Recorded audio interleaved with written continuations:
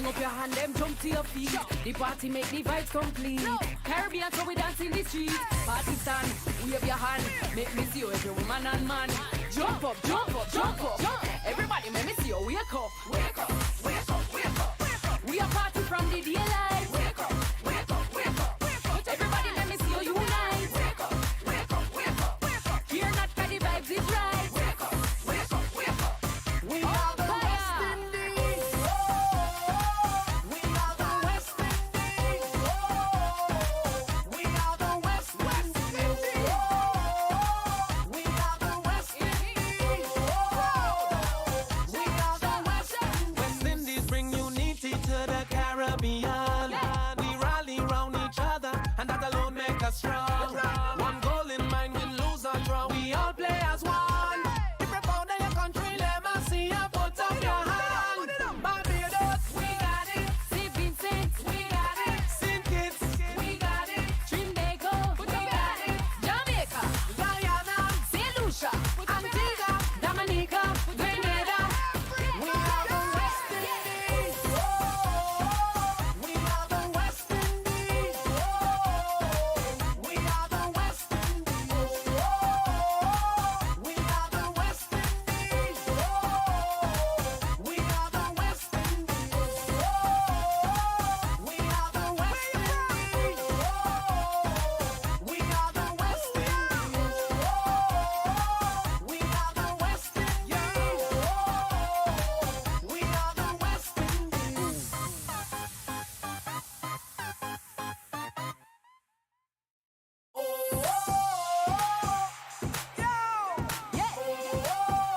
West Indies. Sure, sure. We are the West Indies. That's right. We are the West Indies. Turn it up to the top, it's time to jump up. People, are you ready? Windies in the land, just put up your hand. It's time to party. All the people in the front, run in the front. Come wine your body. We are West Indies, everybody. Sing. We are the West Indies. We are the West Indies. We are the West Indies. We are the West Sure. Indies. You're full of energy, you must can breathe. Fling up your hand, them jump to your feet. The party make the vibes complete. Caribbean, so we dance.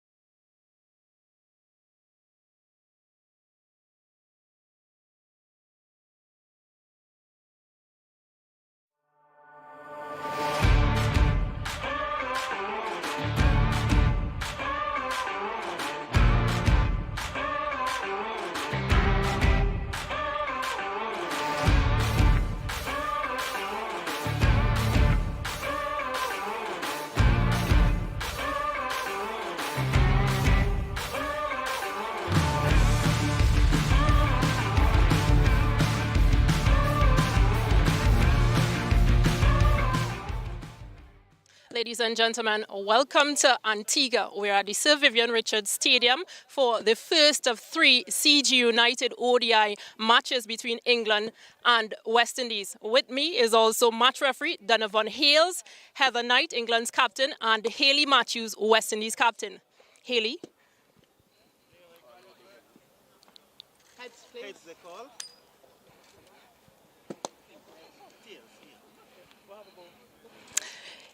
Hayley, you've won the toss. What will you be doing? Yeah, so we're going to have a ball first today. And why? I just think there might be a little bit in the wicket early on. So, yeah, hope we can go out there and hope to get a couple of early wickets. Thank you, Hayley. Good luck. Thank you. Heather didn't win the toss, but why your decision?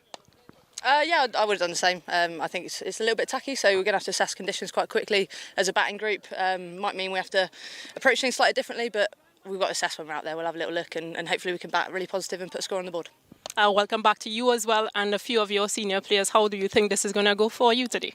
Yeah, I'm really buzzing to be back, obviously, after injury. Great to have Nat back in and around the side as well. And yeah, it's a really nice feel. We've obviously got a new coach. Feels like a bit of a fresh start with a few younger players. So yeah, just really excited to get out there, back playing cricket. Good luck to you and the ladies. Thanks, Stacey. Cheers. Now let's join Seth Burton and Marley Richards in commentary for the team's anthems. The Sir Viv Richards grounds here in North Sound, Antigua, and we are delighted that you are joining us for this important CG United series between the West Indies and England. I'm Seth Burton and beside me is Marley Richards. And Marley, it is indeed a wonderful space here at the Sir Viv Richards Cricket Grounds. In fact, a stadium named after your great illustrious dad, Sir Viv Richards. But it is good to see that it's the women who will be in play here. England returning to the West Indies. The last time these teams would have met here, the English would have won that series 3-2 back in 2016. What are the prospects today? Well, first of all, let me say good afternoon to all the listeners, watchers, wherever they may be. Yeah, it's a beautiful day here for cricket. Lovely wicket. Conditions look perfect for us to have a pretty good game here. But looking at the teams, I just think maybe the West Indies, in terms of batting, maybe just a little light. A lot of pressure on Hayley Matthews. We know what a player she is. #1 all-rounder in the world in this format. But without a Stephanie Taylor, the retirement of DeAndre Dutton, I think runs are going to be hard to come by, I think, for the West Indies. But some one of those batters can put their hands up and definitely make a name for themselves in this series, sir. Well, they will be happy. They did not win the toss, but they're happy that they have been invited to bat by the West Indies captain Hayley Matthews. The teams are there awaiting a time for the national anthem. It is really good conditions, as you'd have mentioned. The West Indies team, yes, they're welcoming back an important player. You would know that Charmaine Campbell is in fact on the verge of playing her 100th ODI. What a situation here, and similar case we have in the England camp. Yeah, momentous occasion for Charmaine Campbell coming back into this West Indies women's ODI team. 100th match, a landmark for her, and also for Danny Wyatt, who's in the England team. She'll be bringing up her 100th game as well, so momentous occasion all around. So the national anthem of England followed by the national anthem of the West Indies. So here you have the girls ready and waiting to go.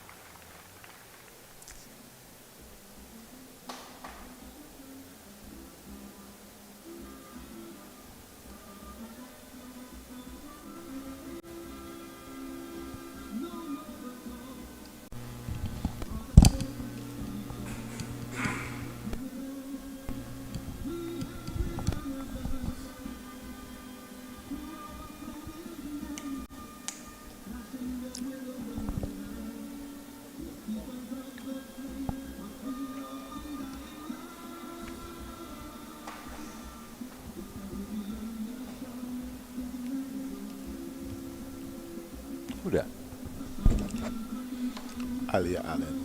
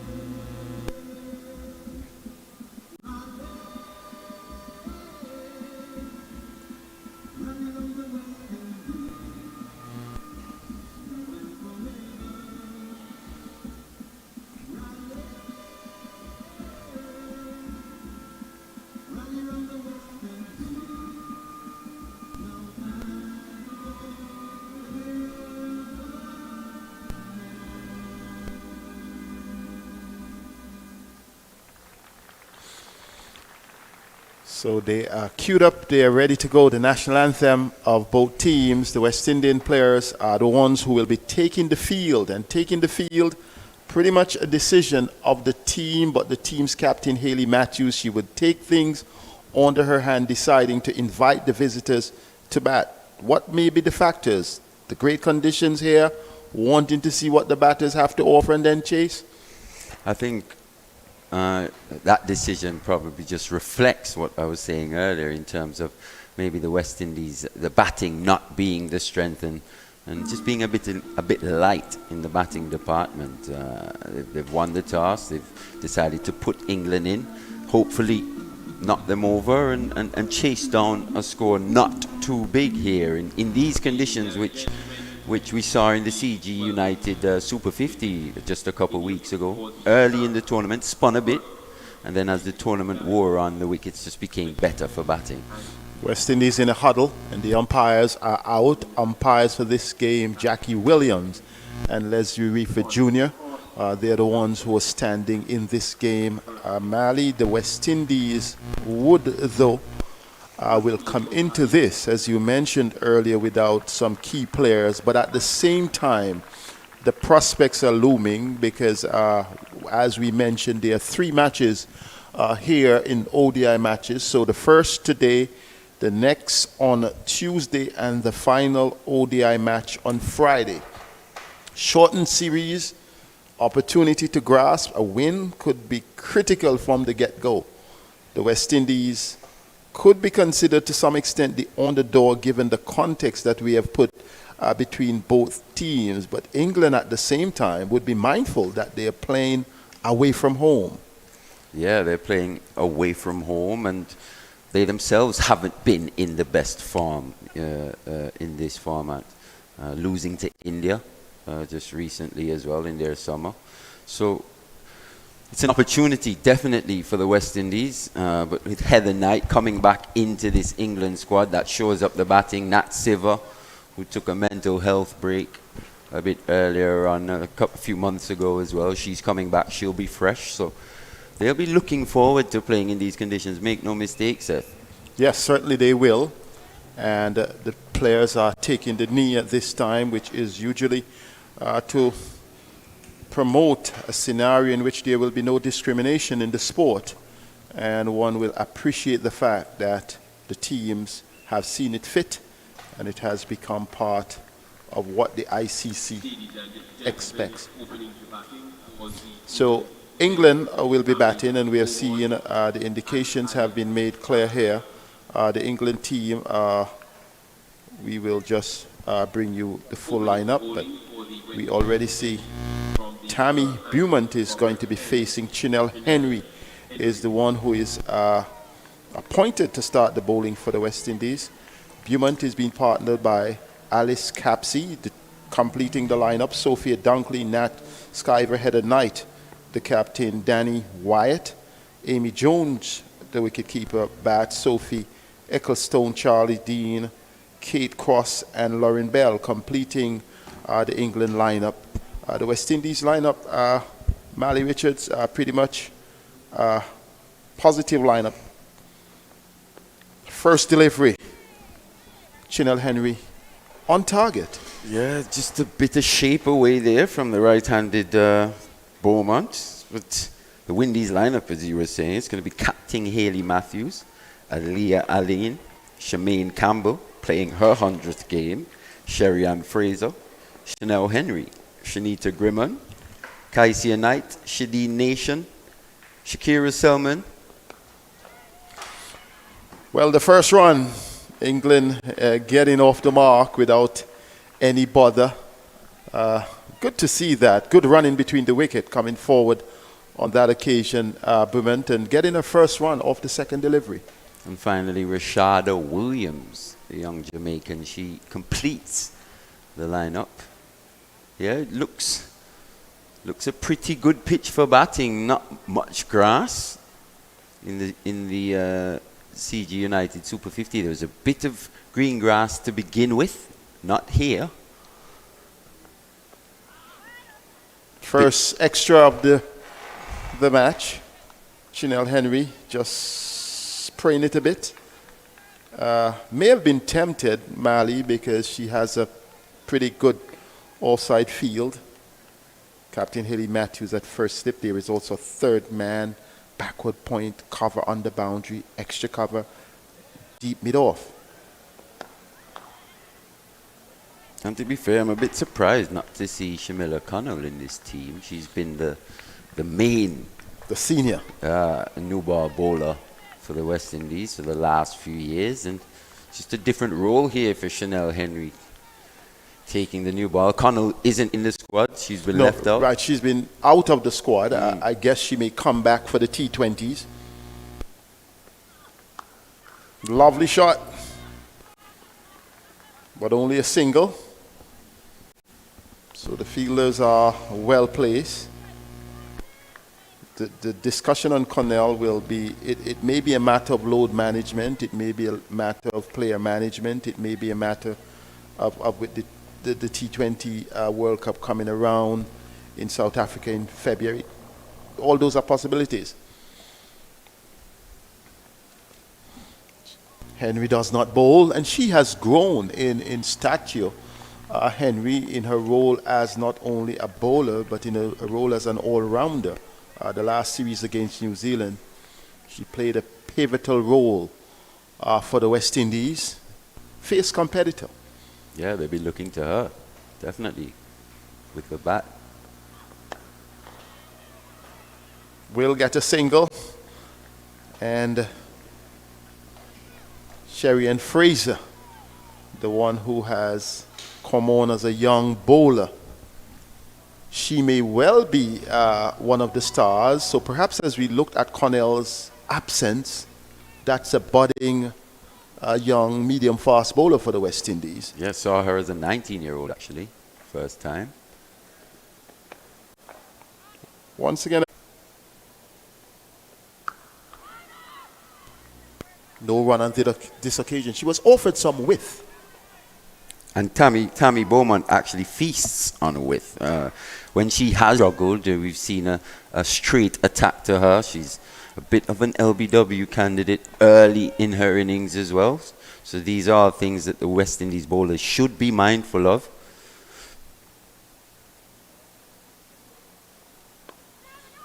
Just tends to play around that pad, but on that occasion she gets a single.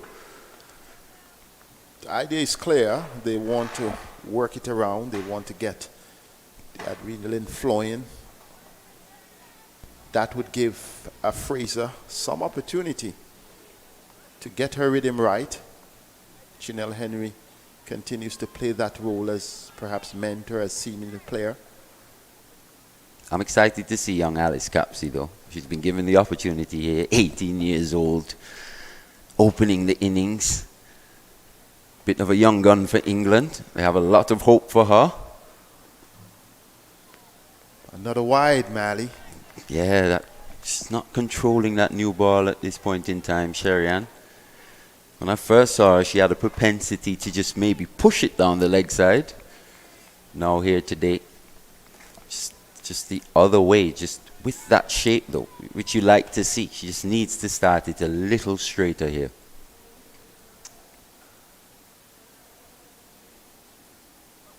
Just like that. On target. And Capsey is content not to really do anything spectacular just to defend. How important it is for the player to get in at age 18, at age 17, being given that opportunity to develop. I think it's her performances in the 100 that really caught the eye. The last 200s actually, and she's been given the opportunity here. Pulled away. It may be our first boundary. Yes, it will be pulled back. It has been pulled back. Good work on the boundary there by Grimman. So 3 runs to Capsey. And we've had a bit of rain around here in Antigua, so the outfield may just be here today, not be at its quickest. That's right. That one just held up. It was timed quite nicely. Capsey had a lot of time to play that shot. Easy paced pitch at this stage. Picked up 3 runs. She's away.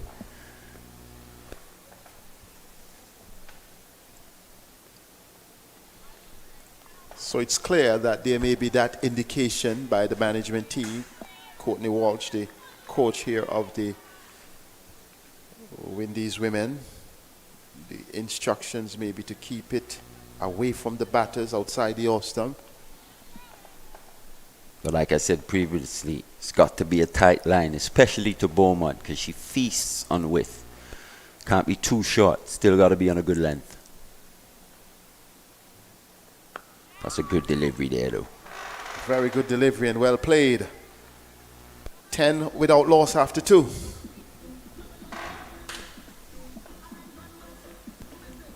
So the English batters would be saying that they want to build a good score. They would be saying, we know that we have the power play overs to get runs, but we want to be as disciplined as possible. We want to perhaps come to grips with the surface. What is it offering? You can also comment how different the conditions in England to the conditions in Antigua. You have had both opportunities to your advantage. Yeah, for sure. It's night and day, really, conditions-wise. Here is an opportunity just to the left of Haley Matthews and in. Here is an opportunity just to the left of Haley Matthews and into the boundary for 4. That shot was played a bit uppishly. In fact, she was not to the pitch of it on that occasion, Capsey, and it could have easily ended her innings here, but Haley Matthews was unable to catch that one. Yeah, not quite going to hand. Wasn't timed as sweetly as Capsey would like, but that's why she's been given this opportunity to put pressure on the bowlers and take advantage of the power play. Lovely fielding on the part of Henry. And perhaps Haley Matthews is up to it because she knows perhaps what to expect, because she actually set herself on that deep mid-off position. In fact, no, Haley Matthews. Looks like Sherry Ann Fraser, actually. That's right. Would have said Sherry Ann Fraser out there. Good athlete as well. Very good fielder. Very athletic. Plays at that one. Good bounce. Yeah, that's the bounce. It's the bounce that did Capsey there.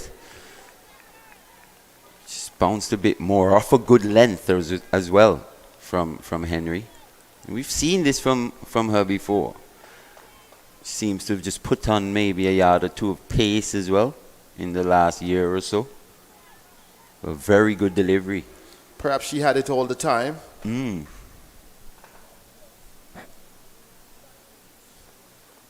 Oh, that's a good one. It beats the batter, beats the wicketkeeper, goes into the 3rd man boundary for 4. And that is another good delivery. Chanel Henry is up to the task. Yeah, a bit of a bottom edge there. That one maybe not bouncing as high as Capsey would like. Escapes that edge going past that leg stump. 4 runs. Capsey on 12 from 9 now. 2 4s already. 2 4s a bit in the dark.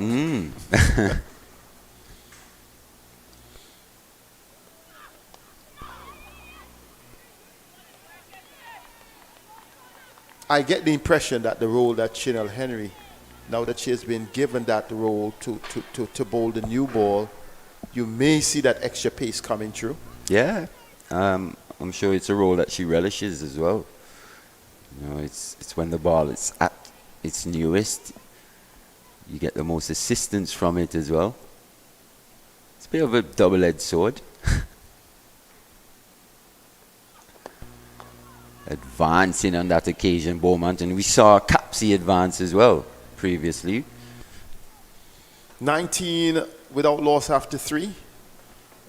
Good going on the part of the England batters.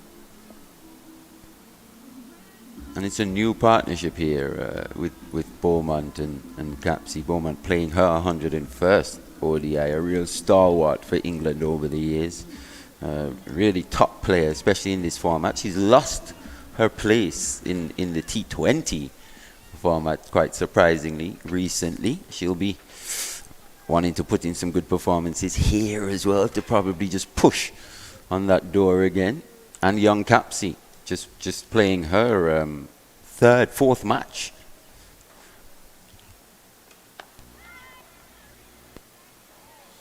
It's a good combination to see the experience and the younger coming together at this time as they plan. I guess part of the England development plan. Try new things, assign players to different roles, ODI, T20. And it's a young team as well. Very young team. Given the opportunity of Caribbean conditions.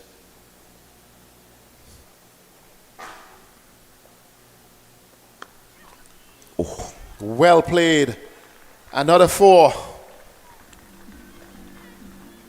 Timed sweetly by Capsey on that occasion. Just let that come on. Use the pace of Fraser and deposited that all along the ground to the mid-wicket boundary. It was the timing. Made a good sound as well off the bat. We're seeing the talent of the young, precocious teenager here, Alice Capsey. We're seeing the investment in youth. And that was really an authentic shot. That was not in the dark.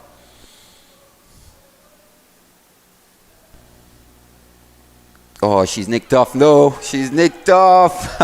Good delivery from Fraser. Just going away slightly. A bit of width to Capsey. And takes the edge. Good catch by Campbell, playing in her 100th match. England lose their first wicket. Scored 23 for 1.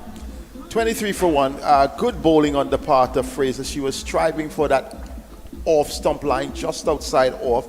Just one correction, it may be surprising to you, while Capsey goes for 17. Somehow the West Indies deciding not to go for Campbell behind the wicket, but instead of stuck to Kaisia Knight. Oh, sorry.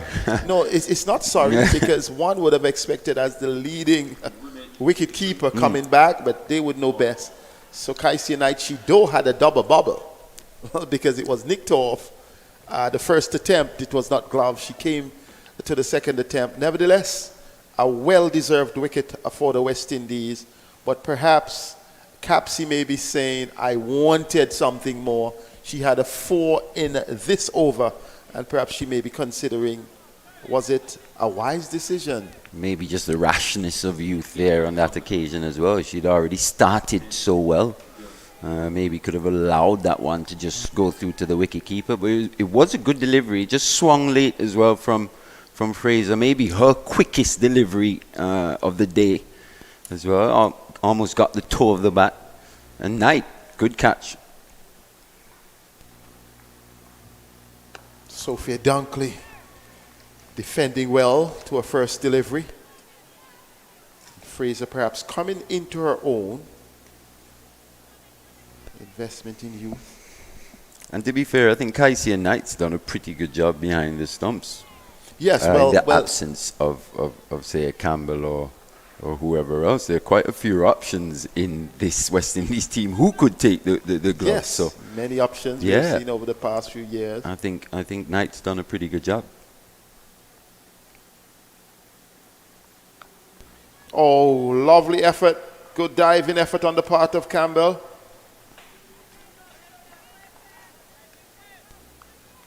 Looks as though we are off to a competitive game. Yes, it's what you want to see, especially if you're a cricket fan, regardless of who you support. You want to see a good competitive game, and it started pretty well here from the West Indian perspective, picking up that first wicket.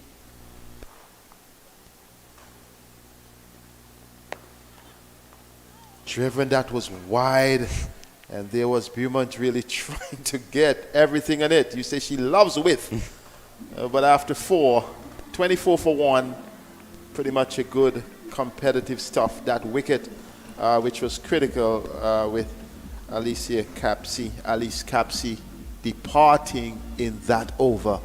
West Indies would be happy with their start. Yes, I'd be happy to remove the young Capsey, but it's brought Sophia Dunkley to the crease, who, in the absence of Heather Knight, you know, she's been out with that hip injury. Sophia Dunkley has really risen to the occasion and has put her hand up as definitely one of the best batters in this England team.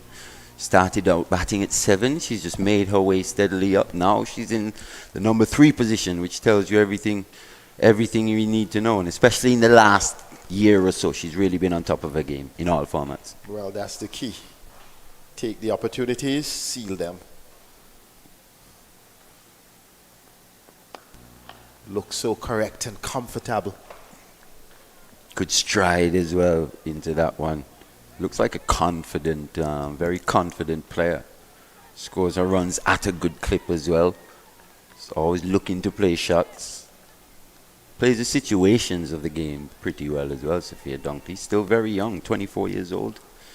It's a young England team. Yeah, still a long way to go in her career. Stays this one. They're coming back for the second and will get it rather comfortably in the end. I thought they were under the gun a bit, but it was not a very strong throw. It's also one of her strengths. She runs very well between the wickets. Very positive all around, not only in her stroke play, but in the way she runs between the wickets, turning ones into twos. On that occasion there, stealing an extra one.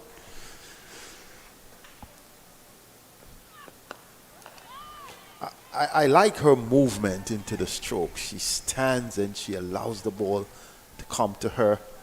Plays with that sort of command that tells the bowler, you got to beat me here. And you were talking about the difference in conditions. You know, they'd be accustomed to conditions maybe where the pitches are a bit greener. Overhead conditions maybe favor the seam bowlers a bit more swing through the air. Good delivery. It's a good shot. Loud appeal. Probably just going down. Perhaps umpire Jackie Williams. She has been solid in her posture. Didn't sway a bit. Captain Haley Matthews perhaps is saying to Kaisia that was close. And we're not directly behind the bowler from our vantage point here in the commentary booth, so we couldn't really tell per se. It's a good shot. Henry just showing the ability to get the ball to go the other way as well.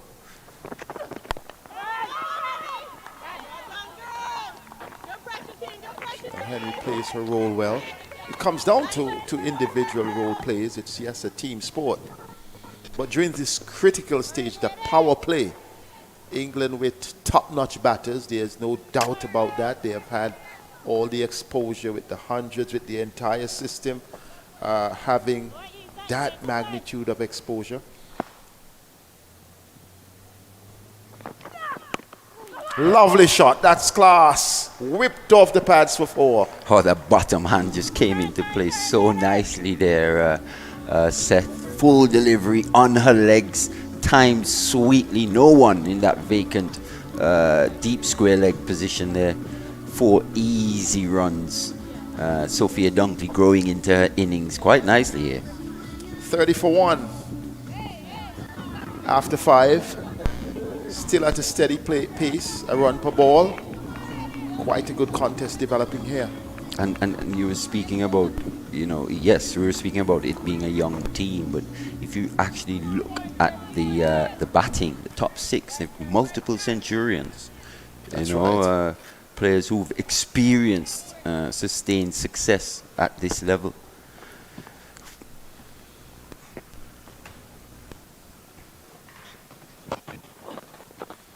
Down the leg side, it will be 4. Just straying there. It's going to be 4 runs as well. I thought maybe it could have just glanced that thigh pad, but Beaumont getting some bat onto that one from Sherry-Ann Fraser. I think also she was striving for the extra pace and hence lost her control a bit, and it was easy. But she definitely looks like she's developing. Her action looks a lot tighter. She looks a lot fitter as well. Just pushing that one again down the leg side. And you spoke about it previously that, yes, she started out outside the off stump, pushing the ball away. But originally, yes, she started with pushing the ball in. And I think perhaps that feature we have seen a just bit creep more back creeping in. back in. Yeah. It may have been something that Coach Courtney Walsh has been working with. I think at times her head just falls away. Just forcing her to push that ball down the leg side at times. And it seems like when she strives for the extra pace. It's got a field change here though, Seth. Yes, she's indicating her need. And she has that comfort, so she's getting the support of her captain. Yet, we're seeing 5 on the off. On the on, yes, there is a backward square, a forward of square on the boundary. All of the players are in. That's the line she needs to bowl to Beaumont. Tight line on that off stump. Don't give her too much width outside the off stump. She hasn't really capitalized on the width she was presented with, but that's the line from Fraser. And she just needs to be a bit more consistent. But as she goes along, she's working with one of the best, Courtney Walsh. Who else than to have such a great bowler as your head coach?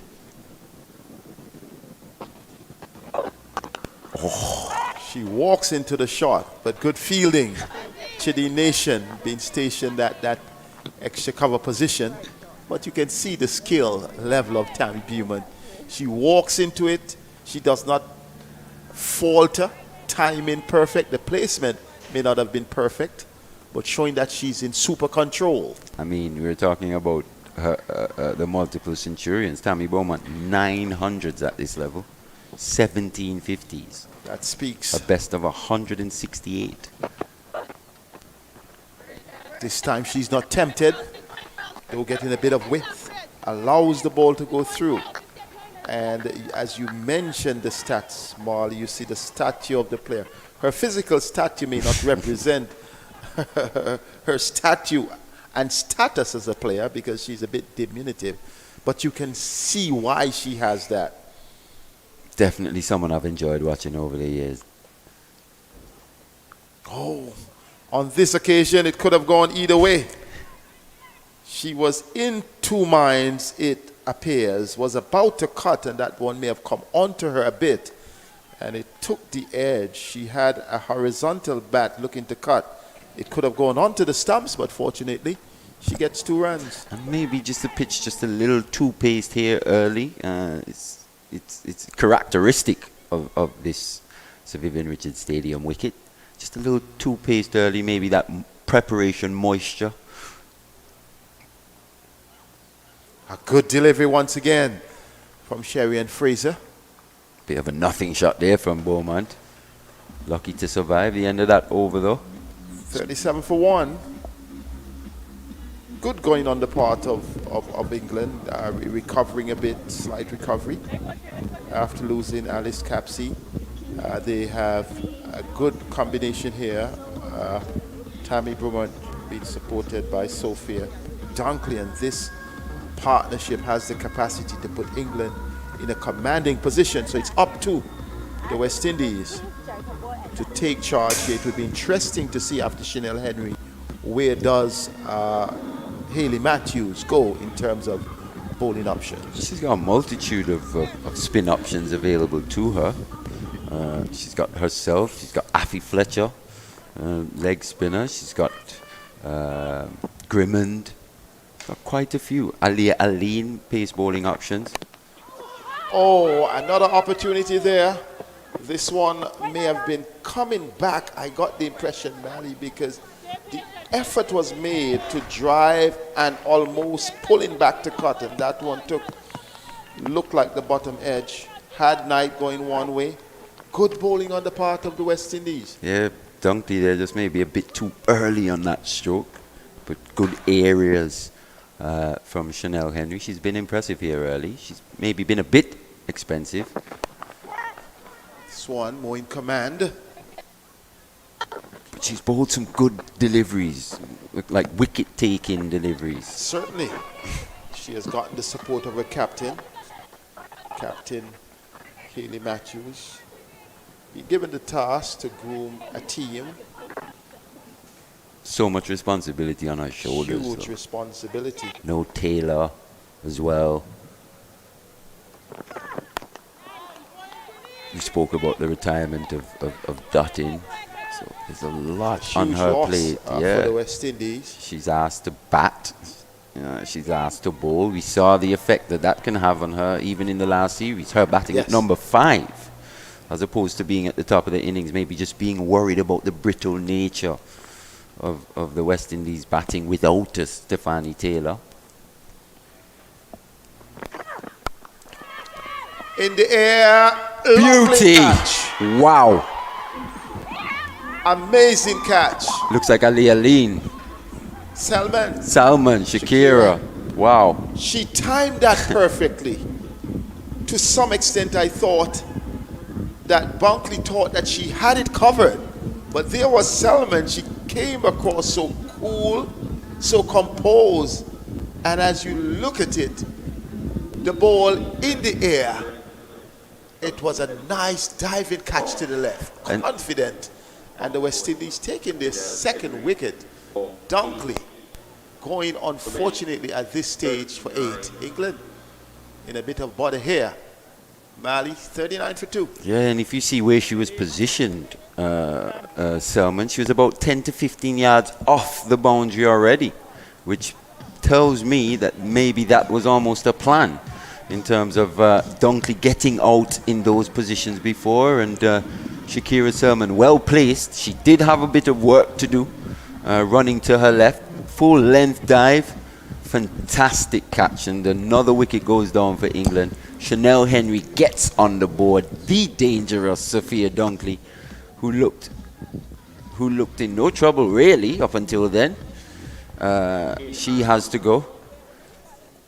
Well, I think what is important here, perhaps for Captain Hayley Matthews now, we were speaking about would there be changes in the lineup. She would like to maintain these bowlers perhaps for the first power play. But now that she has gotten wickets, the approach could be interesting, whether she sticks with the pacers who are doing it or whether she would go to the spinners. Selman is another option.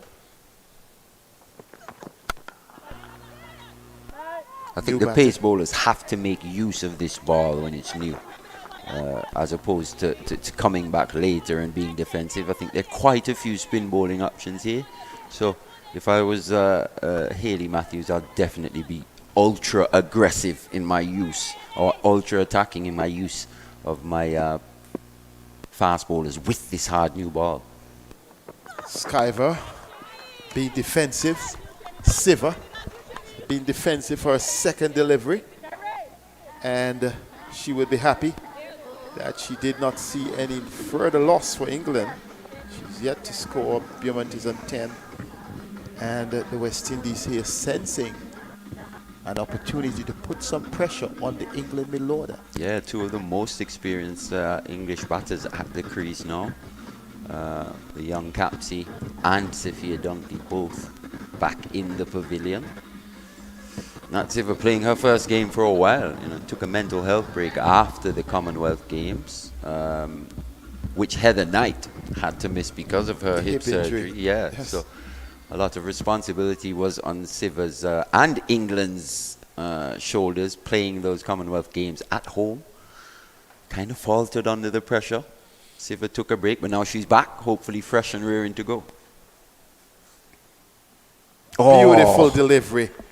Bierman being beaten by a beauty that went through her. And Fraser will be happy with her returns. Though 1 for 18, she has really created a few anxious moments for the England batters. Yeah, that one just swung away at the last second, just beating that outside edge from Tammy Beaumont. It's got quite a high backlift as well, Beaumont. Kind of splays out and comes back in. She's got fast hands.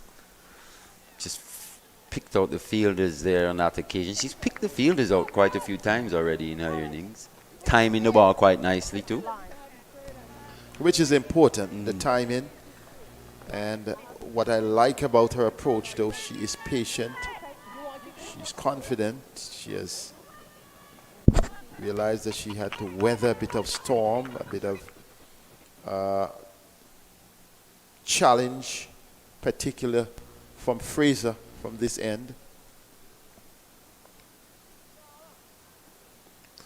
Just pull that one down again to push that one down the leg side, just striving for extra pace. The question is, but would the movement from Beaumont coming down the track, would that have offset Fraser? Possibly, but she's got to keep her composure. Definitely wide.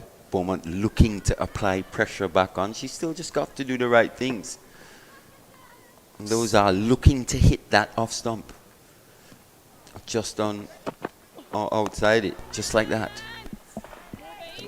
What was nice that Selman came across, had a word with her, perhaps saying, youngster, settle down here. She, as though she's enjoying her game. You get the sense, both Selman and the captain are having a discussion, but you get a sense that the team is together.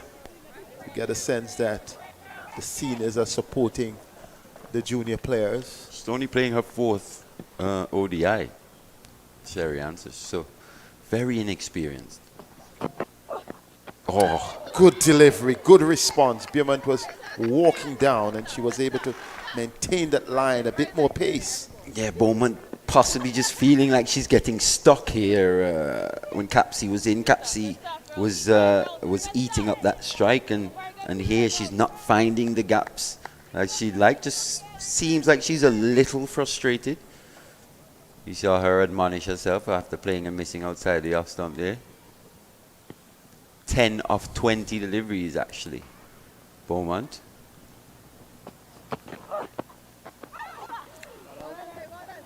What did you make of that? That was short. She was trying to pull. Did it take the edge? Looked as though it took the edge. Kaisi and Knight. Probably hit her on the body as well. Good delivery. So in this over, Sherry Ann Fraser just causing a few problems for Tammy Beaumont. Just struggling to time the ball as sweetly as she'd like.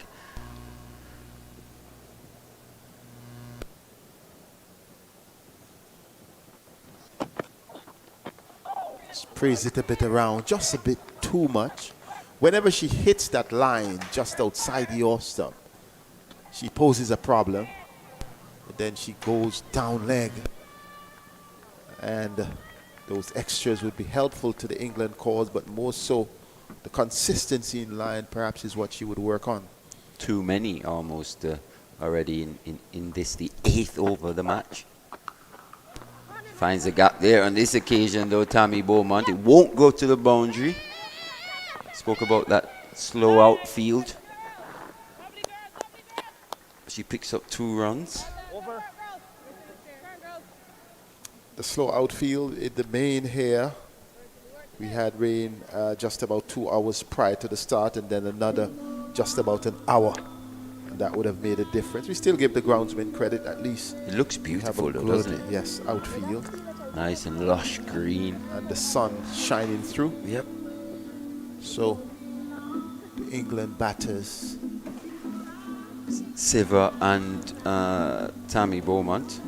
They're really trying to counter at this stage because they would have lost their, well, two good, I would say, quick wickets. We had Alice Capsey and Sophia Dunkley departing at the stage in which they wanted to get things on. And Seth, we spoke earlier about two players in this match playing in their 100th match. It's actually quite amazing to see these women bringing up these landmarks and these milestones. Yes. As the women's game has grown. You got Nat Siver, she's sitting on 99 T20 internationals, so she'll bring up her 100th on this tour as well later on. The game's definitely growing. The women's game's growing, and long may it continue. Yes, it is growing, and it has, I mean, what has happened, transpired now in terms of the 100 and the other T20 leagues. We had the 60 here in the Caribbean, the women's CPL as well. So it's growing both at the club level and at the international level. Now has been given the prominence in terms of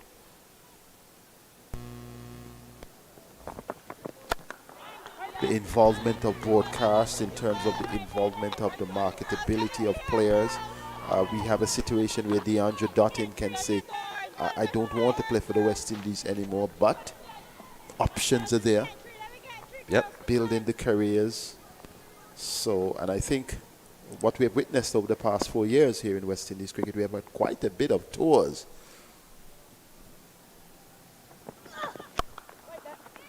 Lovely feeling, putting her body in the line. They call her Minnie. She's glad to be back here for the West Indies. Shameen Campbell, she's showing it in the field. She's not behind the stumps, but she is a tri-dimensional player. She actually bowls and bats well. We know the flamboyant batter. There are a few of them in this team. Wicket keeper, so Shadeen Nation as well. She's kept wicket and bowled for the West Indies as well. Driven just back to Henry. Flowing shot. Henry is on the knees. She's saying, yes, it was a beautiful shot, but perhaps I could have made a half chance of it. Good cricket all round. Yeah, good cricket there.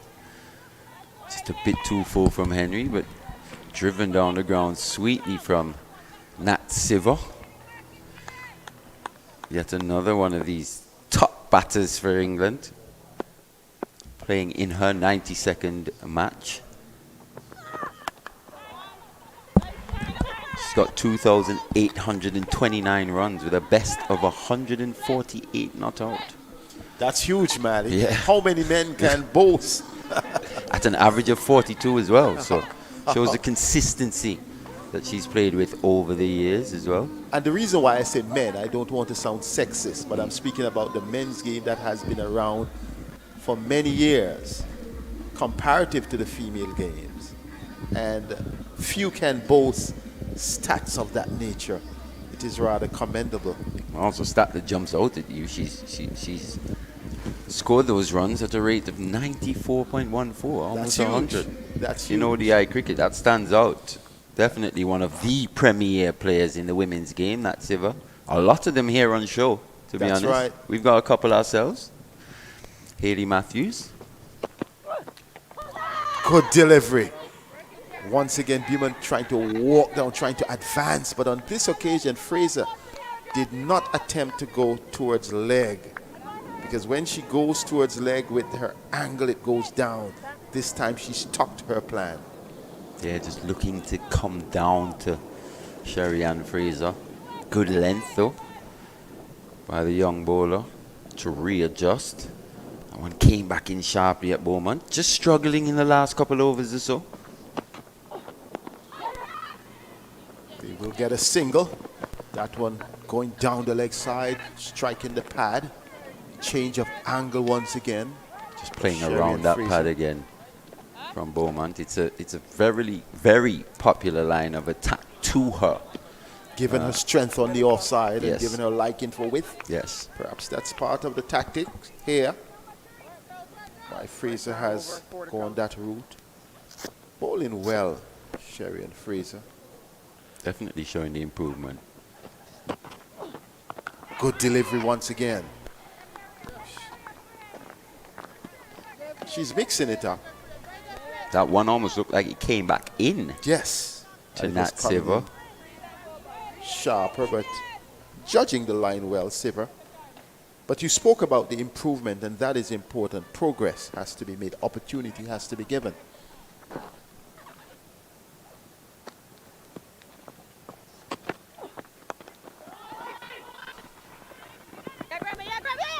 Only one, no. Getting through for two. A bit of misfielding there by Grimman. At Backwater Square, coming around from forward square. The boundary there, perhaps that allowed them the second. And Sherry and Fraser would have benefited from the expanding of almost the development or the administration of the women's game here in the Caribbean. We've seen A tours, which we didn't have previously. That's right. Good delivery once again. Now got a girls West Indies under 19s. Yes, quite a lot of progress. So we're seeing the talent pool slowly just expand. And it can expand some more. I'm sure when Definitely. Stacey and King comes on, she has a vision that perhaps an under 15 tournament could be a nice feeder in Definitely. the future for the under 19. So keep the brains working. Lovely flowing drive, attempt for a run out. Good work, but in the end, Cypher coming through for her team, because it would have been a disaster. Mally Richards for them to have lost a third wicket at this stage. England 47 for 2, been sent in by Haley Matthews this afternoon when play started. They are in a, would you say, a comfortable position or a consolidatory position?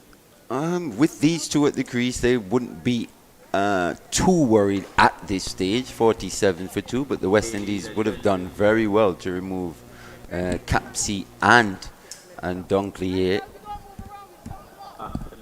within the first power play as well. Yes, so after the first power play, Stacey and King, Mali's got to join you, and it is really a good time to welcome Stacey Ann.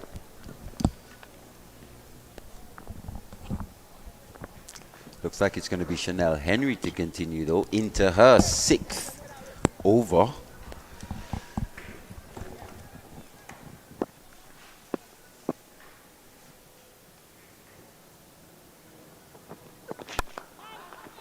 This one's driven sweetly, but not sweet enough to beat Fraser at mid-off.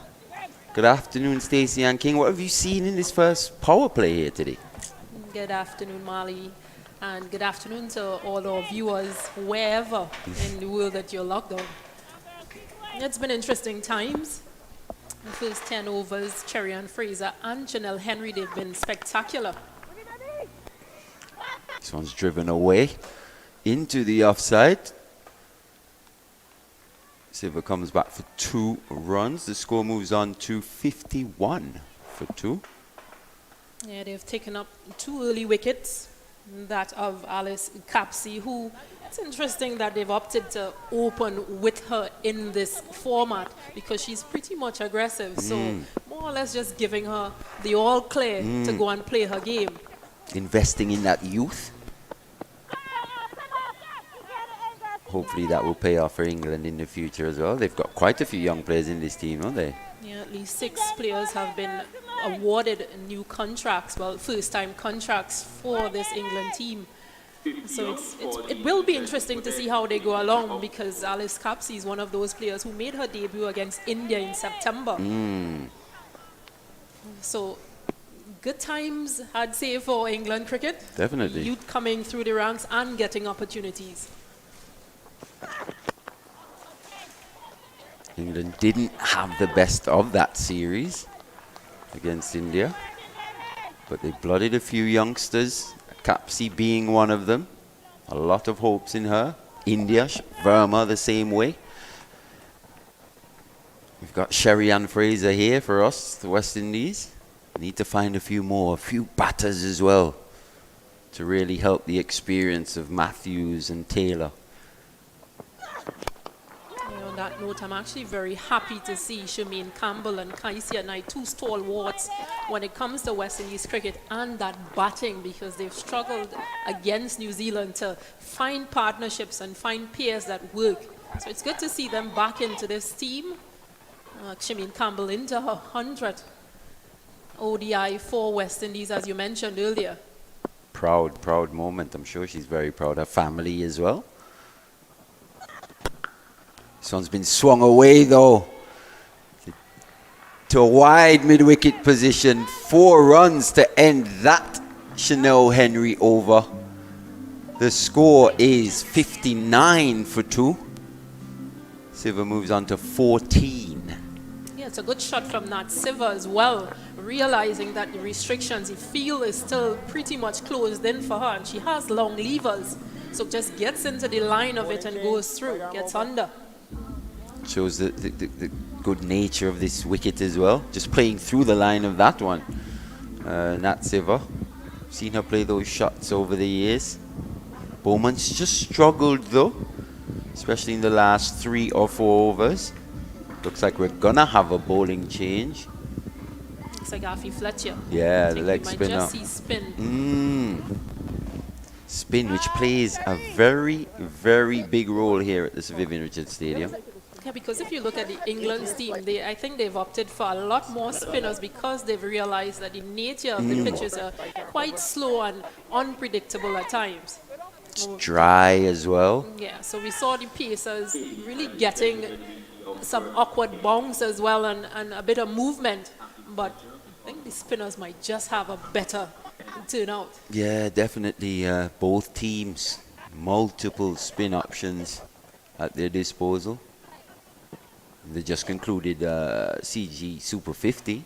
I think of the Leeward Islands going into one game with 6 spin bowling options here at the Sir Vivian Richards Stadium. So conditions tend to suit the spinners. Yeah, those spin options for Hayley Matthews, of course, herself. She has Afi Fletcher. And she also has Shanita Grimmon.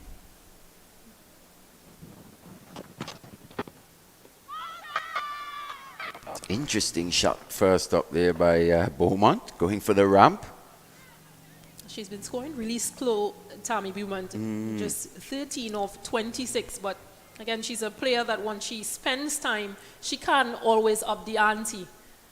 But yeah, this has been really slow. I think that's why we see the combination of her and Capsey. Alice Capsey earlier. Very positive. Who was much more aggressive, which kind of took off some pressure off her. Beaumont, Yes. as to not forced to do anything reckless. And she's lost her place as well at the top of the yard in the T20 squad. I think her strike rate being one of the main factors. Lauren Winfield Hill taking that position. Yeah, quite a few changes for England. Almost a team in a little of transition. You would say, Stacey, you'd have known. You've been watching them over the years. Yeah, well, I've played against and them over played the years against them as well. Yes, definitely. So I'd definitely say a bit of transition for them, because you've seen a number of young players come in.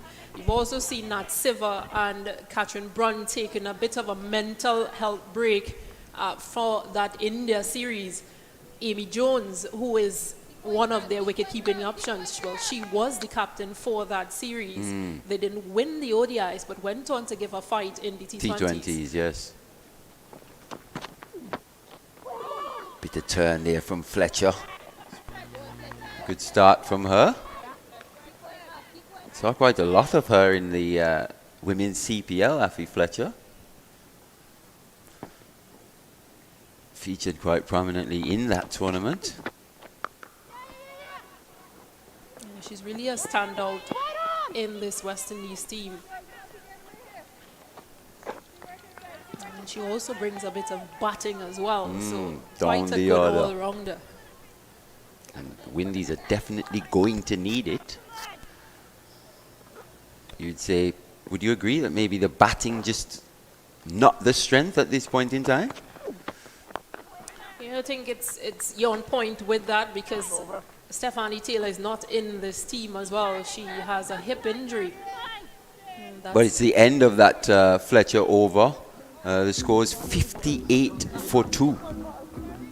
Yeah, so Taylor misses out of this series.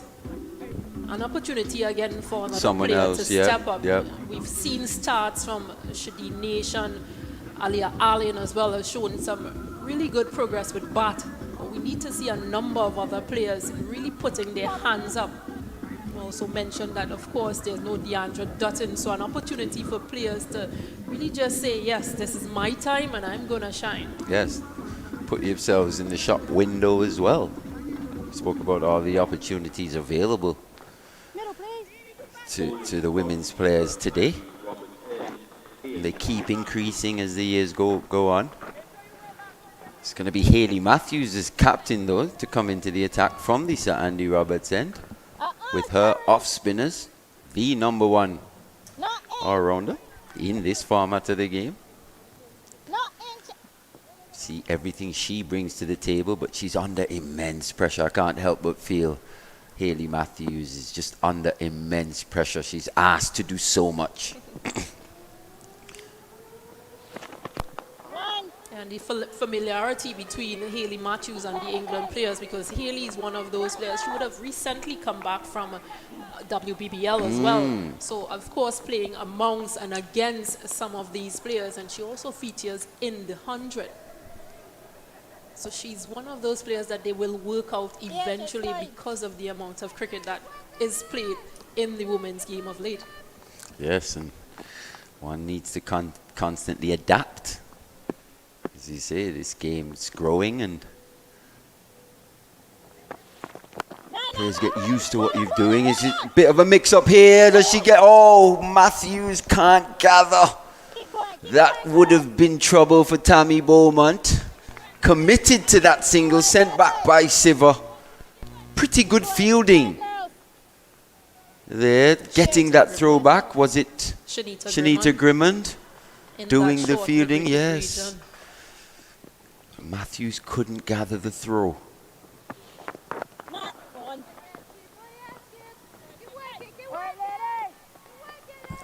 Opportunity, yes, opportunity just going a begging there for this West Indies team. They need to take almost every opportunity that comes their way.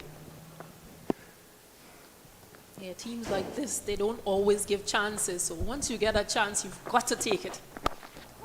Slower, bit of turn there, but the gap is found. Slow outfield once again on shore. Good fielding though, diving save. Looks like Rashada Williams doing the fielding there.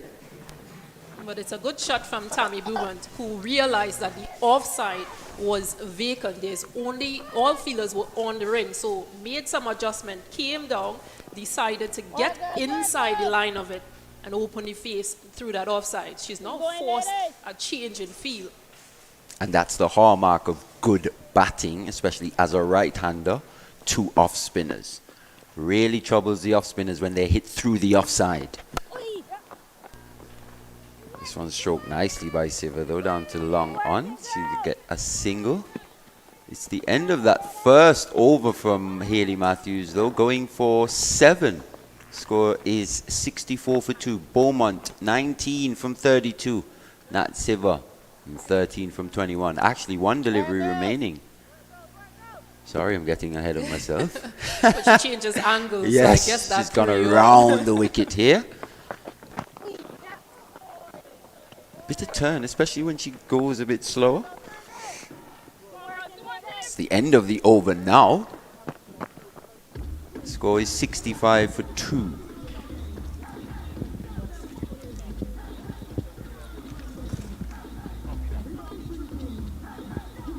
And you were speaking earlier, Stacey, about Matthews being well-travelled, playing around the world, just coming back from the women's BBL. Should have been the leading run scorer for the Melbourne Renegades in that tournament. But as a team, the results just weren't there, finishing 7th out of 8 teams. But she captained the Renegades in the last 2 matches. Shows you the standing she has held in around the world. But that's a full toss, and that's been deposited over mid-on for 4. Afi Fletcher, gentle full toss there, Stacey. And good placement by Tammy Beaumont. It's almost like she just heaved at it. A full one from Afi Fletcher. And of course, with mid-on in the ring, it became an easy shot for it was just about placement for Tammy Beaumont. Definitely. She'd be happy to be presented with that full toss just to get her back into her innings. Full again from Fletcher, but it just drops out of the air quite quickly. Turns it into a half volley, 1 run. And she'll have to adjust that length as well because Tammy Beaumont is much shorter than Nat Siver. So you don't want to bowl a ball that full or with that much flight. It's easier for Siver to get to. Very good point there, Stacey. This one's been worked away into the onside. They're going to look for 2. Siver's aggressive with her running. Beaumont comes back. They pick up 2 runs. So Fletcher just leaking a few here early. Yeah, and I think these overs, especially going into the middle overs, is where West Indies, they've struggled in the past. Too many easy singles, too many boundary balls. Bowlers need to work a bit harder as to bowling to the field that is set. She has 5 players on the offside. Afi Fletcher. She's still got a slip in as well. Captain Hayley Matthews in there. Not quite as short as maybe Siver would have thought to begin with, but she still manages to punch that one up to a mid-off. Yeah, I think she was just beaten with that one as a faster delivery. Doing her on length there. Advancing though, they're looking to score, the English batters. Yeah, you can see the intent. End of that Fletcher over.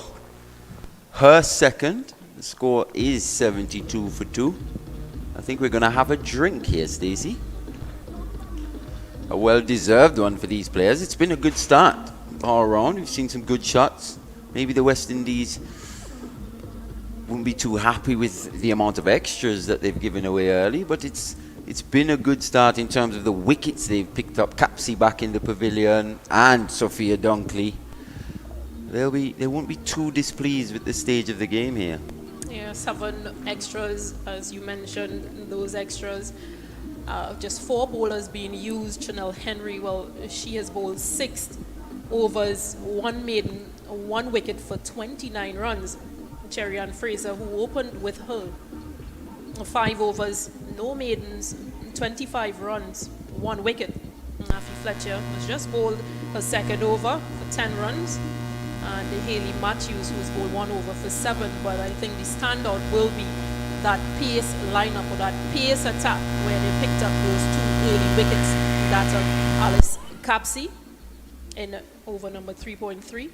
They lose that first wicket for 23. And Sophia Dunkley to Chanel Henry, 2 for 39.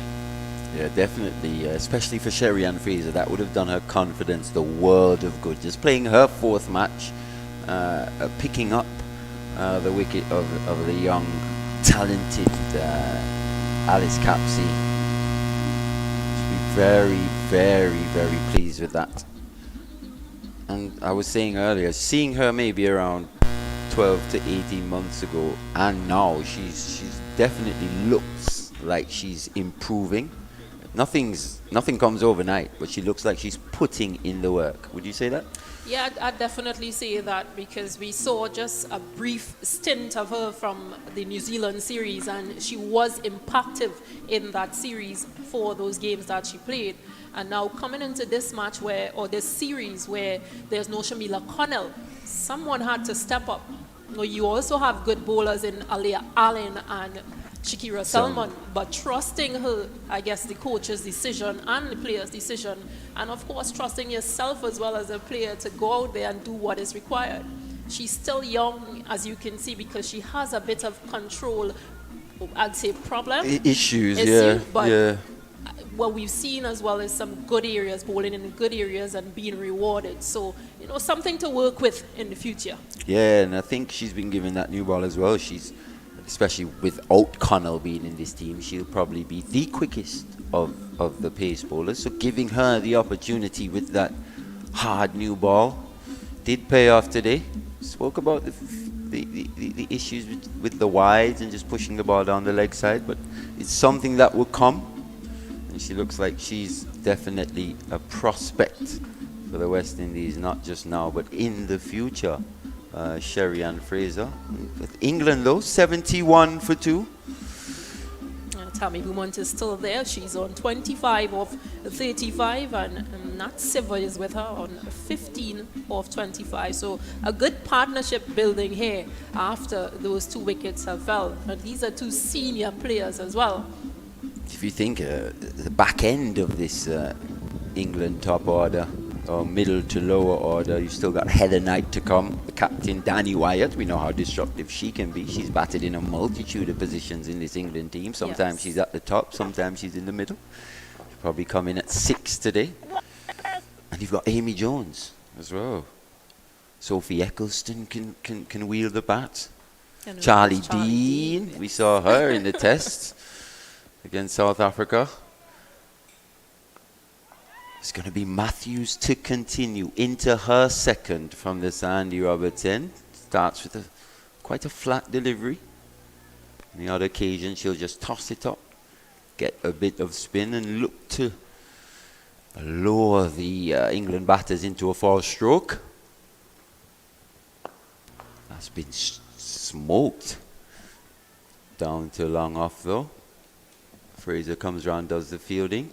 Yeah, you can see that Tammy Beaumont is a bit more comfortable. She's advancing and playing these strokes. So coming into her own at this point. Yeah, she's faced 37 deliveries now. Getting acclimatized to the conditions here at the Sir Vivian Richards Stadium. She would have played here before, definitely, but it's always a new challenge on a new tour. Different pitch. And then I wouldn't say different opponent, but same West Indies team, but different players, different challenges. Different players asking different things of you.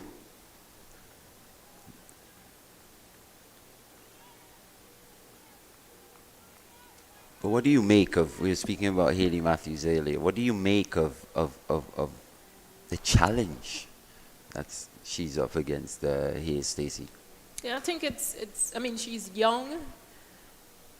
I listened to one of her interviews prior to this series starting, and she mentioned, it's always something that you want as a player, to reach the highest level. You've won a World Cup in 2016. You've played in BBL. You've played in the 100. You've played in Women's IPL Challenge.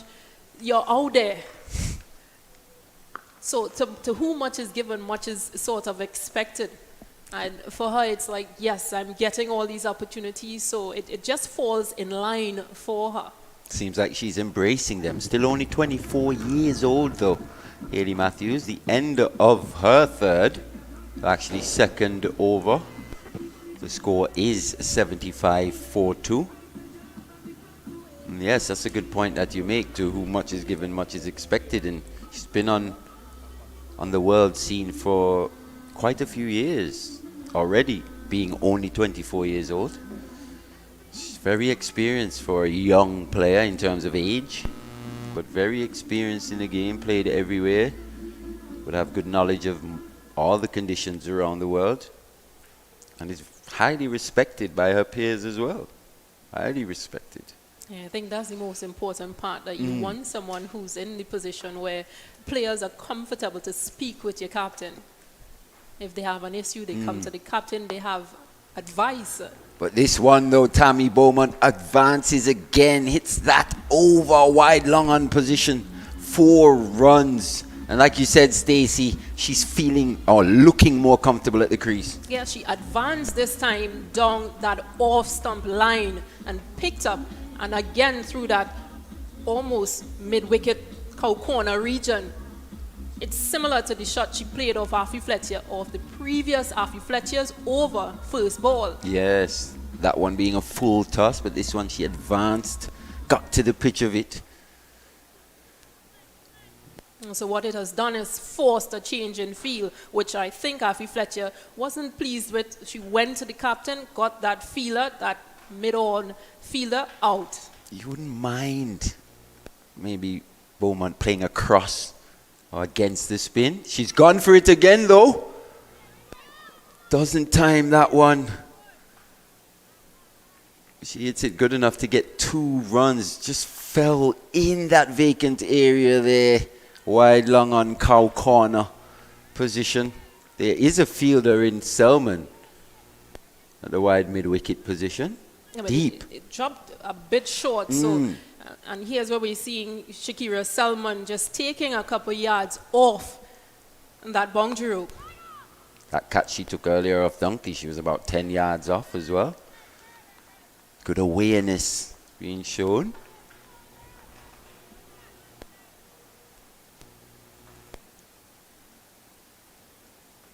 Yeah, sometimes you've got to make that judgment as the fielder Yourself. to know if to stay right back or if to come off a couple yards just to give yourself a chance. Sometimes it works, sometimes it doesn't. Sometimes it doesn't. Sometimes it just falls over your head and still goes for 4, and the captain has a look at you like, what are you doing? Yes. But this one she advances, but she picks out Chanel Henry at mid-off. Didn't get the elevation on that one. Beaumont has to go. She goes for 33. Afi Fletcher picks up her first wicket. Yeah, and good change of feel from Afi Fletcher. We saw her being hit for that boundary of the first ball, and then she ran to Hayley Matthews and said to her, Skip, I want that mid-off back, and I want mid-on in the ring. And so said, so done. Yeah, picked out Chanel Henry, probably the tallest fielder as well. She had to jump, timed her jump to perfection.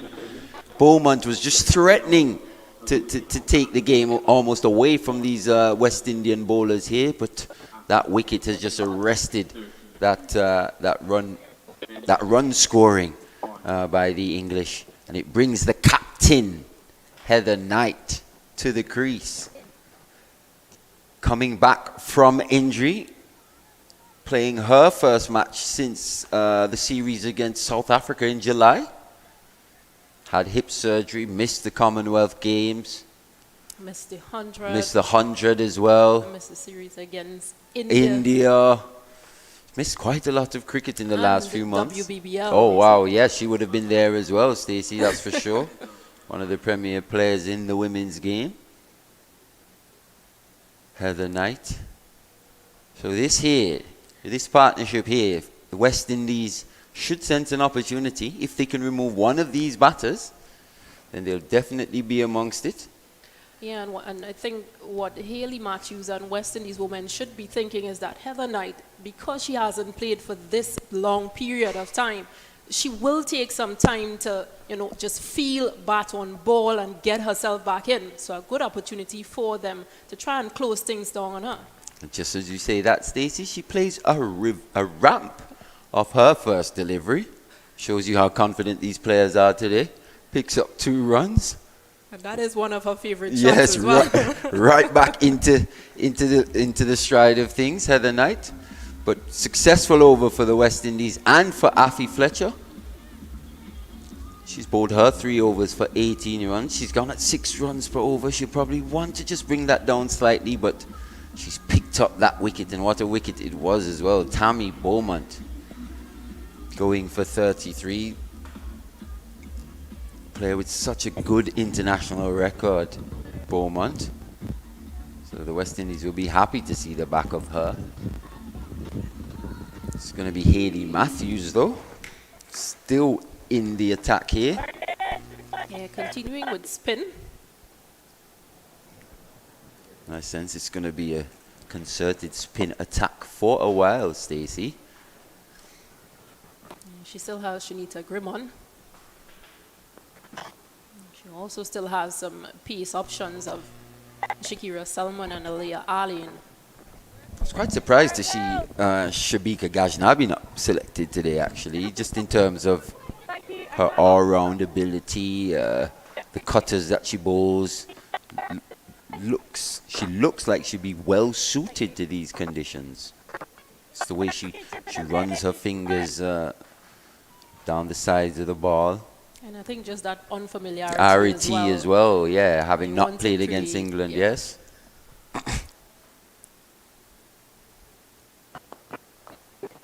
This one's been clipped away off the legs, timed quite nicely from Heather Knight. She moves on to 3. The score 85 for 3. See a change in the field here.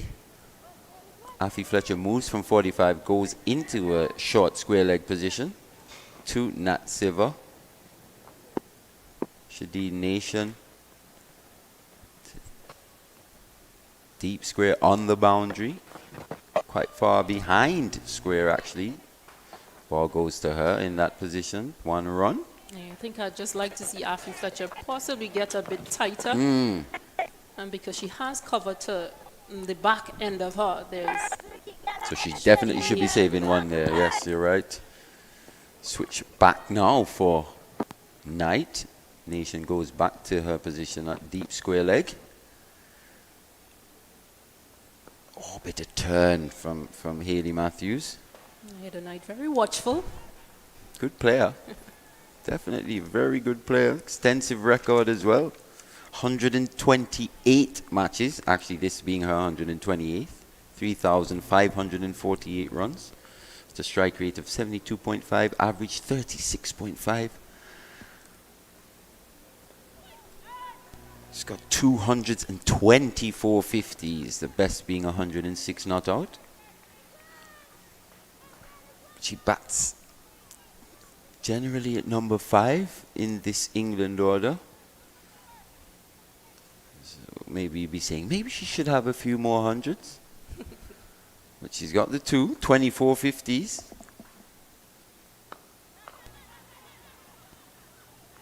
Quite a quality player. All round, all format as well, multi-format. End of that over from Hayley Matthews. Score is 86-3. Would you have played against Heather Knight? Yes. Stacey? She's been the captain for some time. I think taking over after Was it Charlotte Edwards? Yes. She was vice captain, I think, under Edwards. She would have been, so she would be captain now for just about six years or so. Yes. 2016. Yeah. Charlotte Edwards as well, one of the greatest women's players for England. Yeah, also coached the Adelaide Strikers. In the women's BBL. And Deandra Dutton, who would have been the player of the match for the final, helped her team to win that title, their first title.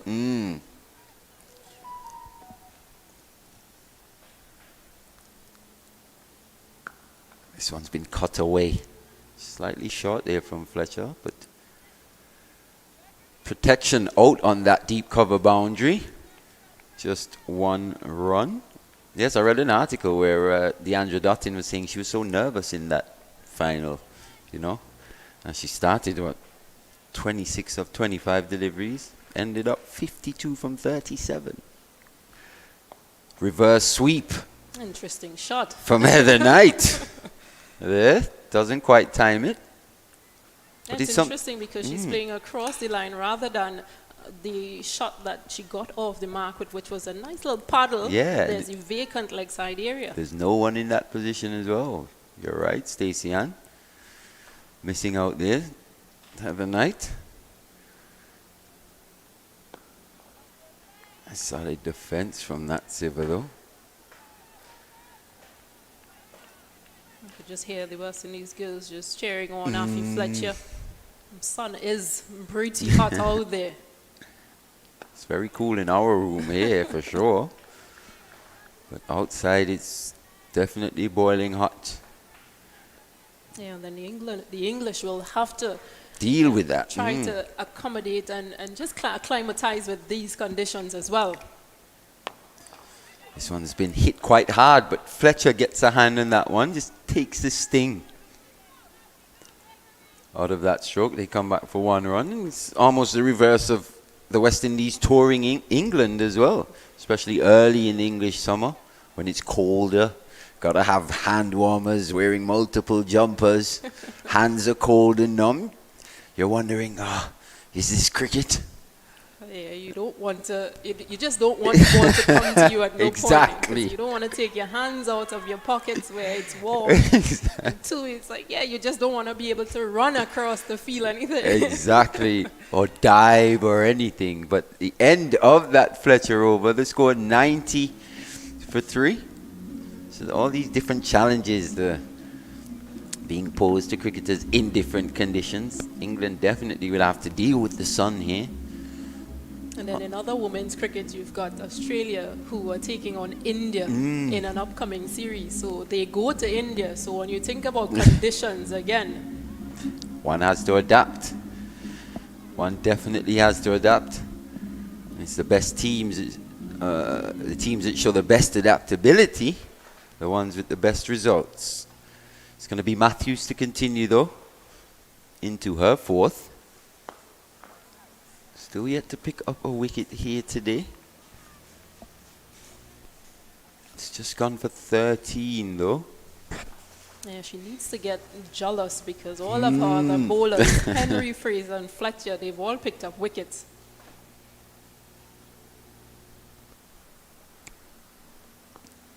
Yeah, she's the one left out at this stage, at this phase of play. She would have missed the West Indies camp as well because of her commitments at the WBBL. Would have flown straight in and gotten right into the competitive games here. Shows the adaptability side as well, what players have to go through, especially the globe travelers, the globe trotters. And then moving from a T20 format now into a 50 over format.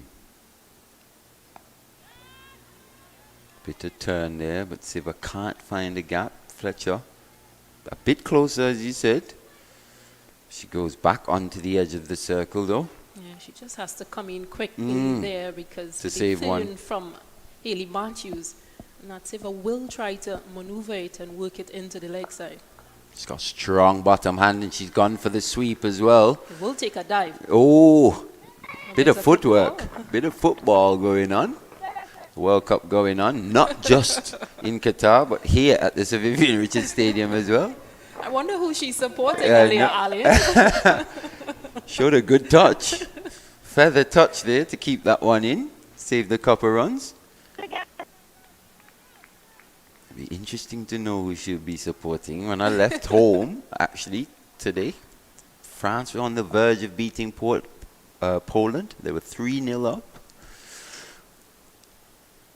She's gone for the ramp there, got outside the off stump. It's not going to go to the boundary. Nation has a lot of work to do from that square leg position. Yeah, it's a good shot as well because Afi Fletcher is more squarer. So that vacant area behind the wicket keeper and Hayley Matthews bowling more into that leg side area of Natsiva. A good option. Almost looking like Siva's looking to maneuver the field to the positions that she wants them to be. Yeah, she's just having a look to see where those fielders are.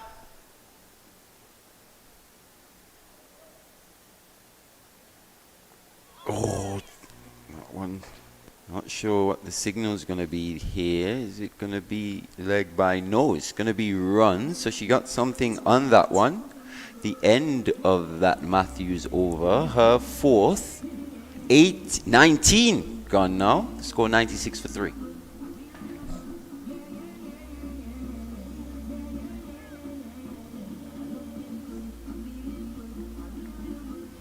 think Matthews might just continue with spin for a bit longer. They're managing to control, to keep things in control, the spinners.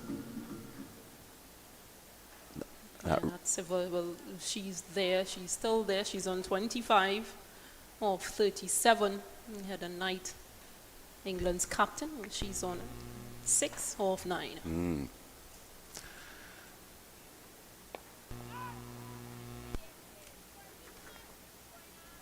Siva's actually gone about getting to 25 pretty easily. You look up and she's on 25 from 38 deliveries. Shows you how good a player she is. Yeah, she plays in the V's quite often. Quite straight. And she's got a shot as well, which, well, not that she invented, because we've seen this before, but that shot through the legs, the nutmeg. That we saw a few years ago. Her own trademark shot. Shows you how the women's game's growing. She picks up a single there, moves on to 26. Yeah, this is important during this period for England and any team to be able to rotate the strike, not allow bowlers to clamp you down. Especially when you're not picking up the boundaries. Another single there again.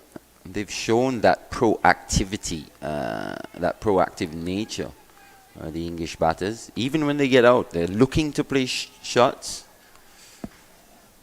looking to put the bowlers or keep the bowlers under pressure.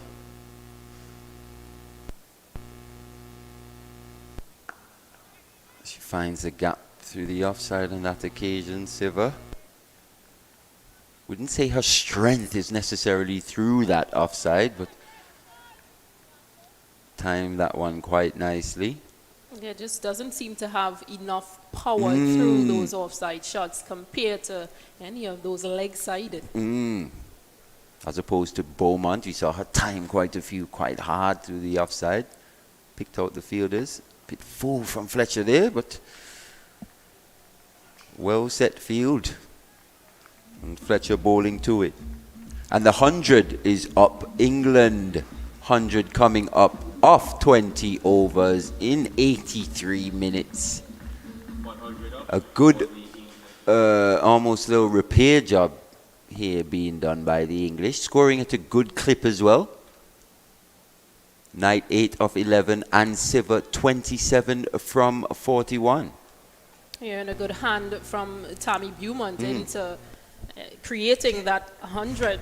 She scored 33 or 44.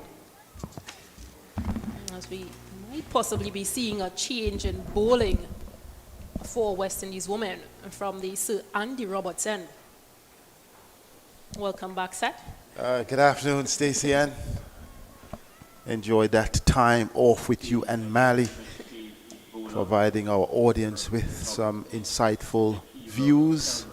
The 100 for 3, though, at this time, just at 5 runs per over, and you're bringing in your most senior bowler. I think it would be interesting to see the approach with Selman coming into the attack from the Andy Roberts end, which is important because she would be bowling with the breeze going against the right-handed batter. So it would be an interesting contest. And I think it would be good to see the approach. She has 5 feelers on that offside, including a sweeper. She still has 4 on the leg side.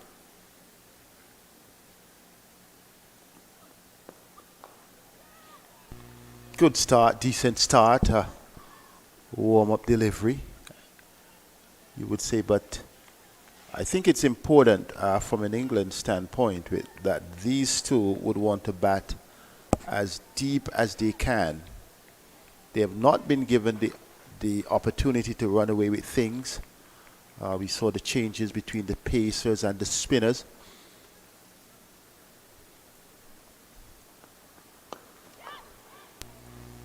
And what we have also seen is utilizing the field, getting the singles, getting the twos, having the inventive shots.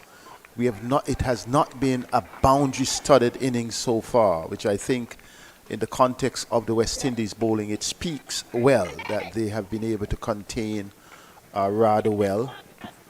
Yeah, agreed with that statement. But England, on the other hand, they've been able to pick up runs, at least 5 runs per over. So having to run a bit more between the wickets, but they're showing that they're quite capable of that.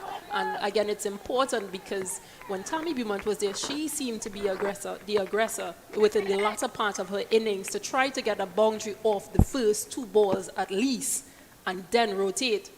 With this pair, they've just been rotating. There are no boundaries, no boundary balls or no balls made to be boundary balls in this innings here so far between this pair.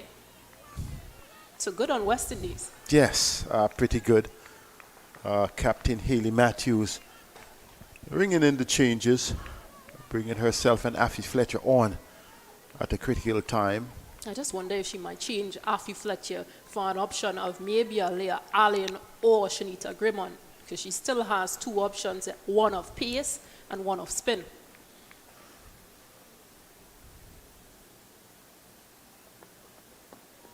And we just wonder what her mindset will be during this phase. Is it to get wickets or just to keep this, a bit quiet, let them make the mistakes? I'm glad you made mention of that, because I thought Hayley Matthews coming from around the wicket, bowling from that end, I thought it was more defensive bowling, trying to contain rather than trying to attack coming over the wicket. So I got the impression that they were concerned about keeping the scoring rate down rather than taking the wickets after having 3 wickets earlier.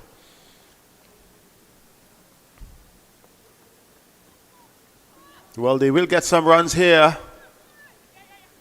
It does. It beats Affie Fletcher into the fine leg boundary. So 4 runs. First boundary we have seen from this partnership that is growing. So Selman just trained, I thought, down the leg side after pretty much a decent over, giving away 4 at the end of the over. Yeah, if she wants to bowl into the legs of Nat Siver, you need to have Affie Fletcher, who was quite square, a bit finer, a lot finer as your fine leg. And it's kind of a sin that your coaches would say to you, your last ball should be your best ball. Heather Knight. She would want to have a big score today. We spoke about her absence from the game. Coming back in, you yourself spoke about the fact that you want to feel bat on the ball first. So she is due, and I'm sure would like to up things on the West Indies, because the top scorer thus far would have been Tammy Beaumont with her 33. So it would be interesting to see how Affie Fletcher is being addressed from the Sir Curtly Ambrose end. She started a bit full, Affie Fletcher. But she started with a full toss, then she was a bit full. Usually she's on the short of a length, back of the length side. I'm not quite sure if that may have been addressed internally. And she's bowled 5 overs thus far, previously for 26 runs, 1 wicket, Affie Fletcher. But on a couple of occasions, she was played over the mid-wicket, region. She made the correction, made the adjustment, got a wicket. Yeah, she seems to be happy with this field, but this is excellent batting from Heather Knight. Didn't quite get all of it, but a misfield. Or did Shanita Grimmon touch the boundary rope? Well, that's the question, because she did touch the boundary rope, but perhaps did not get the ball back. So umpire Leslie Reefer Jr. signals 4. Yeah, it seemed like she did give chase, but tried to get under and didn't let go of the ball in time. And she wasn't even sure where she was at that time. But it definitely was a good shot. Straighter, very much straighter from Nat Siver. The question would have been, we had the batter previously who would have been a little bit different in approach. Swept nicely. Beats Fraser into the boundary for 4. Showing her depth and showing her class. Skiver. 1-4 down the ground and another 4 down to fine leg. Yeah, that's already 8 runs from this Affie Fletcher's over. She needs to work out where she wants Nat Siver to score runs. because that was a full-length delivery previously that was hit down the ground. This time around, short of a length, Seva had sufficient time to more or less paddle sweep and place it in a fine leg region. Haley Matthews now goes into that position. So I will not Seva score this time. Well, didn't get it where she wanted. Stood her ground and went back, tried to force it in the onside. Got a single to end the over 117 for 3. Would this be a good position for the England team? They were inserted by Haley Matthews. Yeah, I think for England it's about taking positives, and there are positives thus far for them. Tammy Beaumont, well, she would have scored 33. Nat Seva is now on 40. I'm not sure what landmark they'll be looking at, but I think anywhere over that 250 mark, they should be looking to target. Certainly 117 for 3, a wicket each for Chanel Henry, Fraser, and also Fletcher.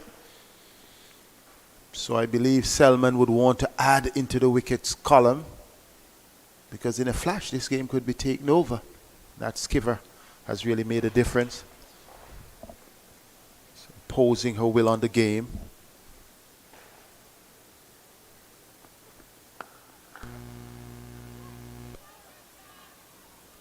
You expect from Selman playing that lead role as the senior bowler.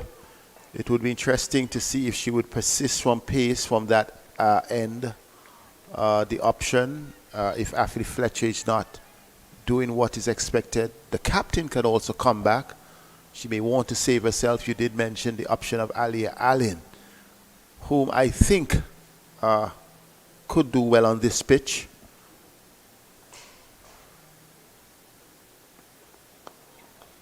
Yeah, well, she has her opening bowlers of Henry, who has 4 overs remaining, and Fraser, who has 5 overs. Just to rotate some more, but again, England, they are working this out. And they understand that spending time in the middle will get them a good total. And they're doing that to exception. Looking good. The West Indies had some early strikes.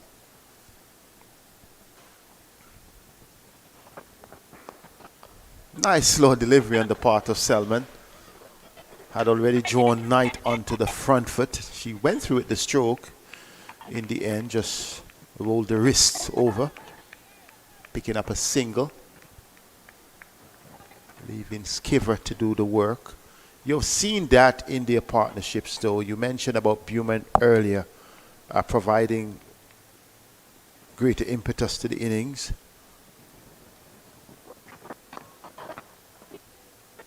Yeah, we saw it with Capsey and Beaumont, where Alice Capsey, well, she took things to West Indies. She was really aggressive. And there's a no ball being signaled by umpire Jacqueline Williams. So the first free hit of the match. Heather Knight gets a gift. Yes. She will be happy with that. Selman is hoping, well, it was not the same batter, so they can make the adjustment to the field and the adjustment. Yeah, I don't think you want to bowl a no ball to a free hit to any batter. That's right.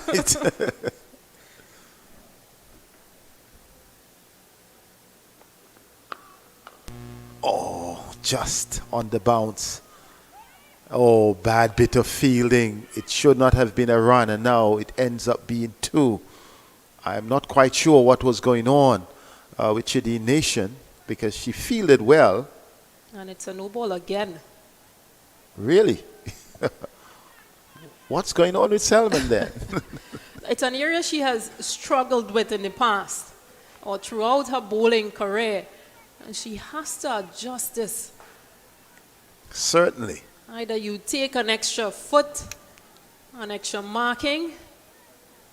But 2 runs were given away. As you mentioned, Chidi Nation tried to run out Nat Seva, the non-striker end, and Haley Matthews had walked away at that time. So there was no one backing up. Free hit number 2. Well, she opts not to bowl. Perhaps she's not feeling it. You know, the secret, some of the older fast bowlers would say, decide where you're bowling before you start to run up. And be confident once you get the footing right. That may well eliminate that no ball option.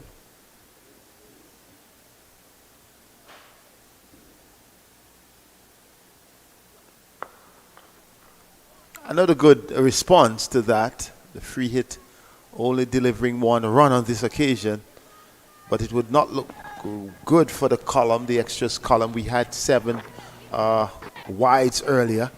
Those were between the opening bowlers, Fraser and Henry, particularly Fraser, but yet they were able to get it together. As we approach what we would call the middle overs time, as we look at this, you really expect Selman at this level to maintain not only accuracy, but her foot position. She is the one who will need to carry the team at this point. Yeah, and sometimes as a bowler, if you're in that run or you run up and it doesn't feel right, there's nothing wrong with stopping and going back. And because that ball after the no ball, you can just see she stuttered a bit whilst in her run-up. So, again, just need to work out those little things, Shakira Salmon, because it can be costly to the team. Nation dives, yet a single is taken. And Salmon would not have been happy with her performance in this over, conceding those 2 no balls, lengthen it to an 8-ball over. 127 for 3.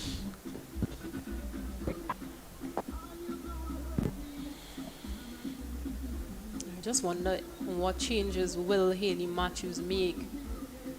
Because Shakira Salmon is struggling. Afi Fretter went for 2 boundaries in her previous over.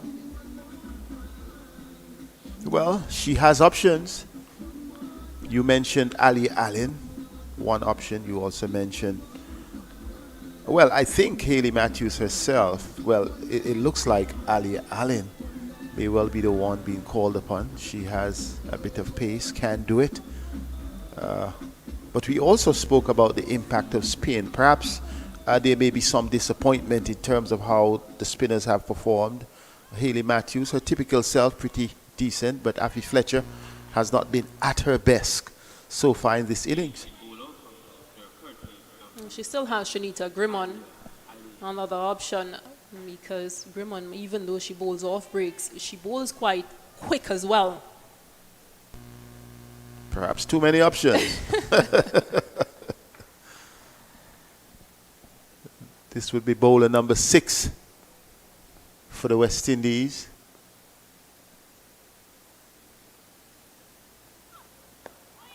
Knight having a first look at Alia Allen. Yeah, against New Zealand, she was she bowled some really good lengths. Alia Allen got the balls to swing in, but also got some deviation away from the right-hand batters. It'll be interesting to see how she starts and how she builds her over.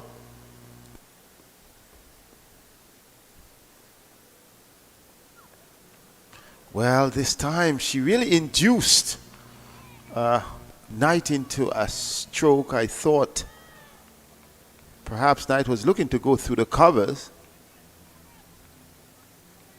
but it was Aline, I thought, who came out smiling on that occasion. Yeah. She got attempted. Yeah, I think the length is important, and that length was really good from that delivery. Again, not Siva. She's quite tall, so you don't want to get too full into her stride. Taken, lovely catch. The deviation, perhaps Ali Allen set her up well, The previous delivery, she was going on the knees to drive. On this occasion, she was driving outside the off stump. The ball peeled off the outside. A brilliant take by CG United. Yeah, and as I mentioned before, just that length in which Aliyah Allen is bowling, not too full to get into the stride of Natsiva's drive. She forced her to play on the offside or to fish on the offside and got an edge that carried perfectly to CG United, who didn't let up. Didn't let up. It was really a spectacular catch. And saw glimpses of the old Jeffrey Dujan back in the heyday of the men of old of West Indies cricket. The captain goes. She would not be happy with her returns. Would you be happy? First of all, let me clear this up because I thought it was not Siva. It was Heather Knight. She'll be disappointed because, again, an opportunity to come back into international cricket and, just stamp her authority, spend some time, more or less. Didn't do that. She departed. And Danny Wyatt makes her way out. Yes, Knight would not be happy with just 16 runs at this time. She would have wanted to bat longer. But it's a moral victory, not only for the West Indies to get rid of the captain, but also for Aliyah Allen coming in as the sixth bowler for the West Indies, taking a wicket with her fourth delivery. She must be saying things have started well.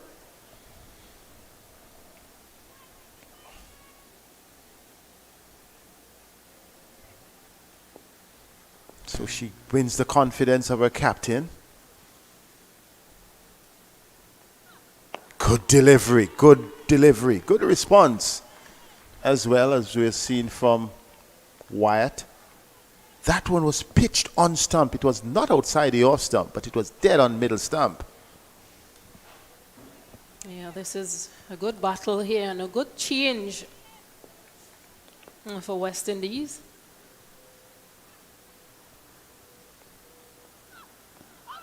Going down leg. You can hear the voice of the optimistic captain Haley Matthews asking for an LBW decision. That one was definitely going down leg, but at least beating the bat.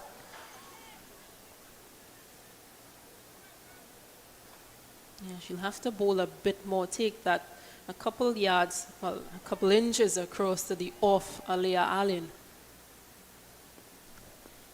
She is.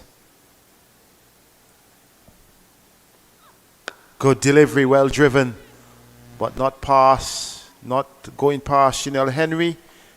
An excellent over on the part of Aliyah Allen, just conceding. In fact, it's apart from the leg by, so in her stead, she would have completed a maiden wicket. Good start to her, and the West Indies would say that they have pulled back things against this England batting team and justifying the captain's decision to bring pace in from the Sir Curtly Ambu's end. Yeah, which I'm now going to have a think about who Haley Matthews might want to bring from on the Andy Roberts end. It looks like Shelly-Ann Fraser is coming back. Shelly-Ann Fraser.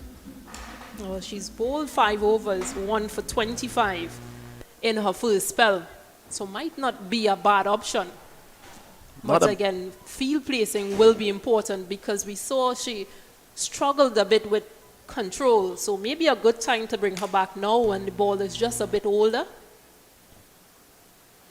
I think it's a good move. She would have had success with pace. If we look at it, the opening paces, both Fraser and Henry had wickets. Also, Aliyah Allen coming in with a wicket. Yes, the spinners have not proven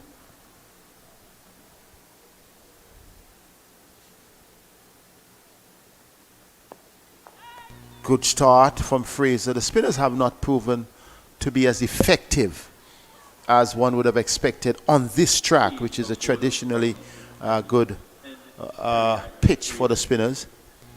So she has brought back the pacer, and 3 of the 4 wickets would have gone to the Pacers. new batter in also influences that decision.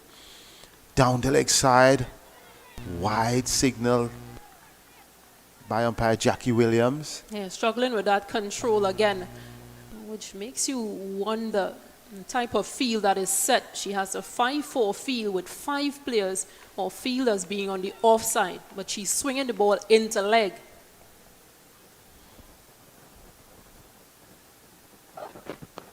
Better delivery, well played on the walk. That's a feature we have seen with the England batters. Not only that they're charging, but oftentimes they're playing the ball while walking down the track. What is good is that they're playing it along the ground. And they're covering the line in which it's been bowled as well. So the option of being stumped or missing, it's not there.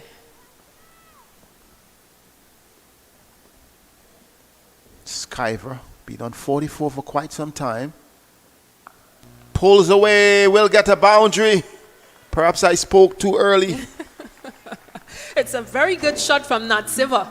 And pulled away nicely. She literally just waited on the pace from Cherry Ann Fraser, and her placement was spot on. But back to a point you were making, with Fraser strained down the leg side, we still have 5 on the off, and perhaps a boundary could have been saved.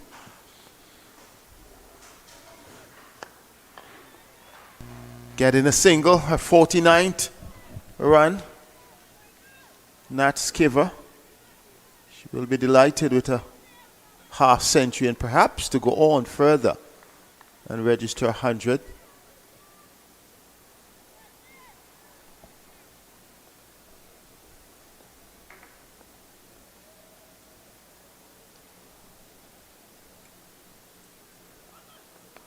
In the air, but it will fall between the two fielders, Williams and Nation. I thought she may have gotten away with it to some extent. It was a careless shot, I thought, on the part of Wyatt. Was not really driving, was between a drive and a cut, and the ball coming off the top edge. Yeah, she wasn't in position, Danny Wyatt, but it landed safely. Fortune favors the brave. Skiver is beaten. Oh, and the ball beats the wicketkeeper as well. Will it beat Affy Fletcher into the boundary? It does. And it is 4 runs. It is a 50. Another one for Nat Skiver. Not with the best shot, but getting good results. She moves to 50, and she is on 53 and will be delighted. 6 fours and going at a strike rate of 94.6 runs per over from just 56 balls. Yeah, fortuitous, but what it also shows is it was a chance to get her caught out that Kaisia Knight couldn't hold on to. I got the impression she was wrong-footed. She was moving to the right with the angle of the delivery. The ball took the edge and went down towards the leg, and she didn't have sufficient balance to return and take that catch. A few may have gone that way against the West Indies, but they say fortune favors the brave. It is 140 for 4. Good delivery on the part of Alia Allen. From her first over, you gather that there is some improvement, because you also mentioned against New Zealand, yes, she was angling it in and also angling it away. I thought the only bad period she had would have been maybe at the back end of the innings, when she was called upon to perhaps save a game. That was a bit tough, so perhaps it may be the right place for her to bowl.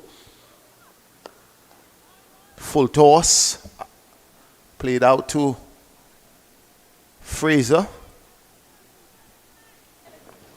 What would you reckon England's score could be? They have lost 4 wickets.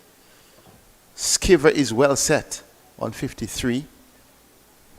I think what they're doing or possibly attempting to do is ensure that Siva stays to the end. She's now on 53. Another good delivery from Aline. Throw comes in. Yeah, definitely needed a direct hit. Yes. Affy Fletcher. Shameen Campbell. Campbell. Yes, both Campbell and Nation were battling for that. But it was nevertheless a good delivery. Skiver is pressing, and she's going to be the one who will perhaps be pushing this score as hard as possible. Yeah, they might try to get to at least over that 250 mark. After all, it's 300 balls, it's 50 overs, so you need to be competitive.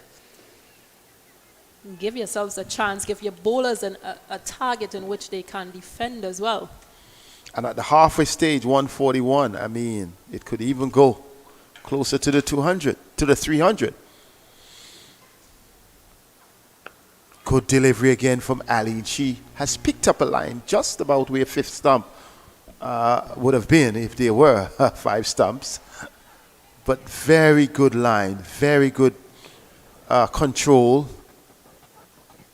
Pushing the batters to make strokes if you want to score. She's not giving away any freebies here.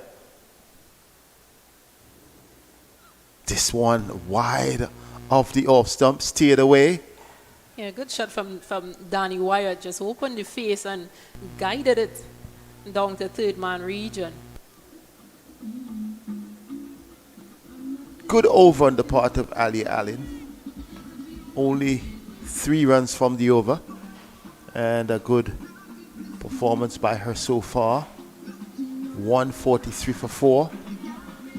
Just past the halfway stage. Yeah, England will be pleased with where they are at present. And they've only lost 4 wickets, but they've got wickets in hand, which is important. And they have wickets in hand. The depth of the batting you can speak to. Beyond the top 6.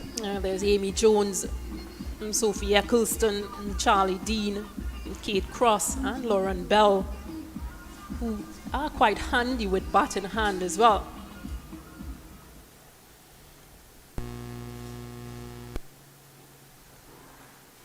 We see now Grimman will come into the attack from the Sir Andy Roberts end. That's the end for the all spinners.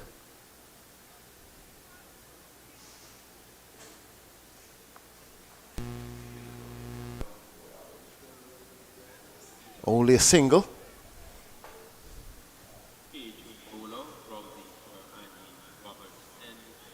Shanita Grimman comes into the attack.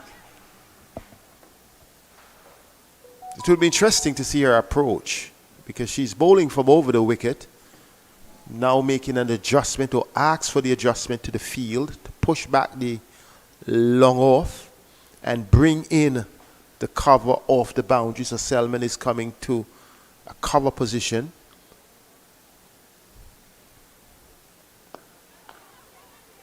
Good fielding on the part of by Hayley Matthews. Yes. Not often you see she giving the entire body length and rolling over. Commitment on the part of the West Indies.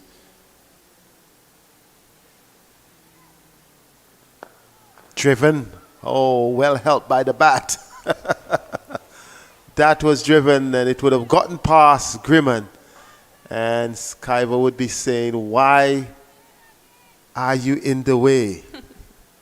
Because there was a little space between the long on and the long off. This time Skiver rolls, but only to Hayley Matthews. So what you're seeing here is good consistency on the part of Grimman. Yeah, I like the areas in which she's bowling. It's not too full for Nat Siver to come down to or to advance to. Well, she tries the reverse sweep and almost got herself in a tangle there. And that's what you want. You want her to find other areas to score. You don't want her to just be comfortable standing and striking. Grimman's variety is a good variety for this team.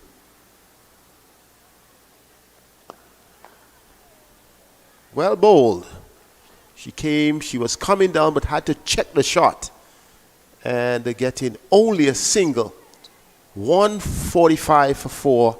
2 runs coming off the over. Yeah, really good from Shanita Grimman. Well, these at least these last two changes, they've proven to be really productive for West Indies, Alea Allen and Shanita Grimman. And just hope that from a West Indies perspective, they can continue into at least the 35th to 40th over.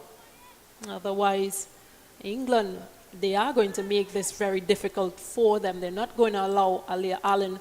I bet you, let's look at this over coming forward. They are going to attack at some point.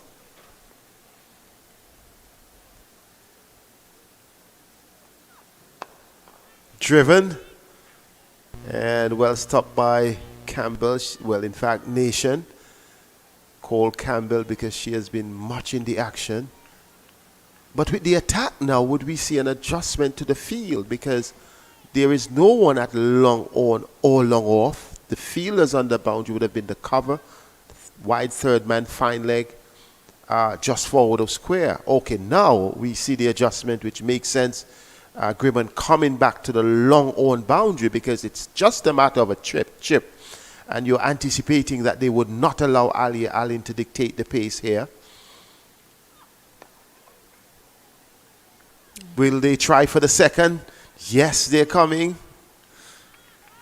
I don't think there's any worries for Danny Wyatt. She's quite quick between the wickets. And Natseva, well, it's good running between, good communication and good running between this pair. We've seen that generally in the England team, the running between the wickets. That is a feature. I think that's something that perhaps the West Indies team will want to model going into their innings. Just a bit wayward on that occasion, but only a single nevertheless. Ball being paddled around nicely by Skiver. She's putting her team in a strong position. I believe her wicket is the price wicket that the West Indies would like to take at this point. Yeah, she's well set. And she's on 57. If any breakthrough is needed. Good delivery. Is she caught? Keeper goes up. She stands. Kaisia Knight appeals once again. Umpire doesn't seem to be bothered or moved by the appeal of Kaisia Knight and who's that? Shemaine Campbell in that backward region. You got the impression that Kaisia Knight was disappointed because when she realized that the decision was not given, she had both arms swinging. Good feeling on the part of Campbell. Umpire Leslie Reefer Jr., he thought that he had that covered. Campbell, also one of those players who adds her voice at all times, encouraging the wicket keeper and the bowler. Yeah, I think that's a wicket keeper's thing. That's right. The wicket keeper would dominate the proceedings. 148 for 4. Not a good over on the part of Alea Allen. She has come in and she has really done well to keep the West Indies in the balance somewhat. 1 for 6 from her 3 overs, but for England it has been a good showing. Brummond with, well, has been a good showing for the West Indies, but nevertheless, in spite of the good showing, the English batters have really been doing well, and they continue to strive, and they will have the opportunity of a water break. Stacey and King will also have a break. Marley Richards comes in beside me, and it is an interesting situation here, Marley. The England batters, they came out, no one got fully blazing, but Skiver's innings so far would have been the prize innings of the England team. 57 from 69 balls. Marley 6 fours. I thought she would have played very well, coming in at number 4 after they would have lost 2 early wickets. I consider them early. They did lose Capsey at 23 and Dunkley at 39. Therefore, they would have needed someone to stand up, and I think it is rather commendable to see Nat Skiver coming out and scoring a very solid 57. That would have been after Vermont would have scored 33. Your assessment of things so far? Yeah, Nat Siver, she's really led from the front in terms of her play, bringing up that half century of 65 deliveries, and once again that strike rate just jumps out at you, 87.69. It's just grown, it's steadily just grown as her innings has progressed, and she'll be looking to be there for the back end of the innings. That's right, she's the set batter. She's a set batter, and she can be very destructive in the back end of the innings. So from that perspective, England would be very happy to still have her there, but they would be disappointed to lose those 4 wickets. Yes, and West Indies, on the other hand, they would have been delighted, especially at the earlier part of the innings, when at one point they had England at 81 for 3 after 15.5 overs. Things sort of slipped away a bit when the spinners, I won't say the spinners, but Fletcher at one end, and then Selman came in, was not as responsive as the other pacers. But I would say that what we have seen of Ali Allen coming in and her taking a wicket in her first over, the third ball of her third over, she has held her own.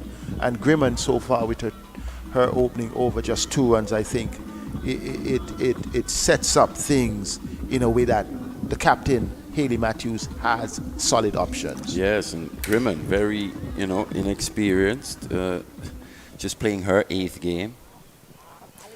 Best of 4 for 33 as well, so she's got a lot to prove at this level, but she started very well, like you said, just going for 2 runs off her first over. And Aline picking up a wicket, looking very fit. She has always been that sort of player, very quick, athletic. Yes, and looks to just put on a yard as well. Ball's coming out very nicely. Grimman feeling well to her own bowling. I was hit sweetly though, wasn't it? Yes, it was. The sound. She is in top form. Definitely. She's solid. And looking to press on. It almost seems like she hasn't really gotten out of first gear just yet. It's been, you look up and she's got 57 off 66. She hasn't played too many shots in anger. That's right. She's just found the gaps. Hence that career strike rate, just like that. She's able to roll and stroll, easily picking the gaps.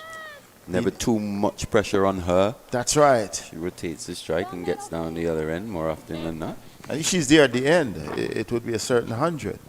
Definitely. Question maybe how well would Danny White partner her through this critical stage of the innings. She goes down the track but does not get any elevation. You were speaking about hundreds for Siva. She's got 5 already. Solid. And she's already set up here. Quite a few deliveries remaining. 22.3 overs remaining in this innings. With the 150 coming up, it is good for England, but the question for you, 22 overs remaining virtually, the possibility for 21.2, sorry, yeah. The possibility for another 100. Yeah, Plus. I mean, a lot of deliveries, if you break it down that way. This time Grimman is struck over the top, in fact out towards extra cover, a huge chase. Oh, brilliant fielding from the fielder coming around. Looks like Gajnabi, who may have come on, and she really pulled out everything, because that looked like certain 4. Huge effort on her part, and the West Indies captain would be happy with that level of commitment. And it's an area of the game which has really improved for the West Indies. Well, actually, not only the West Indies, but across the women's game. The athleticism. Look here, Nation again gets across quite quickly. Look at that throw. Good strong arm. The game's definitely developing, and the fielding So we have seen this over not as tight as her previous one. 7 runs coming from it. Apart from the first delivery where there was a dot, every other delivery runs were scored. Yeah, and that's the beauty of Siva's batting. You know, and speaking about the athleticism in the field, think back to that catch from Selman to remove Dunkley there That on was that special. cover boundary. Had to move to her left, full length dive. These were catches that weren't being taken just a few years ago at this level of the game. So we have So seen it's an evolution. before our eyes. It's happening. It's quite exciting to see as well. As a lover of cricket, regardless Yes. of who's playing. Women's sport really mushrooming. Not just soccer or football as we call it, not just tennis. It's good to see cricket doing its part. Alia Allen once again. She has been bowling well. Not allowing the batters to have any free rein or any freebies. Yes, very disciplined stuff from her. She's one of those players whom I believe has the capacity to improve both batting and bowling, because the natural nature of her game is to be aggressive, to be on point. In the field you see it. So I'm just wondering, you know, if there is a path for her in terms of what the expectations are. Well, there should be.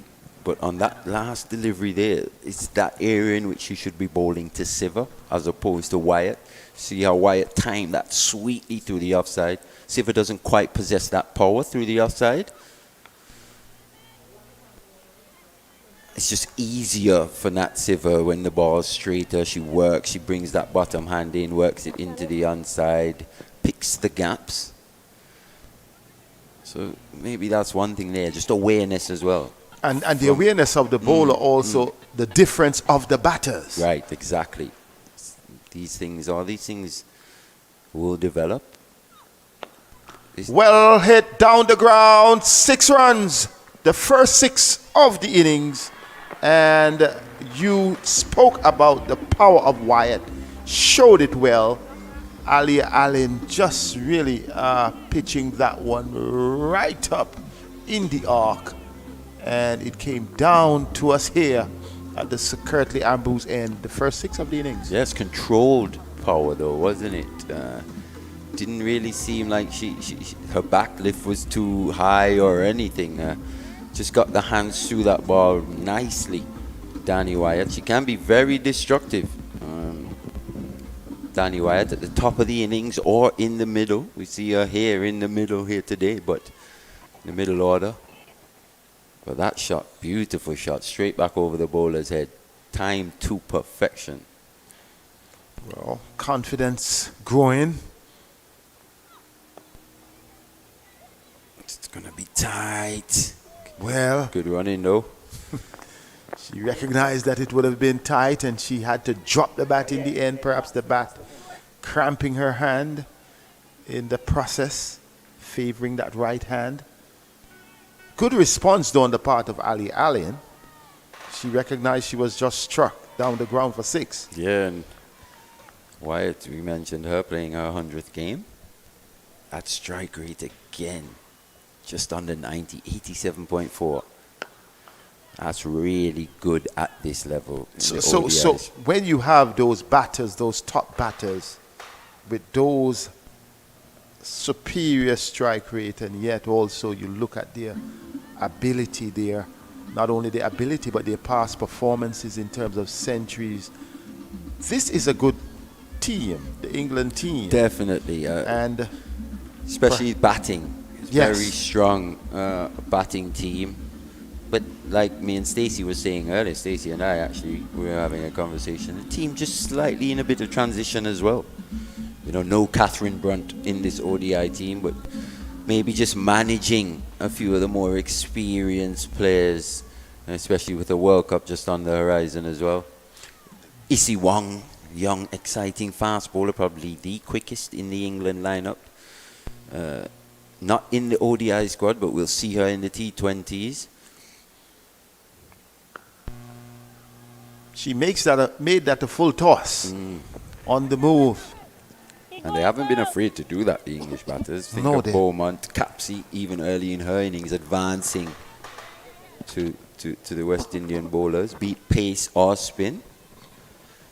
And the advancing had not been careless at any Controlled, time. very controlled.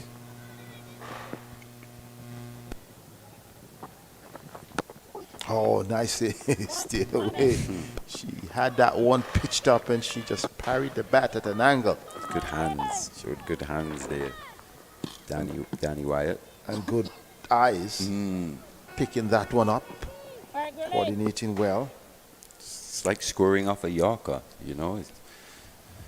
It's what you have to do in this format of the game. Oh, bad feeling on the part of Grayman. She won't be happy with that. That one went right through her. She's done a good job, though. With the ball. Perhaps could improve on the fielding side. So far, into her third. And She's out. Oh, dropped. It burst through the hands of Gajnabi. It was hit with power. It was, but I think she should have caught that. Should have taken that just at the edge of the circle at mid-off. It came just about waist height and should have been taken. That would have been a massive wicket in the context of the game as well. I believe it would have changed Definitely. the game. It would have been a game changer for the West brought Indies. Amy Jones in. And then the lower half. Yeah, and we've been halfway through this England lineup already.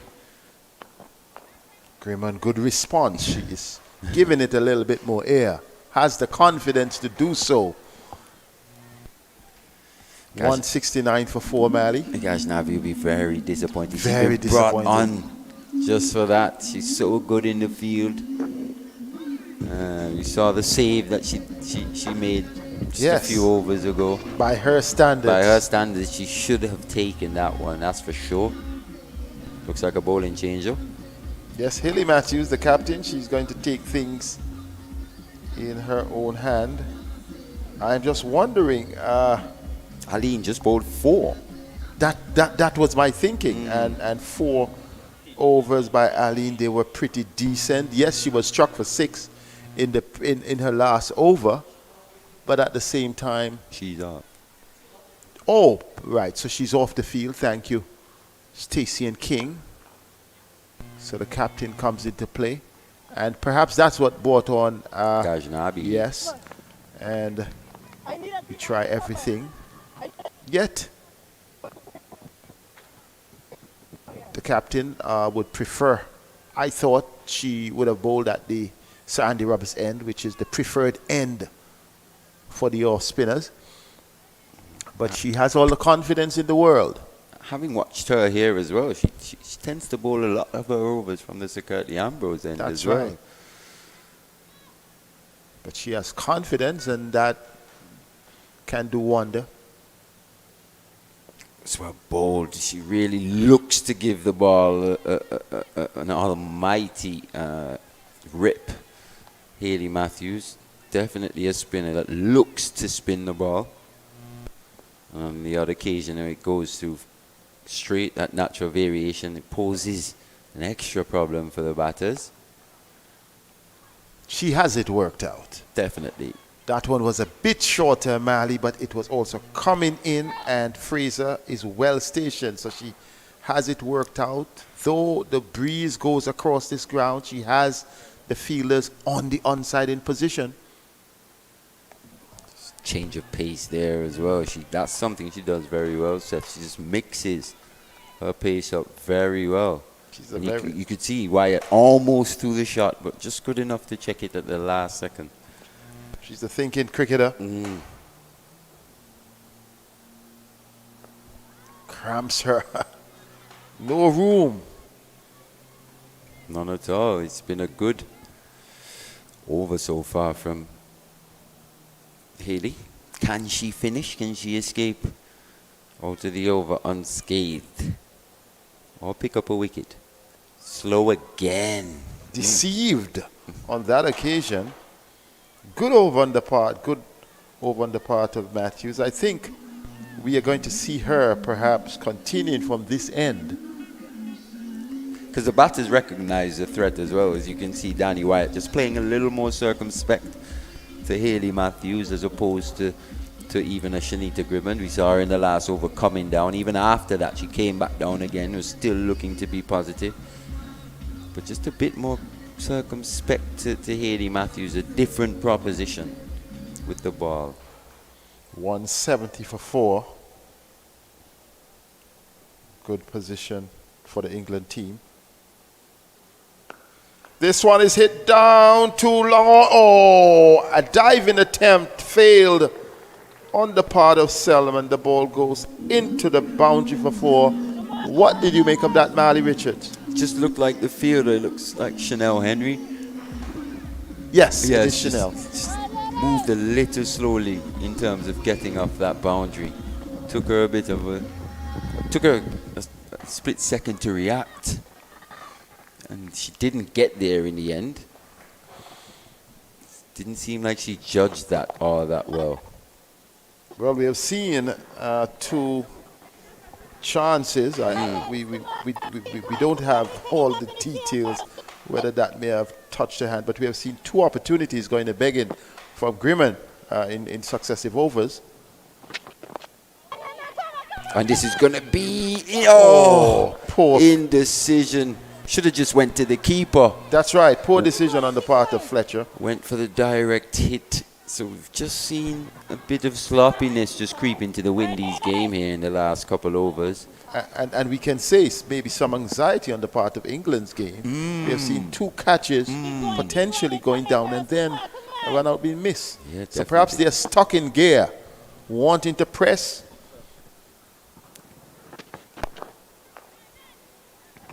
But that run rate still 5.5. Very healthy. Very healthy run rate, Seth. 6 wickets in hand. Anything over 220, 230 is going to be very, very competitive and hard to get. That's a high full toss. It's probably going to be called a no ball. Well, it wasn't. Oh, yes. No, yes. Leslie Reefer at square leg signals. 2. Jackie Williams. Yes. It's going to be another free hit. The 3rd, I think. The 3rd. 2 from Selman. And now 1 from Grimmond.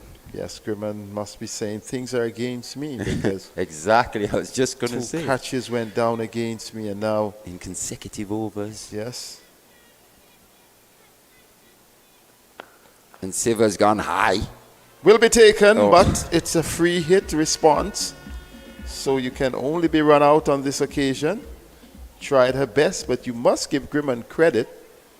She was able to keep it to a single. And that was the reaction that we were probably looking for from Henry on the chance previously. Moved quickly, summed up the situation quick enough and got there. Took a relatively comfortable catch. Unfortunately, it was a free hit. Well, so Grimmond ends her 4th. None for 21 for her. She would have loved to have seen at least 1 or 2, but the catchers did not quite cooperate with her. 178 for 4. And the lady who is smiling is Nat Skiver, because she is in a position in which she has sufficient time to get 100 and to power England into a commanding position. And her strike rate just growing. 91 it is now. 71 of 78.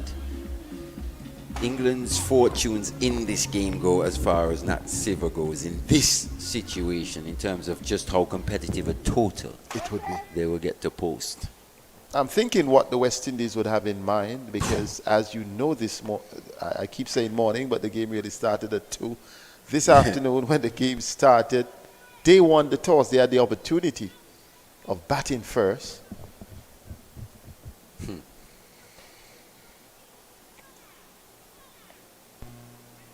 Slow delivery again outside that off stump. Good bowling from Hayley Matthews, forcing Danny Wyatt to fetch That one with no pace on it as well. Haley's really thinking the game, but what she needs now, they need wickets. Not just one, they need a double strike. That's a shot right there. Umpire Williams having to take evasive action. She looked quite sprightly on her feet, didn't she? Good exercise. She just jumped away from that in spectacular fashion, adding to the drama here. That's why the officials need to be fit. She is.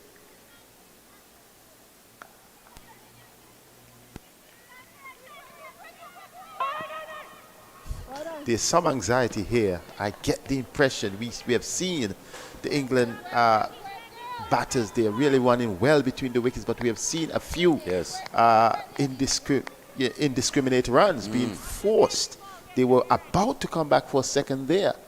Could have been disastrous. Yeah, we saw Tammy Beaumont early this afternoon, run out chance as well. So the communication's been a bit of an issue. But all in all, it hasn't really come back to haunt them. The previous over, that run out chance though, should have been taken. Just had to find the keeper. It's a bit of turn as well. That's been hammered though. Into the gap at mid-wicket. Not civil. Well, that looked easy. It was powerful, but it really was well placed, well timed, and it had everything that merited the result. It was a bit short. Ali Allen was coming around, Grimman was coming around, and they were just at the end of the day saying, well done. That's her area. As you can see there, could have hit that through the offside, but tried to hit that straight bottom hand coming in. That's where her power is. Ended up Matthews over though. Yes, well, Haley Matthews would then assess things. Fraser still an option. Ali Allen is back on the field. She would have tried all the possibilities. Perhaps an opportunity to bring back Selman. I think it's critical also for Selman's confidence and also the team going forward. She didn't have the best. Especially in this situation, you know, she bowls those cutters, she bowls those slower deliveries. Shakira Selman, definitely. She's been expensive. She's gone at 8.5s off her 2 overs, going for 17 runs. But she's needed back in this situation, especially to a Nat Siver who's looking to come hard at every delivery. Those slower balls could be very handy in this situation. So, even Chanel Henry as well. She's only got 4. That's right. That's right. And she had a good opening burst. But she has gone now for Affie Fletcher. This time from the Sir Andy Roberts end. Fletcher would have had 1 for 36 from her 6. Going at a run per ball. Has been just switched. Because she would have done her bowling from the Sir Kurt Liambu's end. She didn't bowl badly, but we've just seen her bowl better. You know, she That's can right. bowl better, definitely. Yeah. She didn't bowl badly at all. Maybe just a full toss sprinkled in here and there, but more often than not, she landed her leg spinners. She was in good areas. It's international cricket. They're good batters here. They're going to put pressure back on you. Can you respond?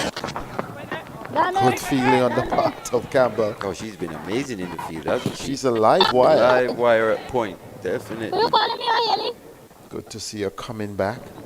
She has a huge role to play, especially in the batting. They all do, to be fair. Oh, that one was wide. Tried to readjust, tried to actually look like Wyatt was going to advance. She pushed it out wide, and Wyatt had the wherewithal to just leave it. Looking to access the onside, it seems like, getting outside that off stump, playing that slug sweep against the spinner Fletcher. I would invite it. I would invite it, because if she wants to do it, she's hitting against the wind. Perhaps you may want to make some adjustment to your onside field, which they're doing now. Chidi Nation is moving from a fine position to a square position. And you had the protection out on the Precisely. boundary. I would encourage it. Let she go if she wants She to could go. easily top edge that as well. Good adjustment response by Haley Matthews. Deep golly, the backward point and the point. It's well bowled. Well bowled. She looks like she's going to bowl wide, but at the same time, you want to see another person on that onside, on the leg side to sieve in That's particular. right. She plays the sweep, conventional one, behind square very well, the ramp as well. But Fletcher got away with that one. Good bowling. Seems like it's going to be a wide line of attack here. Because the batters are moving, of course, in terms of Fletcher, whereas we see they have been coming down to the other spinners instead of, in terms of Fletcher, they are going across trying to pierce the onside field. They're not. It's where the open spaces are. Just the one fielder at the forward, at mid-wicket, or cow corner almost. This time it's a cut shot. Selman is out there. Almost 20 yards off the boundary there. Selman must be saying, skipper, what do you do in a situation like that? You're itching to bowl, and to redeem yourself, you're not being bowled. Do you call on the skipper, or do you start to warm up? Some people have different methods.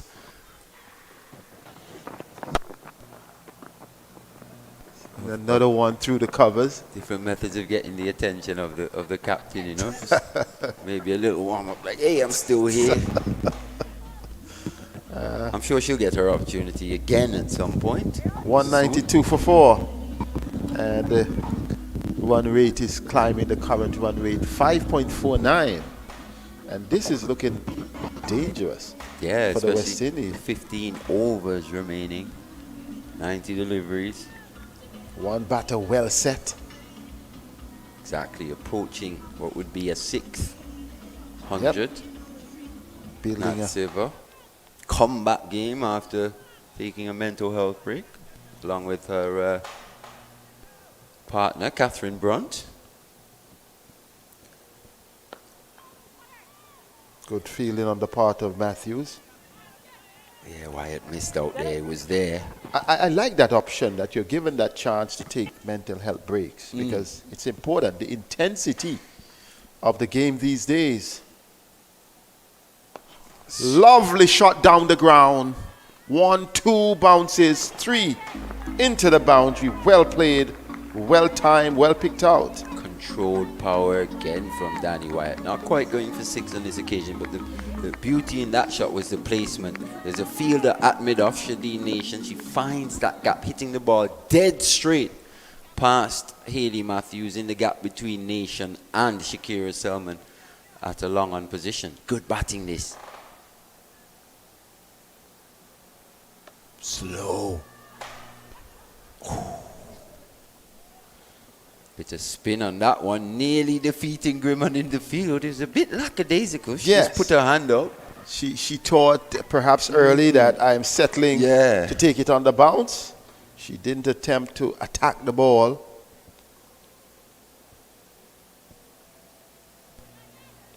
Not a lateral movement you're seeing from the batters.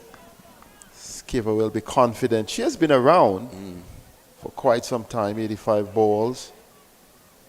Going at over 91 strike rate, so she's confident. Once again, that bottom hand, you see how that came in there to get the ball down to a long on position. That ball was pitched on just about off or outside the off stump. But that's where the power is for a Nat Silver. Her bottom hand just comes in and drags it across the line. But she hits the ball cleanly as well. Clever bowling on the part of the West Indies skipper. Slower delivery there from Haley Matthews. And 199 for 4 in sight of 200. Perhaps by the end of it all, it may get close to 300. Stacey and King will join Mally Richards and tell you the tale of the tape. I mean, it'll take some batting for that to happen, I think. for England to get 300, but with these two at the crease, anything is possible. Nat Siver, 79 from her 86 deliveries. Danny Wyatt, 32 from 42, striking at 76. The score 199 for 4. Just one away from 200 now. 14 overs remaining. It's going to be Afi Fletcher to continue.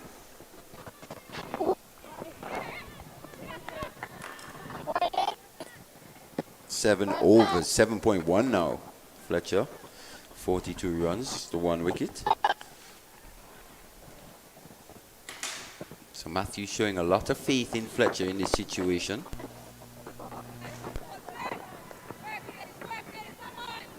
What do you think a good score is here in these conditions, Stacey Ann? Afternoon, Marley. Good afternoon, sorry. Mind my manners. Yeah, I think England might just be looking to cross that 250 marker. I kept saying that, but I think it's going to be a challenging score. And of course, these misfields won't help. Misfield by Sherry-Ann Fraser on that deep mid-wicket boundary. 2 runs. Shiver moves on to 81. Yeah, anything over 200, to be fair, would take some batting for this West Indies team. Yeah, their last series against New Zealand, they struggled to get to 160. England would have known that. I'm sure they would have done their homework. Definitely. But again, they've got a standard, and once they're batting 50 overs, they'll want to reach their targets. And both teams come into this series looking for points.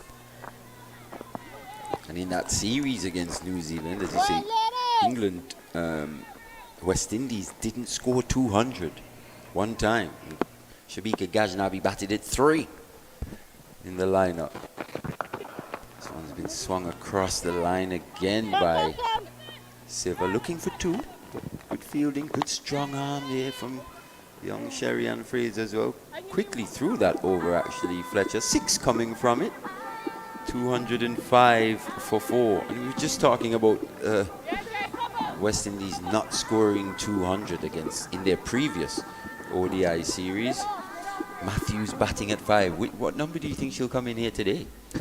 I think with Kaisia Knight and Shemaine Campbell back into the team, it now brings a bit more batting. So we might see her open, or we might see her bat in the middle, as you mentioned. Because she, as you mentioned earlier in the innings, that she just came from WBBL in Australia, so might probably still be a bit jet lagged. Might just want to settle a bit in the middle of things, give the other players an opportunity, because we saw Natasha McLean and Rashada Williams open the batting. Natasha McLean not in this series, but Kaisia Knight, who formerly opened, well, she's back. And of course, well, Rashada Williams might be that opening partner. Loves the ball in that area, Nat Siver. Said it a few times here today, but that bottom hand comes in and she really gets the power through the onside to the leg side. It's almost like a jab, yeah, because it's not a full swing. Yeah, she doesn't extend the arms out. Slightly unorthodox. Which isn't too bad, because if she goes up, it might just carry to that fielder in deep mid-wicket. So good control. Yeah, and she's hitting it so sweetly as well on that side. Fielder comes into the circle at 3rd man. But that's Wyatt, and that's her strength. Through the offside, goes over that extra cover region. 4 runs added to the total. Well, not a man moved or a woman move in this case. Swung through the line of it, Danny Wyatt. The only thing Sherry-Ann Fraser could do is retrieve. It's the power, isn't it? I was reading Hayley Matthews speaking about wanting to add the power hitting to her game, and just how controlled it has to be today, as opposed to just swinging wildly and head up in the air. Danny Wyatt doing a good job showing the power in the women's game. She gets a boundary, and now she gets a single. Good batting. Very good batting. Yeah, it's an area that England have kind of moved into and decided that, yeah, we need to get on with things and, you know, just playing freely and being able to mix that aggression, that temperament of aggression and you know, pushing around to get singles. They've done really well in that area, and I think that's the channel in which they are focusing on going forward. Definitely, especially with the young players, giving them the opportunity to play with that freedom to go out and express themselves.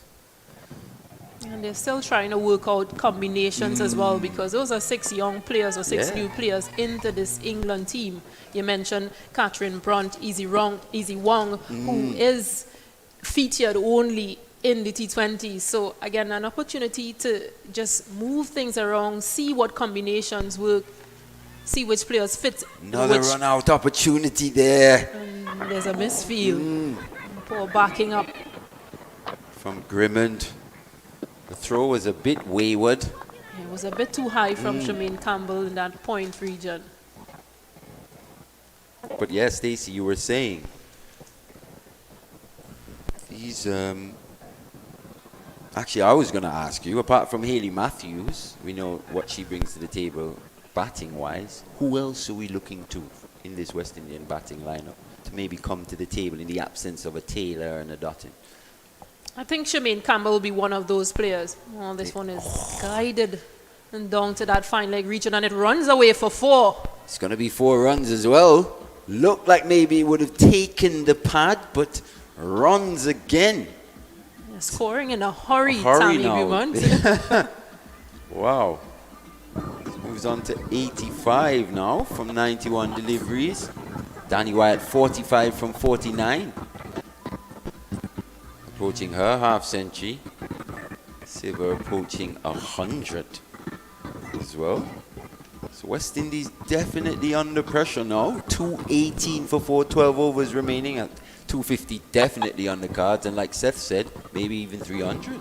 Well, the rate that they're going, it's not unpredictable. It might just be in the arc of that England batting lineup, fall of wickets. Well, first wicket fall at 23, 1 for 23, 2 for 39, 3 for 81, and 4 for 128. Since then, it's been hard work for the 7 West bowlers Indian used. Afi Fletcher picking up 2, Cherry Ann Fraser 1, and Janelle Henry 1. It's again Siva not finding the gap. And you like?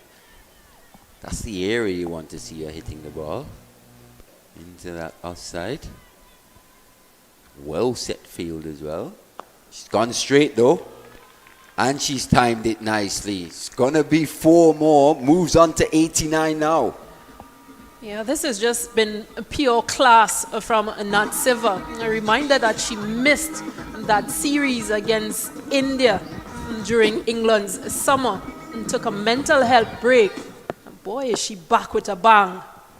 Definitely. Looking to re-announce herself on this world stage. Nat Siva. Very experienced player. And from a West Indies perspective, both feelers long on and very long wide. off, they're very wide, so it's easy to place where you want to score runs. Definitely, you want them a little bit straighter, especially to Fletcher. No great turn on the deliveries here today. Yeah, and all you batters are expected to do, all they can do is just chip over her head. Exactly. It's not that hard a shot. Has she picked out Nation? Big dive, not quite. It's going to be 2 runs. So run scoring becoming easier and easier here for the English women. And this partnership has gone to 97 off 94 balls. Just 3 away from 100. And Danny Wyatt. 47 from 50.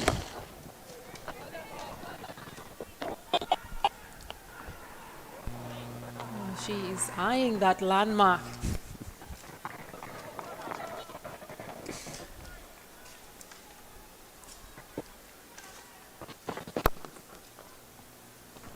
This one's through the offside again from Wyatt. That's strength. So the Windies possibly just missing a trick here in terms of the field set to which batters.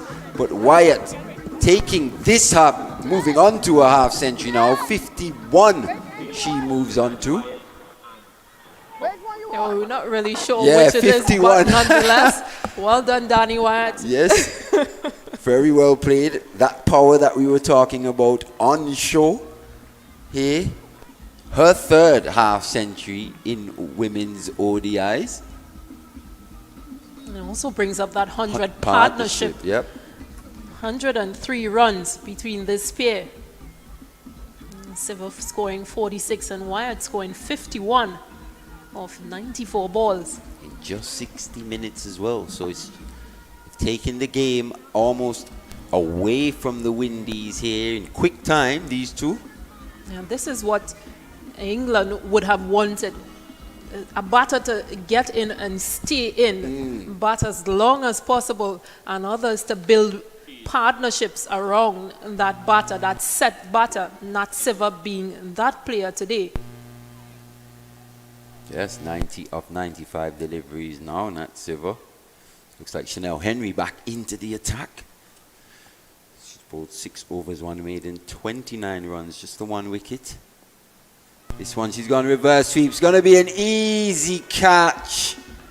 Yeah, I don't think she expected that ball to go in that direction. What has she done, Stacey Ann? Giving away her hand, not Siva. And again, Chanel Henry pace making that breakthrough. It's almost like she tried to play a little scoop. And instead of playing it over or directing it over the wicketkeeper's head, she more or less directed it to fine leg and could only pick out Rashada Williams in that short fine leg position. She'll be disappointed. 90 runs, not Siva. Very, very disappointing with the mode of dismissal more than anything. The shot that she played, her shot selection has been spot on pretty much throughout her innings. But on this occasion, while approaching what would have been a brilliant 100, she's gone for that dill scoop, and it almost looked like it caught the back of the bat. It went to the other side as opposed to that third man region. Easy catch for Rashada Williams at short fine leg. And welcome wicket for the Windies. And this is a wicket that they desperately needed.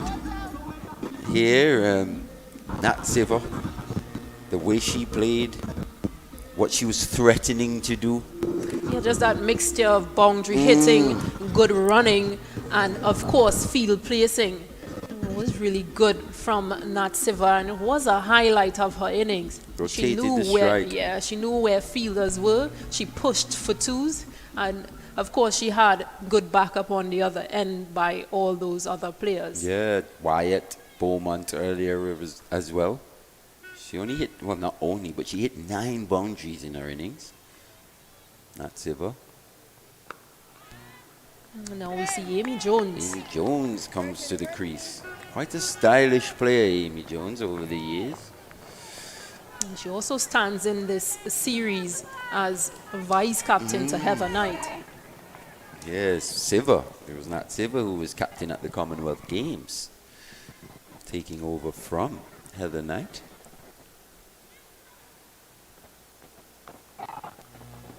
Amy Jones is away with a single down to that third man position. And it's 2:30 for 5. Over number 40. Still 10 overs to go. Yes.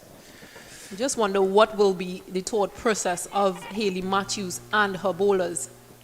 Do they try to restrain where Danny Wyatt scores and get Amy Jones on strike and put pressure on her?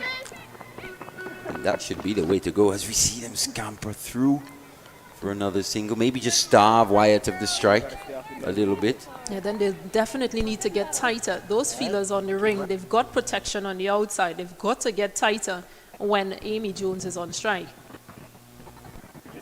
Save these runs, especially 2 deliveries remaining in this over.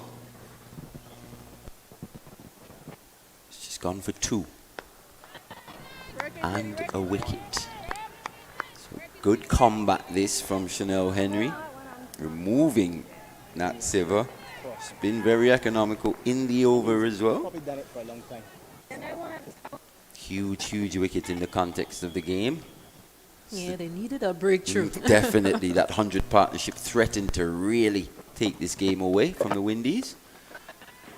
But it's a good finish from Henry. The end of her 7th.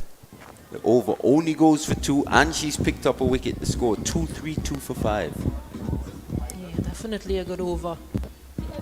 And again, they've got to keep things tight within this period.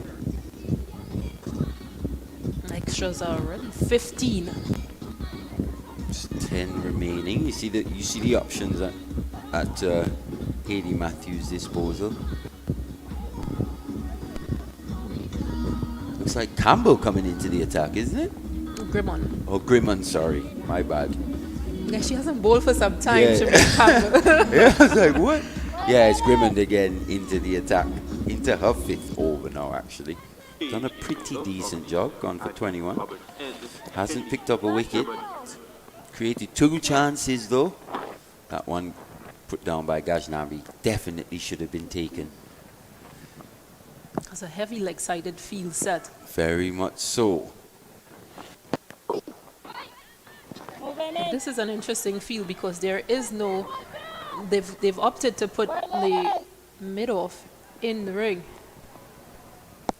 which means that Danny Wyatt, they're expecting her to play into the leg side, to which she does. And she finds the gap. To exception, to a maximum, to her second maximum of this innings. That power that she possesses. When she hits it, it stays hit, and she's only a little whippersnapper as well. Which in means stature. timing. Yeah, she's timing the ball to perfection here. Danny Wyatt moves on to 58 with that her second 6 of this innings. Grimmond under pressure, 6 off her second delivery. If nothing else, we've been privy to some very quality shots. Clean hitting. Scamper through for a single here as well. Does Matthews get around? No, she doesn't, but good awareness from Nation coming in off that boundary to do the backing up. 7 off 3 deliveries now. She'll be happy to have Amy Jones on strike, that's for sure. I just wonder if Hayley Matthews is going to change the field for Amy Jones. Yeah, she's bringing up that fielder who was at that deep extra cover position into the circle on the offside.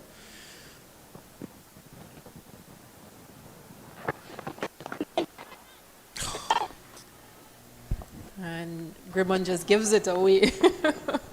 driven back firmly at her. And not the first time we've seen that from her, Stacey Ann. It's got to be better to her You've own got to bowling. clean up. You've got to clean up. Yes. It's your own bowling as well.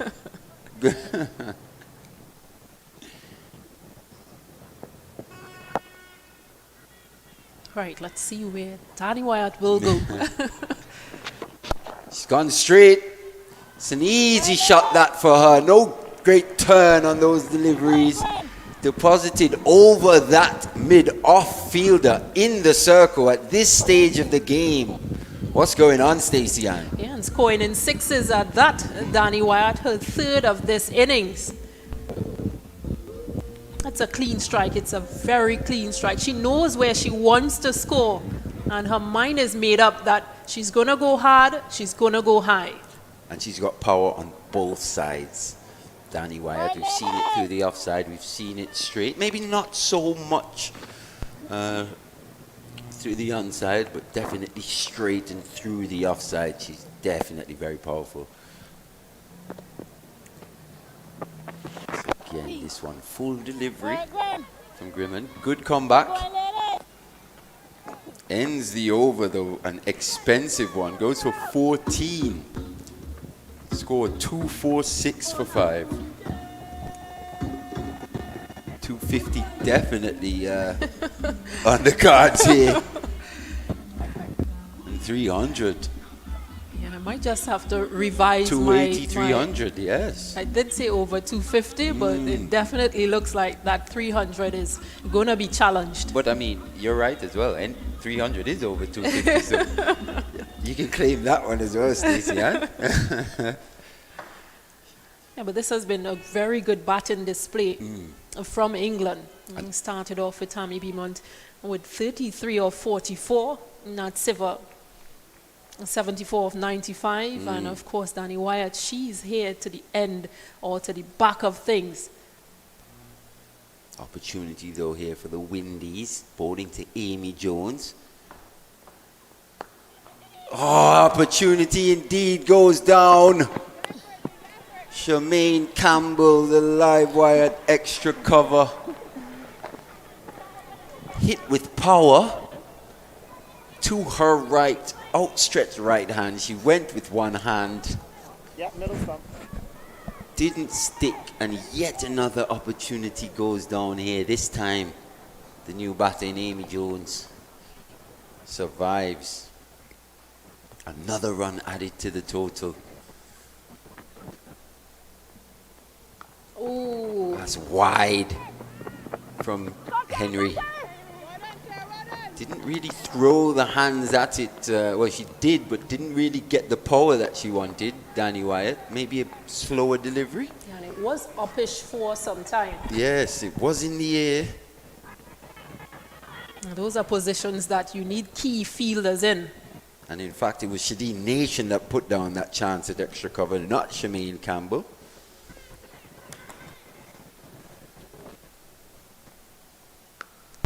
Cut away again by Wyatt. Another single added to the total.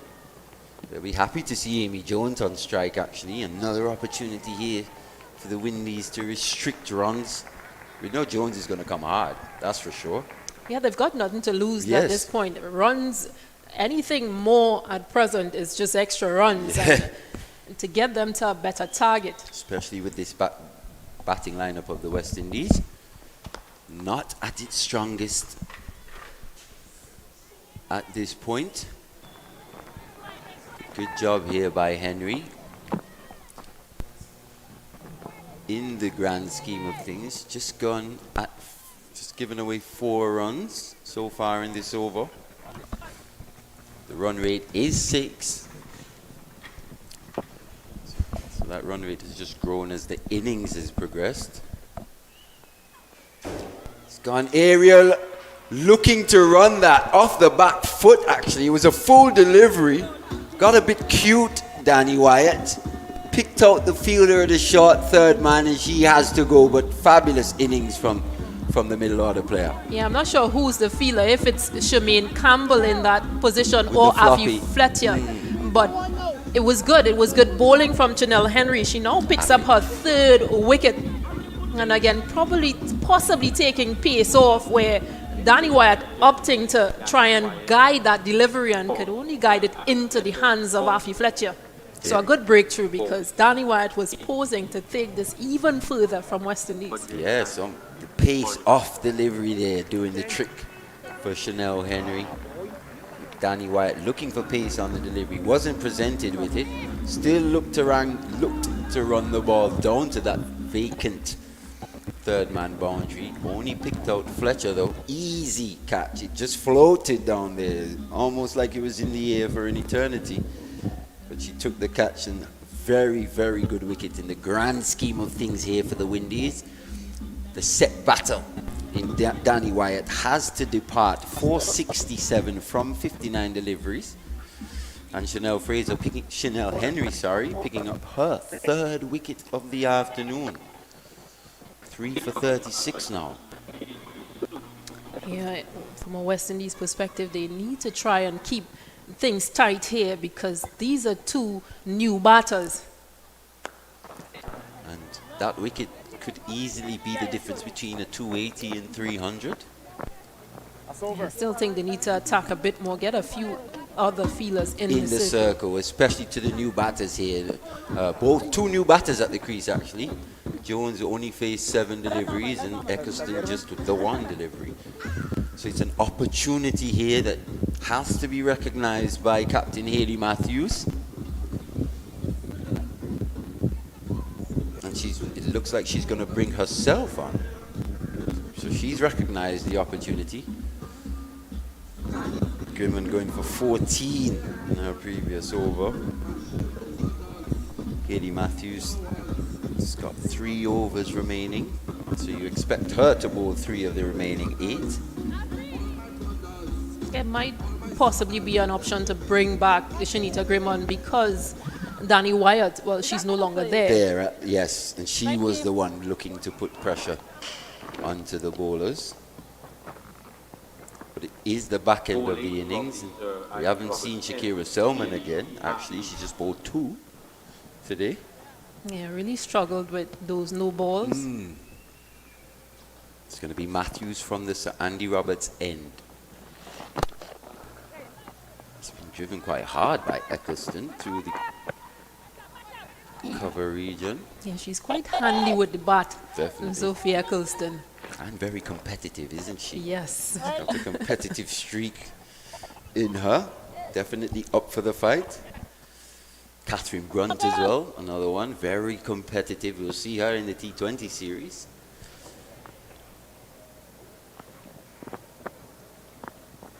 A bit of fire in the belly from those two.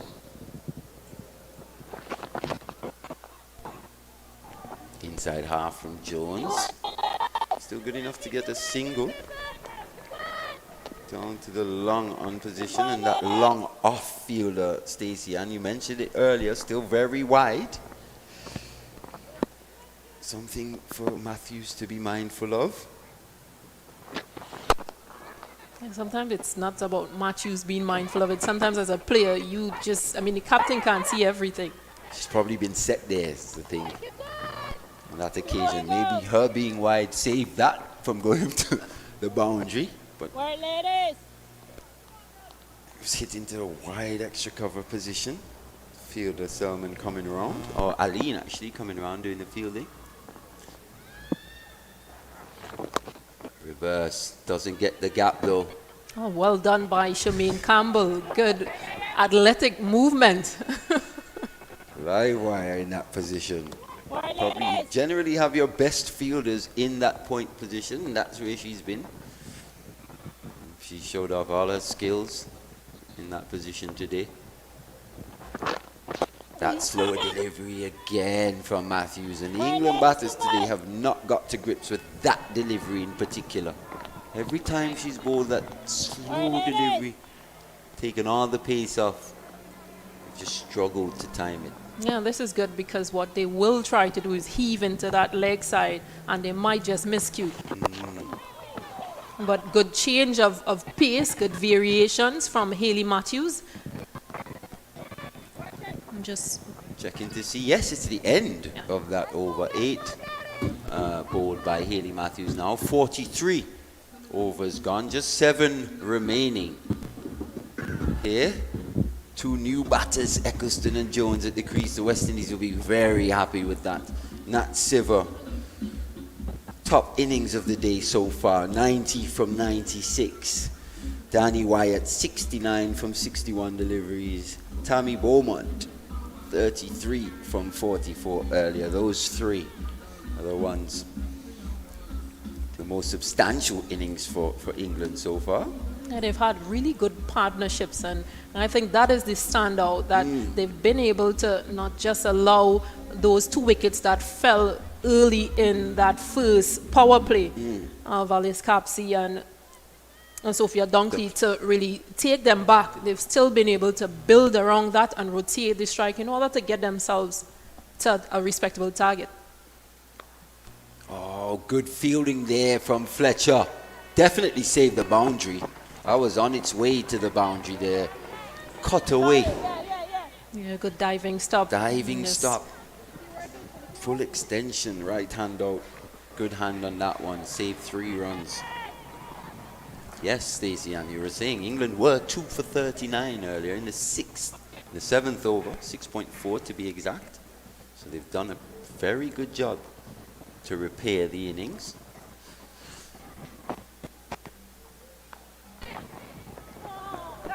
bit sloppy there from Campbell. We were just talking her up in the previous over. We've jinxed her, Stacey Ann. Yeah, just in her defense, you know, the sun is going across, so it's setting for that end, so she's The sun. in full view of it. That's not even an excuse. It's just true. It's just true. The sun directly in her eyes, actually. But with her standard, we still do expect a better. little better. A little better from the diminutive fielder. Oh, and that's ramp again, gone across her stumps, Amy Jones. Yeah, got a lot of height rather than distance. And picks up 2 runs, but again, no lack of improvisation from these England players. Almost from ball 1, we've seen the improvisation. Yeah, I remember Heather Knight got yeah. off the mark with a paddle sweep. Having not played for a few months. That just shows confidence. Yeah, the confidence and the work that's being done behind the scenes. It's about backing your skill, backing what you've been putting in that work for so much time. You're not going to come out there and just be frightened. If the ball is in that area and it's your strong point, you're going to play. Yeah, when you've done the work, it gives you that confidence to come out and really express yourself, knowing that you've done the work. Young players, if you're listening, that's absolutely key to improving in your game. But Henry, pretty good job here again into her 9th. And really troubling these 2 English batters. And they can't seem to get her away. That run rate now dips to just below 6. So we're seeing the effect this tight bowling is having on that run rate. It also shows a bit of an experience as well, because 2 other batters might have just opted to play a defensive stroke or take the pace off and get a single. Also showing the experience of Chanel Henry in these situations, into her 35th match now. Showing all the experience of playing at the international game, pace off, especially at the death. Being trusted to bowl here at the death. Just changing her feel a bit. Grimond comes up into the circle from that long off position to a mid-off. And Rashada Williams, that fine leg, she goes back into that fine leg position. Oh, that's harsh. It's a little harsh there, in my opinion, from Leslie Reefer Jr., but you can tell that it's almost a slower ball attempt from Janelle Henry. Gone for the pace off, the cutter there into the pitch. Amy Jones looking to advance. Did her.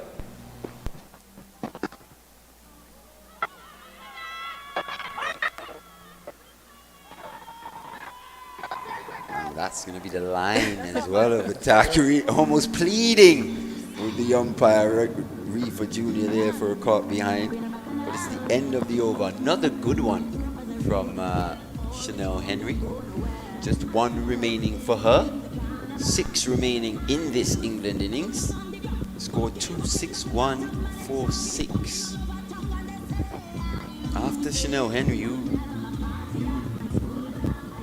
with the options at her disposal, who would you go for, Stacey Anke? Well, there's Leah Allen, who's still there. She bowled quite well. She's bowled 5 overs, 1 maiden for 29 runs. She picked up 1 wicket.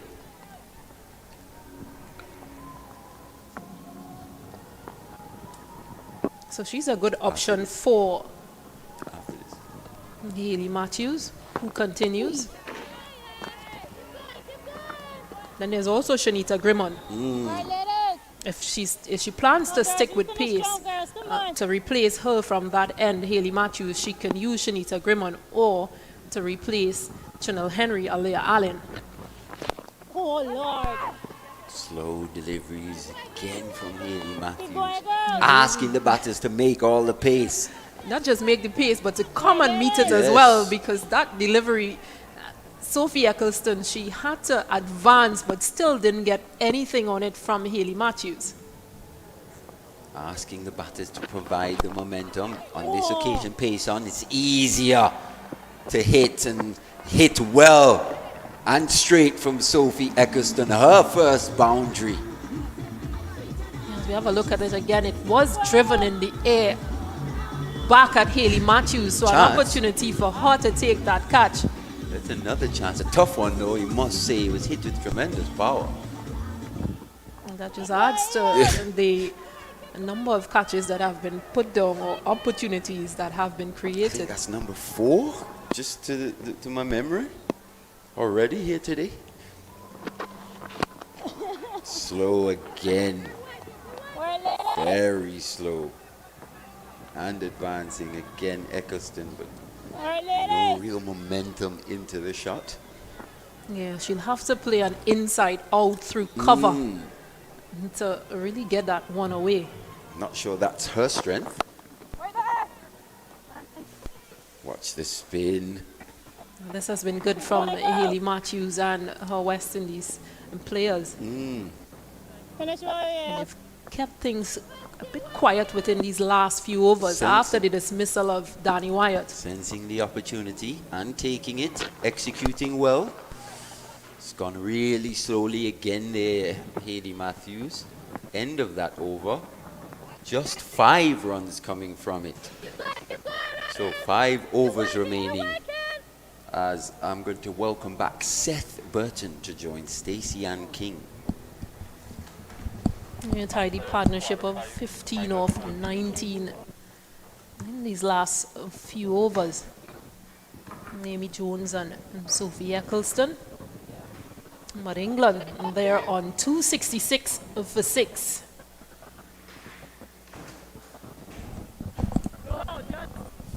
Well, they've really done a wonderful job with the bat.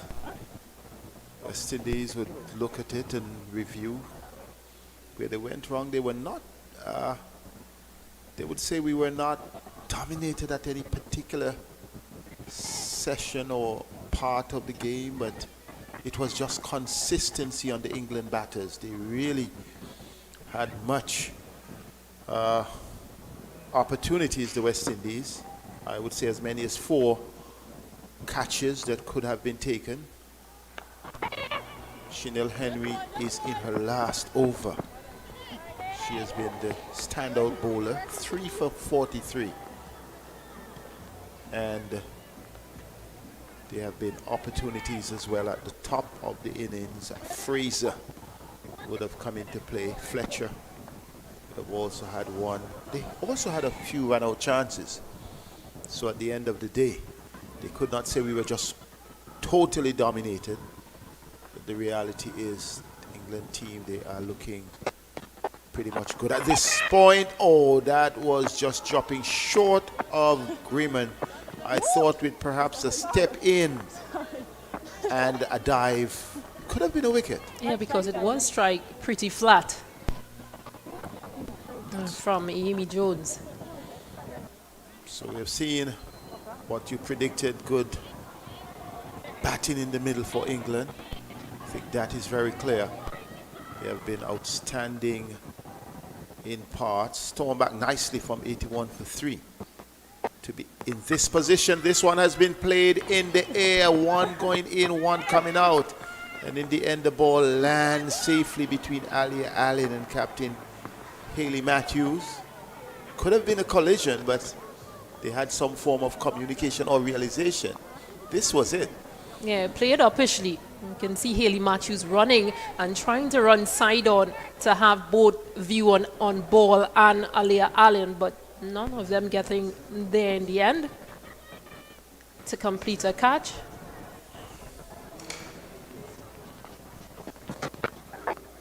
This one short, played in the air. Griman was trying to go back, but the ball is clearing her and goes into the boundary for 4. Quite a productive over here. So far, Stacey, and already 7 runs from it. And Chanel Henry, who would have bowled so well, has now conceded 50 runs with her 3 wickets. Yeah, and this is the time where these English batters, they will go at anything. I would think that maybe sending out Shanita Grimmon and bringing up that fine leg.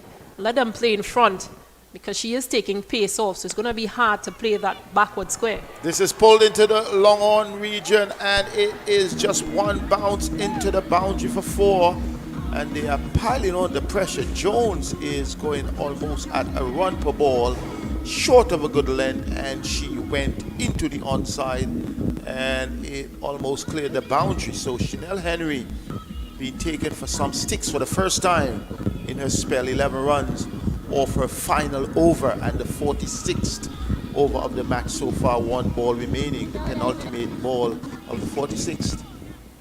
Yeah, and messing up her figures as well. And Chanel Henry.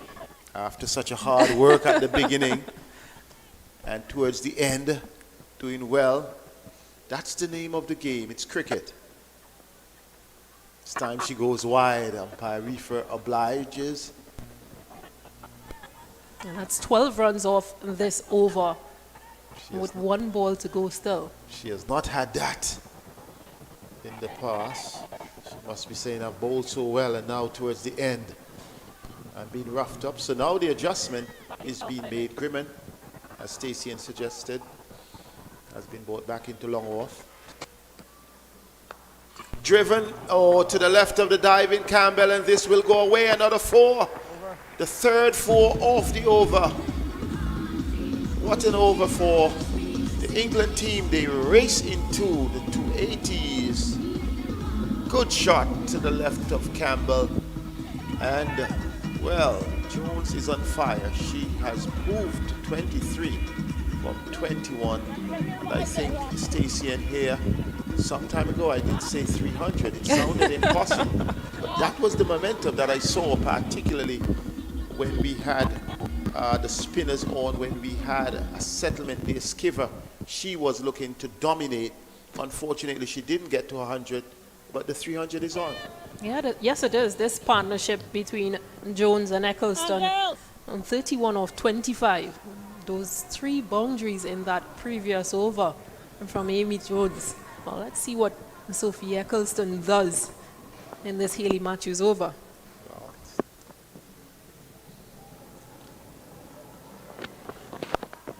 Well, she goes down, hits over. Fraser comes in once again between 2 fielders. So they're picking the spots in the air. Yeah, and it's a good single because Amy Jones has been the aggressor. That's right. So get a single, if not a boundary, get a single and get her on strike. Really a big performance here. Would Hayley be regretting inserting the England team?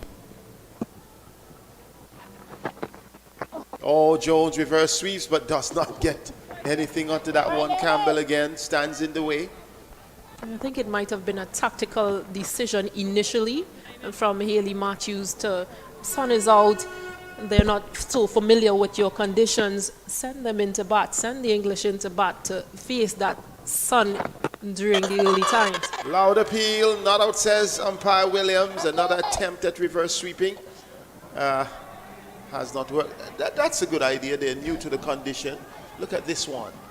Pitched outside and she was going through. The appeal comes up. It just looks to be outside that off stump area. Well, we got that impression even from the shot and where wicketkeeper Kaisia Knight was standing. Matthews in her final over. Driven out towards long off. They will get just the 1. She would be content. Pretty much a decent over so far on the part of the West Indies captain. Only 2 conceded. So Chanel Henry has completed 3 for 59 from her 10 overs, including a maiden. Has been pretty much a challenge for the West Indies bowling. This one has been struck out or into the deep, on the bounce to the fielder on the long on boundary, and another single. Who I don't think was possibly ready for that delivery. And because I think a better effort could have been made to attempt a catch. I've seen a few of those. It's really touch and go situation here. West Indies trying to limit England on the 300. 286 for 6. Even this pair has proven to be a challenge for the West Indies. Oh, another appeal, loud appeal, not out, says umpire Williams. You just wonder if there was a bottom edge. Perhaps because the appeal was continuous and the over comes to an end. 3 overs remaining, 285 for 6, Stacey. Yeah, they've got to finish strong, West Indies, but England, they're in a very good position with that 285 on the scoreboard. And the lights are just trying to make their presence felt here. It's now a situation of darker conditions here.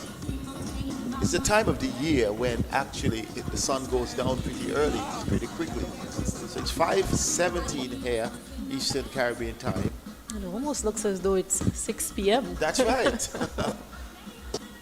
And 2 England batters, they must be saying, they must be projecting, perhaps Jones would be saying, I am the dominant partner. Just allow me to get most of the strike and then we could have a huge go. Yeah, she's on 24 of 25. Eccleston 12 of 13. In partnership with 34 runs.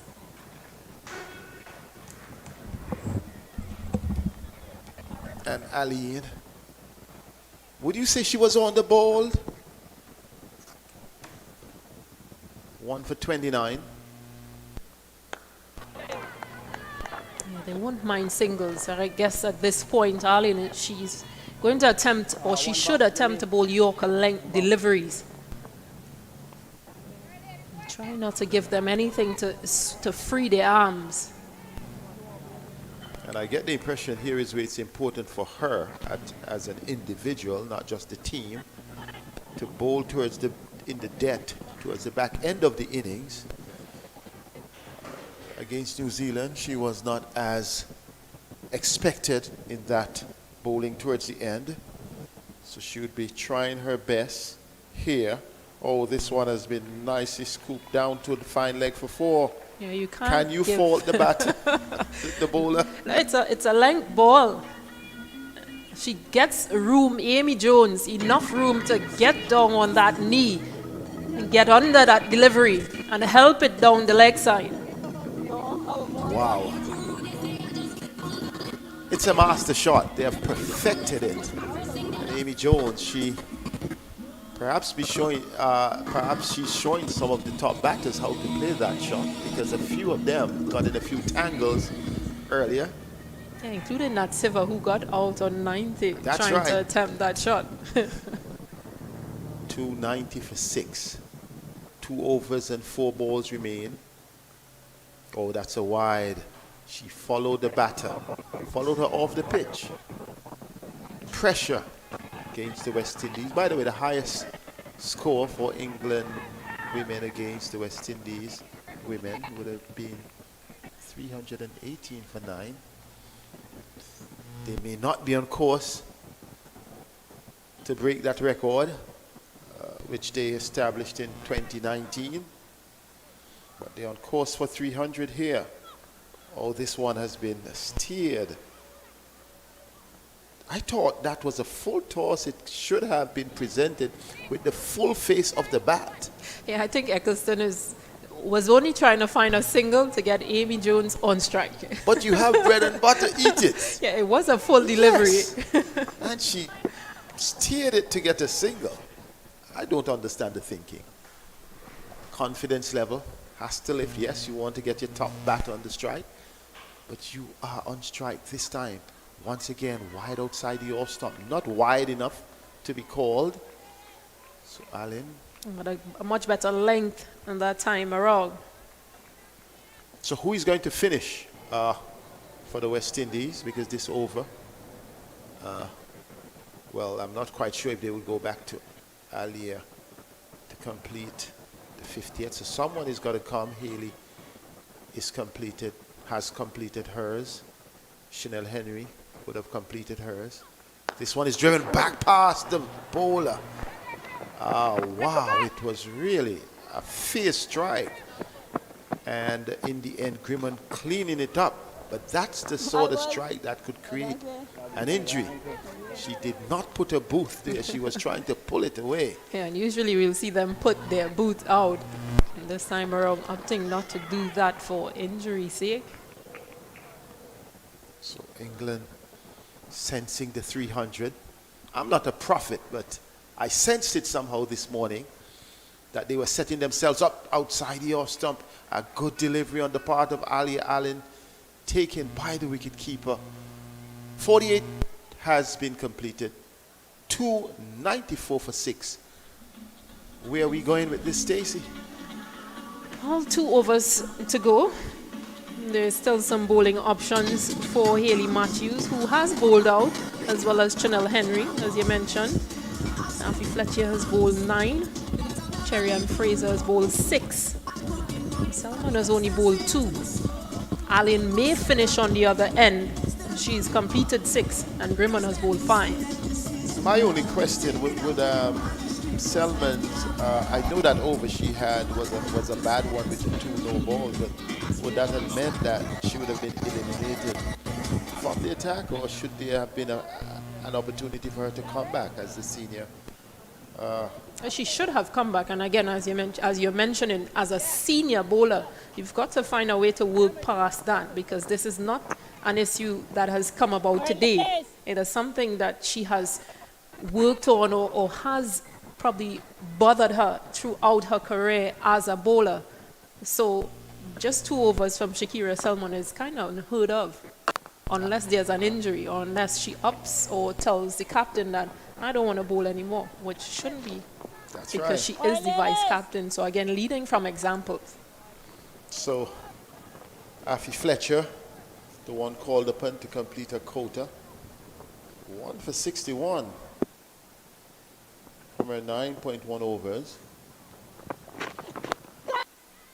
In the air, oh, badly judged on the part of the captain. It is happening again in the field. That one spliced off the outside edge.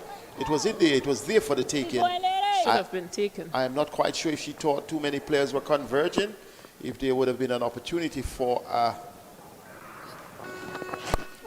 this one is, well, this one was almost off the pitch. And that one was played out to the cover region, sort of falling apart here for the West Indies in the field. Yeah, Sophie Eccleston just decided that she needs to get bat on ball, no matter where that delivery landed. Almost to the practice pitch to the side. And Eccleston, she's joining her other teammates in going across the wicket. And that is what seems to be troubling Fletcher. She's forced to actually follow them, rather stick to her stock delivery. Just have a look at where Amy Jones is standing to bat. This time she cuts, she's out caught. Taken by Shameen Campbell. Finally, Amy Jones goes for 30. West Indies taking wicket number 7, a comfortable catch. And Fletcher would have gotten her 2nd wicket. 1 too late or 1 to slow the momentum? I'd say slow the momentum, but Amy Jones, she was batting almost on off stump. And that has been part of the challenge for the West Indies. Whenever the batters go across, what do? I think if there would have been one fault that I would have picked up would have been that. But still, good England batting. Amy Jones, her 30, coming at a strike rate of 103.4, 29 balls, 4 fours. Pretty much a good batting towards the end of the innings. Yeah, that was a good partnership between her and Sophie Eccleston. Eccleston is still there. She's on 16. And certainly she would not then be allowing Charlie Dean to take the strike. So now she realized she would have to take perhaps responsibility for the next 6 deliveries. Thank you. 8 deliveries remaining. 4 away from 300. Charlie Dean is on strike. So Dean faces Fletcher.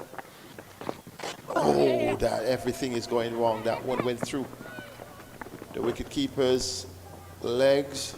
After taking the edge, she wanted to come back for the second run. Eccleston, but decided not to. 298 for 7. 300 definitely on. How good a batter is Dean? Oh, she can't strike a good ball.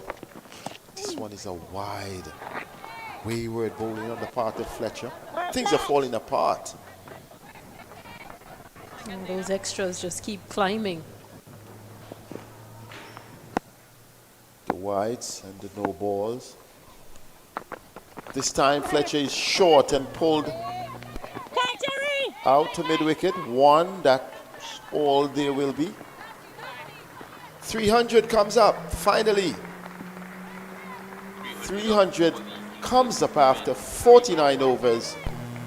England, exceptional batting here, Stacey and King. Yeah, I think they'll be happy with that achievement of 300 with an over to go. Still, the batters have contributed quite well, and they've really taken a liking or taken it to the West Indian bowlers. Really taking a liking here. We didn't see it on the card during the first 15, during the first, I would even say 20. But it sort of started to project that way towards the end of, well, towards the middle passage of the West Indies innings. And now we see Ali Allen has been given the opportunity to bowl the final over. And let's see the field that we have. Third man on the boundary, cover on the boundary, long off on the boundary, forward the square going back. And this one is flicked nicely. The attempt, well, in fact, 2 runs instead of what she would have desired, perhaps a fourth. Dean doing well. Yeah, just try to guide that delivery down to the leg or fine leg position. And again, you're running from Sophie Eccleston. She pushes really hard. She's almost as though she's looking for a misfield to get a third run. That is part of the England approach. They have been really good running between the wicket.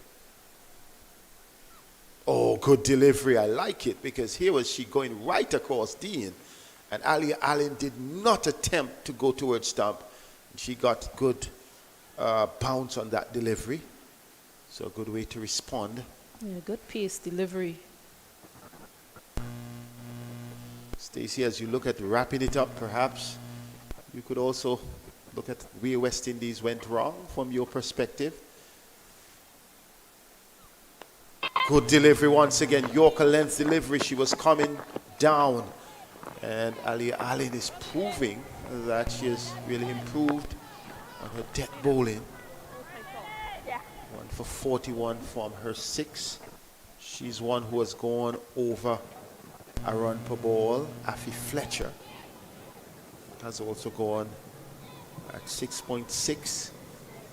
So perhaps with other bowling options, may have been where options could have been considered.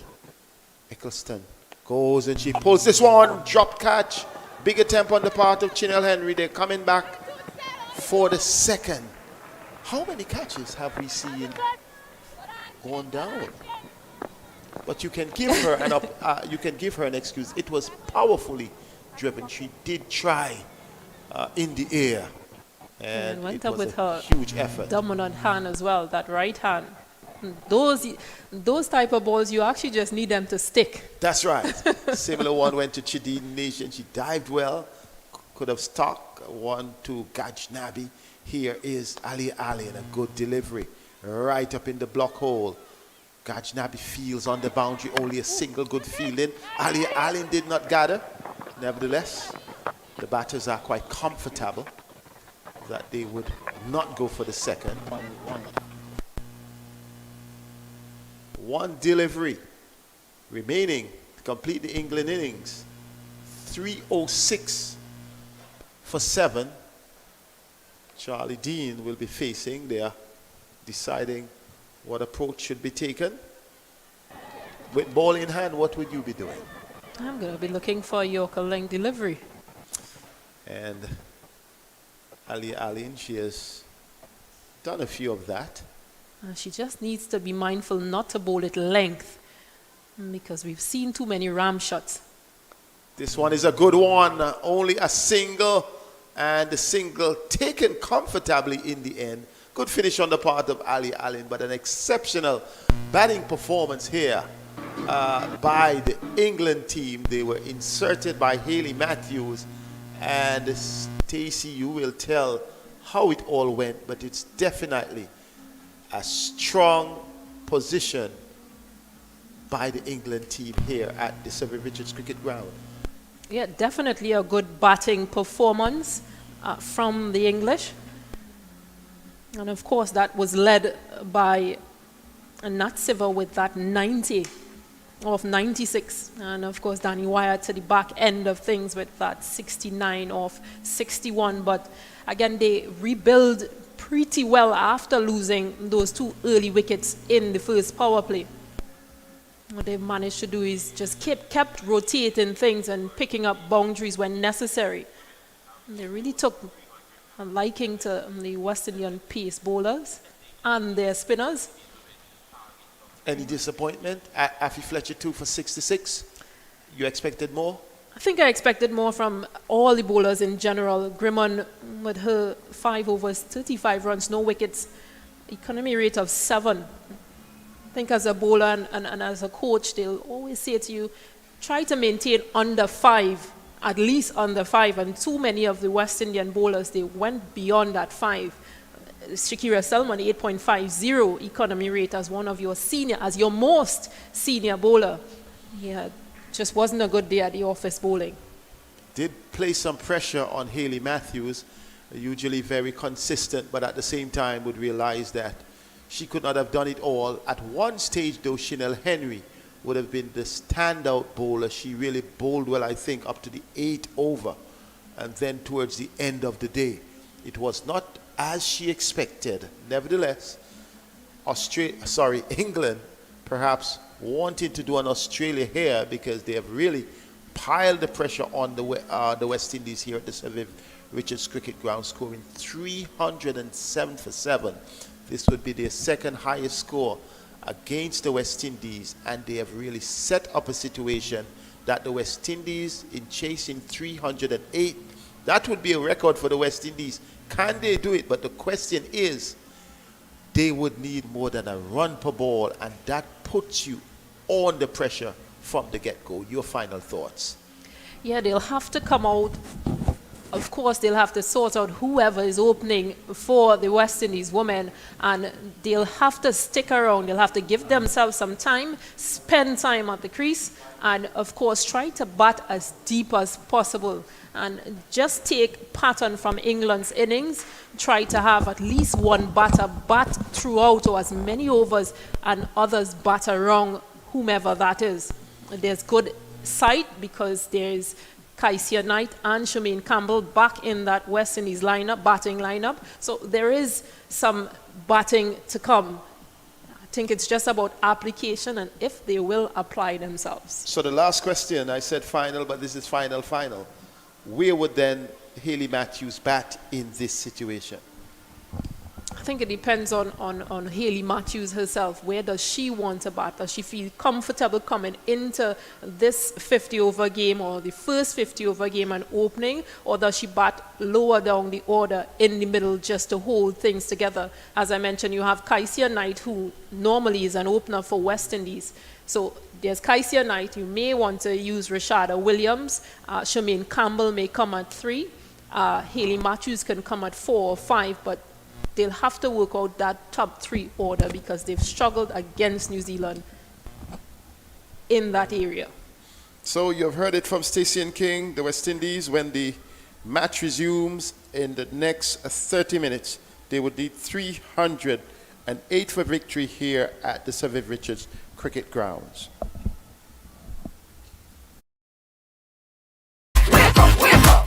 You're not got the vibes, it's right. Wake up, wake up, wake up. We are the West Indies. We are the West Indies. We are the West Indies. We are the West Indies. We are the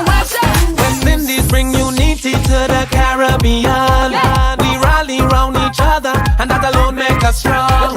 One goal in mind, win, lose or draw, we all play as one. If you're proud of your country, let me see you put up your hand. Barbados, We got it. St. Vincent, we got it. St. Kitts, We got it. Trinbago, we got it. Jamaica, Guyana, St. Lucia, Antigua, Dominica, Grenada. we are the West Indies.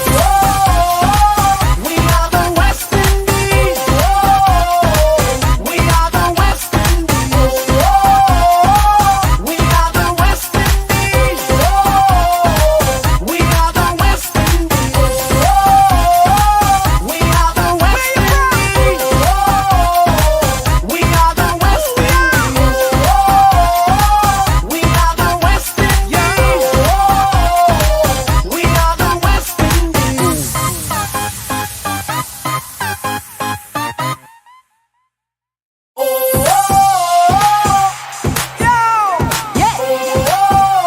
West Indies. Sure. We are the West Indies. That's right. We are the West Indies. Turn it up to the top, it's time to jump up. People, are you ready? Windies in the land, just put up your hand. It's time to party. All the people in the front, run in the front. Come wine your body. We are West Indies, everybody. Sing. We are the West Indies. We are the West Indies. We are the West Indies. We are the West Sure. Indies. You're full of energy, you must can breathe. Fling up your hand, them jump to your feet. The party make the vibes complete. Caribbean, so we dance in the street. Party stand, wave your hand. Make me see you, every woman and man. Jump up, jump up, jump up. Everybody, make me see you, wake up. Wake up, wake up, wake up, wake up. We are party from the daylight. Wake up, wake up, wake up, wake up. Everybody, let me see you unite. Wake up, wake up, wake up, wake up. Hear not 'cause the vibes is right. Wake up, wake up, wake up. We are the fire. West Indies. We are the West Indies. We are the West Indies. We are the West Indies. We are the West Indies. West Indies bring unity to the Caribbean. We rally round each other, and that alone make us strong. One goal in mind, win, lose or draw, we all play as one. If you're proud of your country, let me see you put up your hand. Barbados, We got it. St. Vincent, we got it. St. Kitts, We got it. Trinbago, we got it. Jamaica, Guyana, St. Lucia, Antigua, Dominica, Grenada. we are the West Indies. We are the West Indies. We are the West Indies. We are the West Indies. We are the West Indies. We are the West Indies. We are the West Indies. We are the West Indies. We are the West Indies.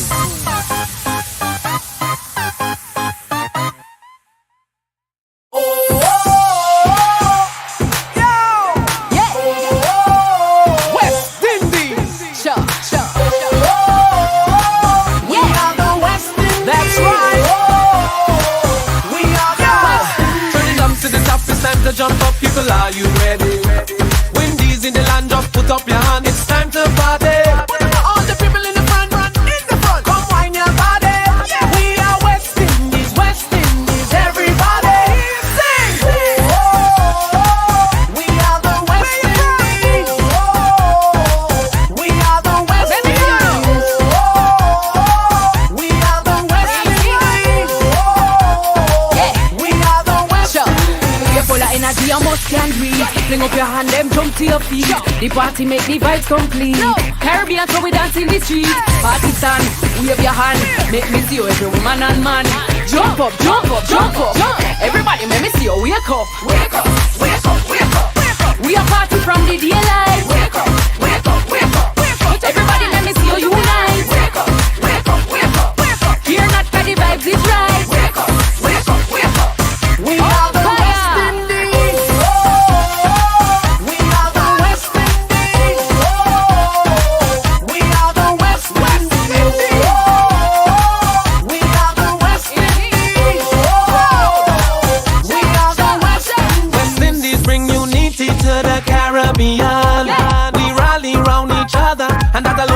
us strong. One goal in mind, win, lose or draw. We all play as one. If you're proud of your country, let me see you put up your hand. Barbados, We got it. St. Vincent, we got it. St. Kitts, We got it. Trinbago, we got it. Jamaica, Guyana, St. Lucia, Antigua, Dominica, Grenada. we are the West Indies. We are the West Indies. We are the West Indies. We are the West Indies. We are the West Indies. We are the West Indies. We are the West Indies. We are the West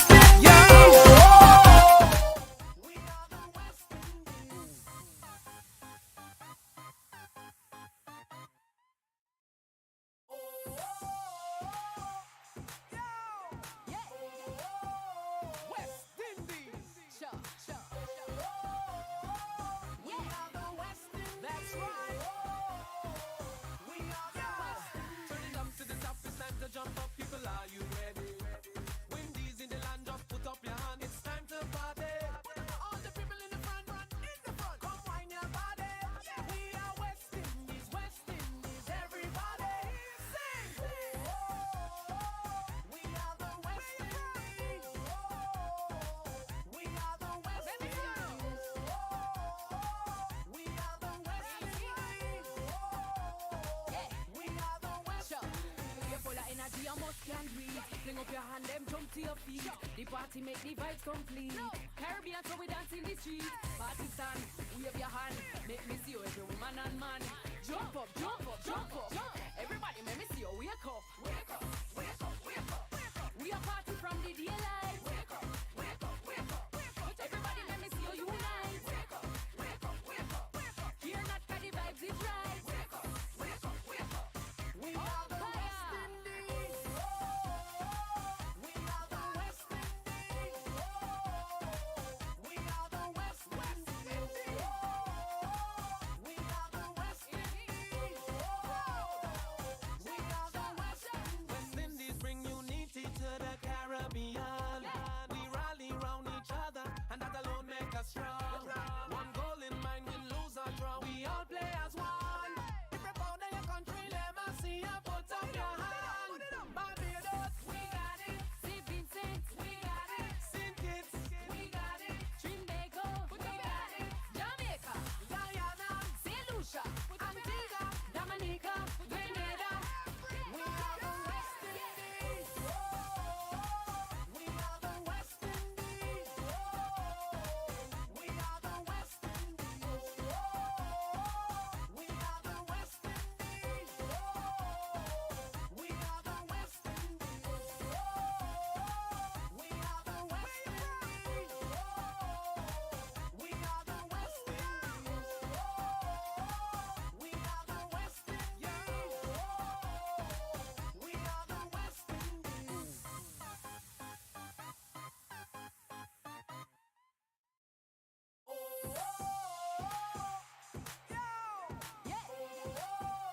West Indies.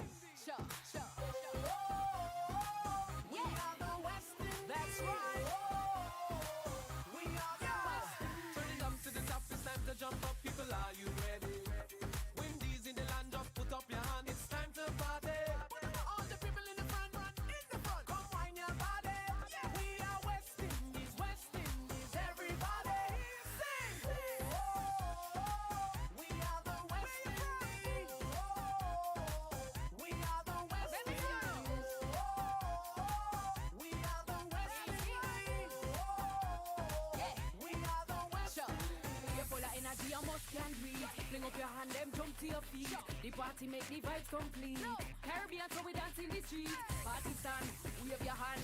Make me see you, every woman and man. Jump up, jump up, jump up. Everybody, make me see you, wake up. Wake up, wake up, wake up, wake up. We are party from the daylight. Wake up, wake up, wake up, wake up. Everybody, let me see you unite. Wake up, wake up, wake up, wake up. Hear not 'cause the vibes is right. Wake up, wake up, wake up. We are the West Indies. We are the West Indies.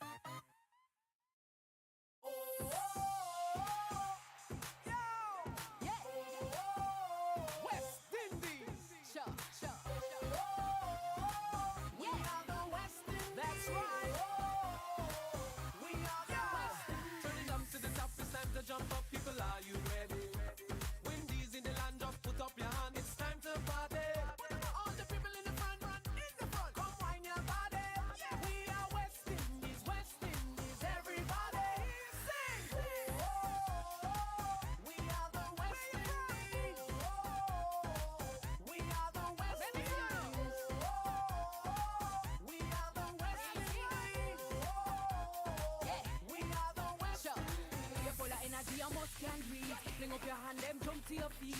The party make the vibes complete. Caribbean, so we dance in the street. Party stand, wave your hand.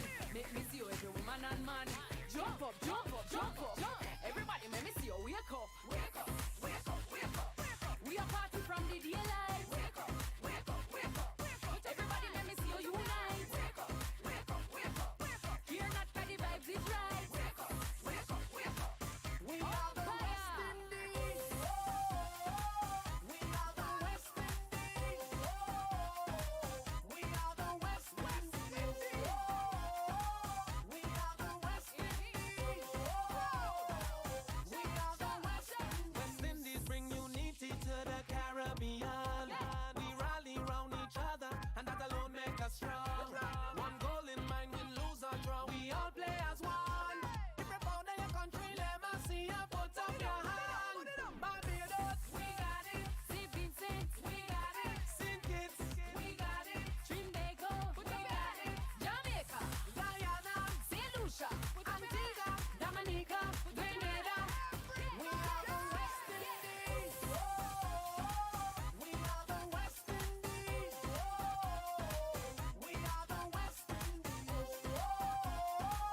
We are the West Indies. We are the West Indies. We are the West Indies. We are the West Indies. We are the West Indies. We are the West Indies.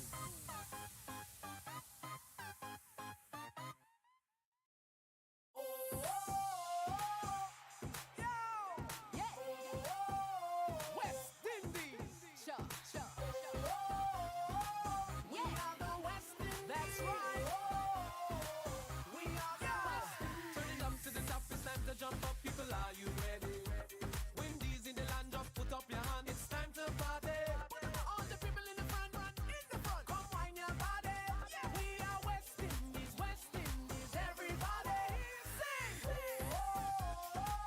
We are the West Indies. We are the West Indies. We are the West Indies. We are the West Sure. Indies. You're full of energy, you must can breathe. Fling up your hand, them jump to your feet. The party make the vibes complete. Caribbean, so we dance in the street. Party stand, wave your hand. Make me see you, every woman and man. Jump up, jump up, jump up. Everybody, make me see you, wake up. Wake up, wake up, wake up. We are party from the daylight. Wake up, wake up, wake up. Everybody, let me see you unite. Wake up, wake up, wake up. Fear not, 'cause the vibes is right. Wake up, wake up, wake up. We are the West Indies. We are the West Indies.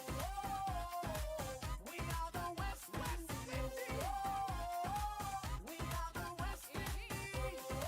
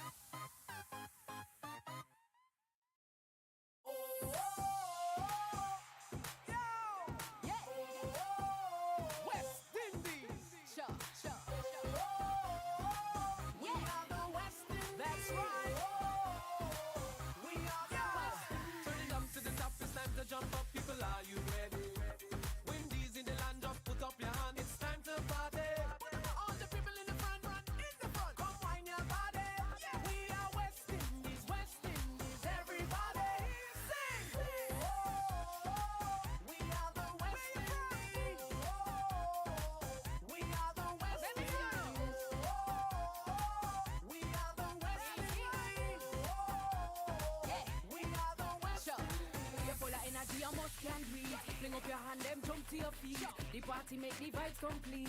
Caribbean, so we dance in the street. Party stand, wave your hand. Make me see you, every woman and man. Jump up, jump up, jump up. Everybody, make me see you, wake up. Wake up, wake up, wake up. We are party from the daylight. Wake up, wake up, wake up. Everybody, let me see you unite. Wake up, wake up, wake up. You're not for the vibes, it's right. Wake up, wake up, wake up. We are the West Indies. We are the West Indies. We are the West Indies. We are the West Indies. We are the West Indies. West Indies bring unity to the Caribbean. We rally round each other, and that alone make us strong. One goal in mind, win, lose or draw. We all play as one. If you're proud of your country, let me see you put up your hand. Barbados, we got it. St. Vincent, we got it. St. Kitts, We got it. Trinbago, we got it. Jamaica, Guyana, St. Lucia, Antigua, Dominica, Grenada. we are the West Indies. We are the West Indies. We are the West Indies. We are the West Indies. We are the West Indies. We are the West Indies. We are the West Indies. We are the West Indies. We are the West Indies.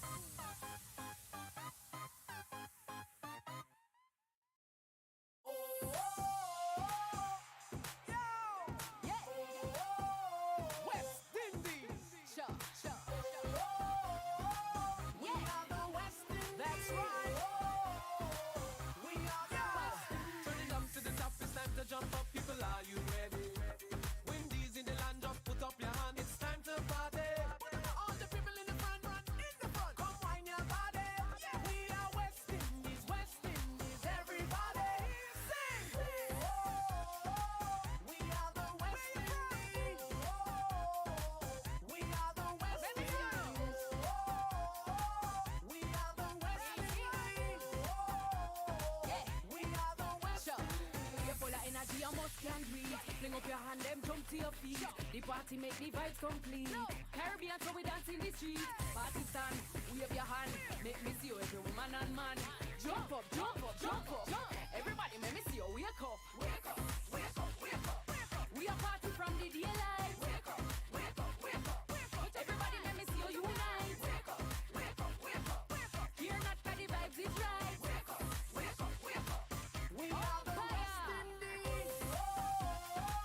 We are the West Indies. We are the West Indies. We are the West Indies.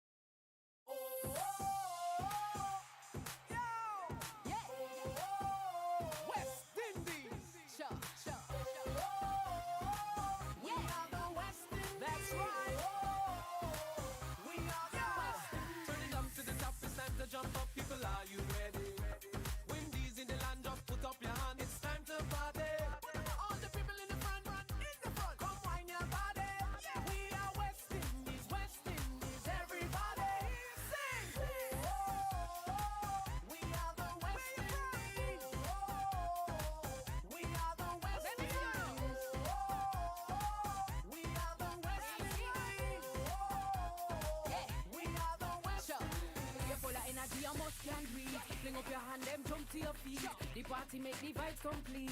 Caribbean, so we dance in the street. Party stand, wave your hand. Make me see you, every woman and man. Jump up, jump up, jump up.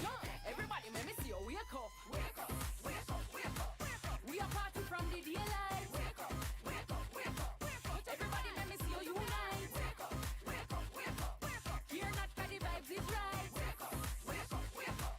We are the West Indies. We are the West Indies. We are the West Indies. We are the West Indies. We are the West Indies. West Indies bring unity to the Caribbean. We rally round each other, and that alone make us strong. One goal in mind, win, lose or draw. We all play as one. If you're proud of your country, let me see you put.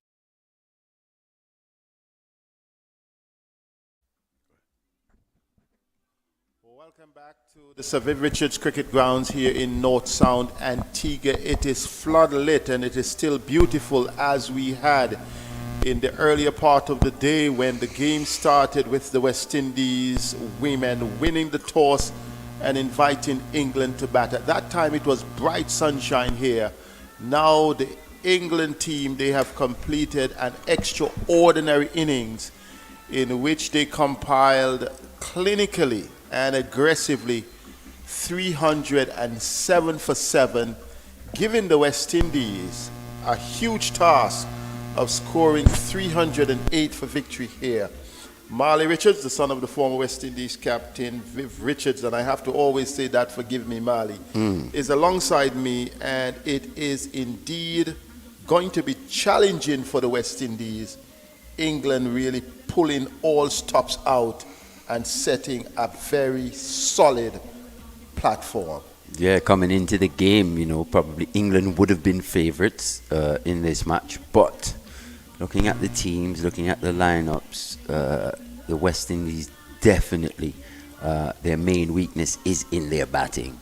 And for their bowlers to then go for 3 over 300, when that's supposed to be their strength, it's definitely a tough proposition for the West Indies here. But with Hayley Matthews, anything can possibly happen, and we know how this game of cricket goes.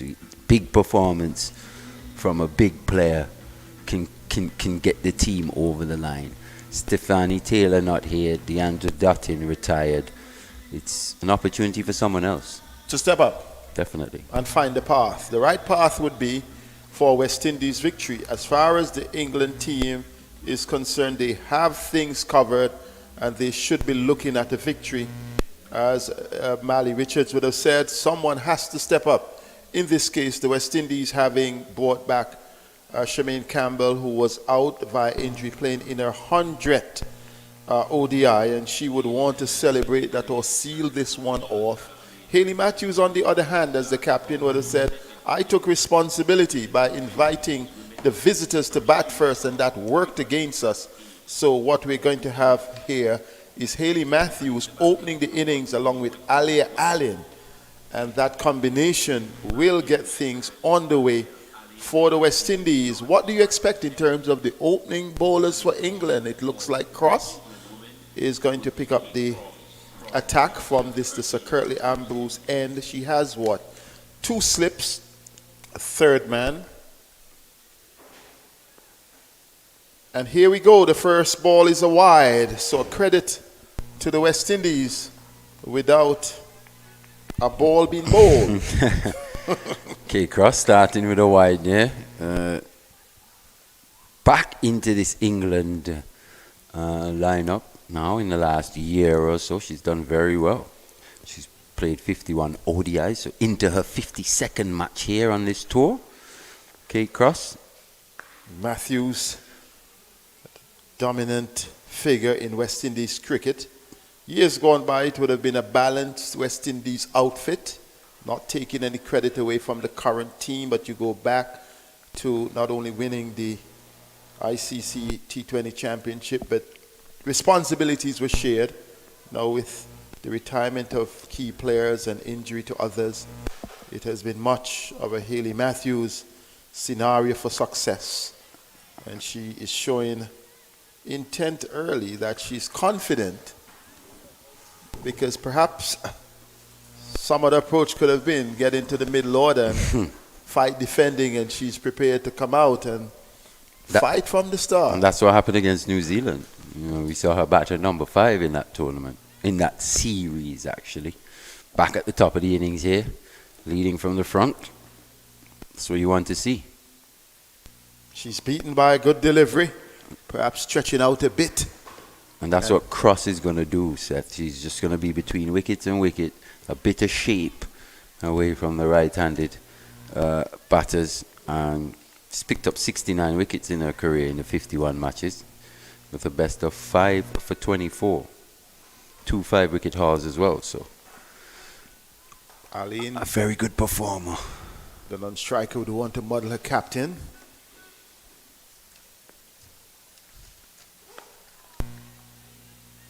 Good over so far on the part of Cross.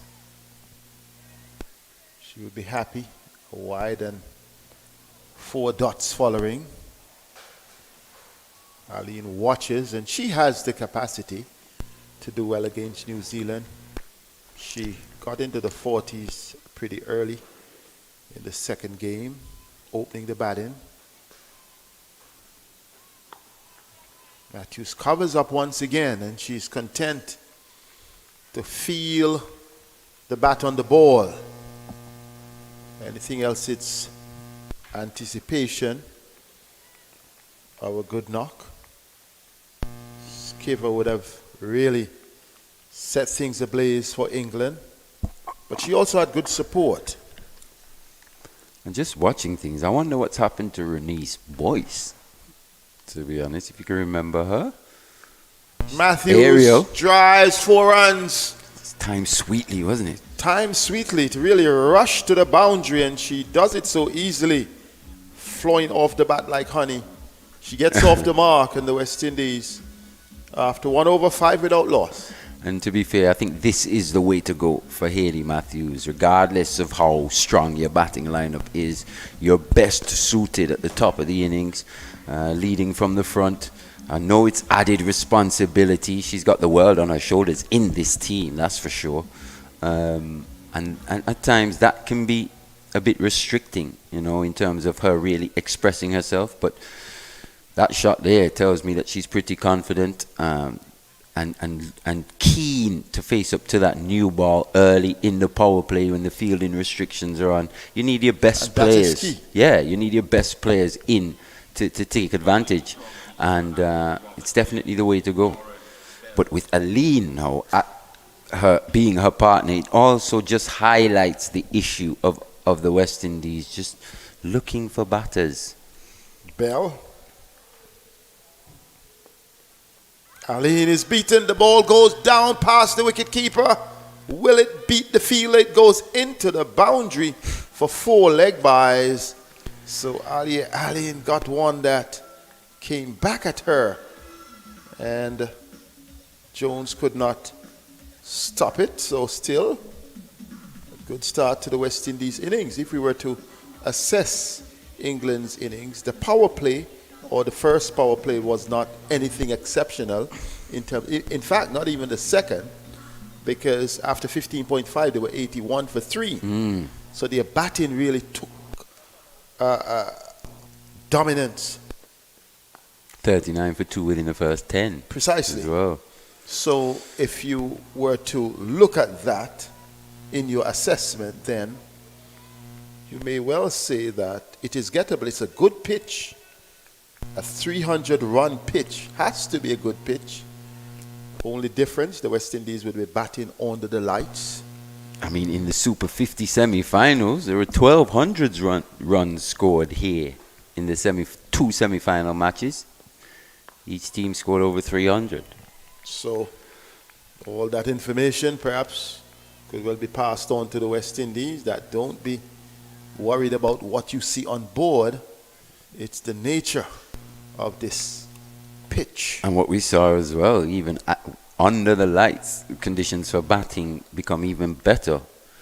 The main issue is whether there'll be any dew about You know, the ball tends to soak up that moisture and get heavier, but it's better conditions under the lights for batting as well. Well, Aline, looking as though she wanted to go through the mid-off extra cover region, but instead got the ball down to mid-on. Needs to just keep a cool, steady head. With the captain at the other end, you can rotate the strike, which was in fact the strength of the England team at the start of the innings.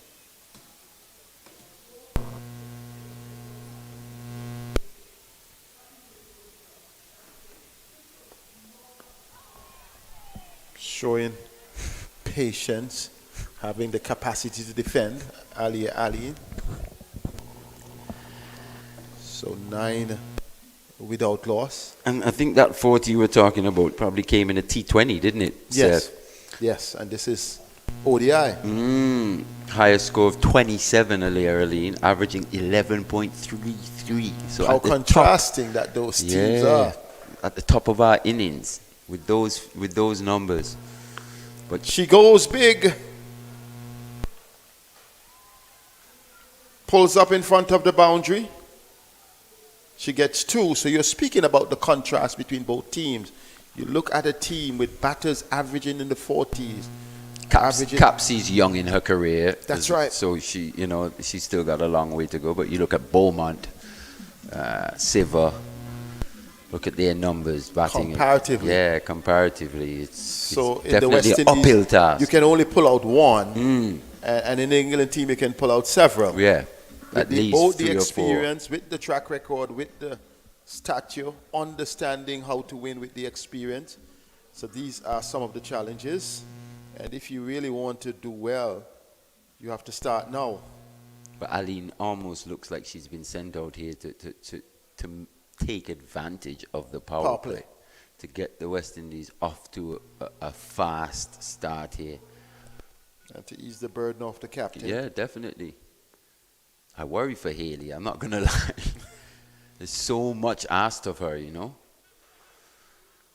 Is it sustainable? That's a question, because my concern for her is not say this match, it's about the burden leadership brings. You're an all-rounder. You may not be as matured. I don't know her temperamentally, so we can't comment. Stacey and may be better at assessing that.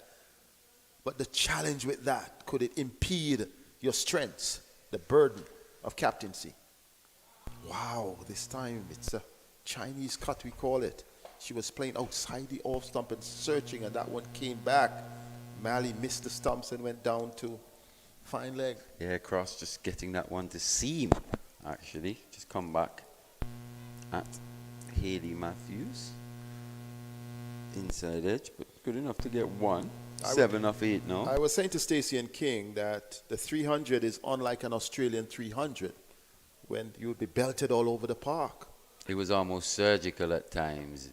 Very surgical and clinical. It was just, they did everything to precision. Very precise in the run in between the wicket. Very precise in the placement. We got the first 6 of the innings in about the 46th over. So you recognize there that it was just happening without one recognizing how clinical this performance. Especially that partnership between Siver and Danny Wyatt. Aline hits this one in the air. She will perish, will she? Yes. West Indies losing their first wicket. The thought of an aggressive Alia Allen dominating the power play has come to an end. West Indies losing their first wicket, comfortably taken by Dean off the bowling of Cross for 2, 14 for 1. Yeah, just playing across that one, Alia Aline. Obviously, she was sent in to get on with things, to really look to apply pressure back onto these English bowlers. But Kate Cross, good enough there just to present the delivery, not in her hitting arc. Aline seems to like the ball full and in her area, just back of her length. Taking a top edge, easy catch. First wicket goes down, 14 for 1. You don't want to be in a situation like this, losing an early wicket chasing over a run per ball, because what it does, the next batter who comes in would have to check the approach, and in this case it's wicketkeeper bat Kaisia Knight. So it would be interesting. She's also a senior batter and also provides a left-right combination for the West Indies. Your thoughts, Mally? Yeah, she was pretty good behind the stumps today. Took everything that came her way, to be honest. One of the senior players in this West Indian team now, Kaisia, alongside her twin sister, who's not in this. Kaishona. Yeah, not in this squad. Which is something that would raise an eyebrow. Considering the batting available to us, or to the team at this stage.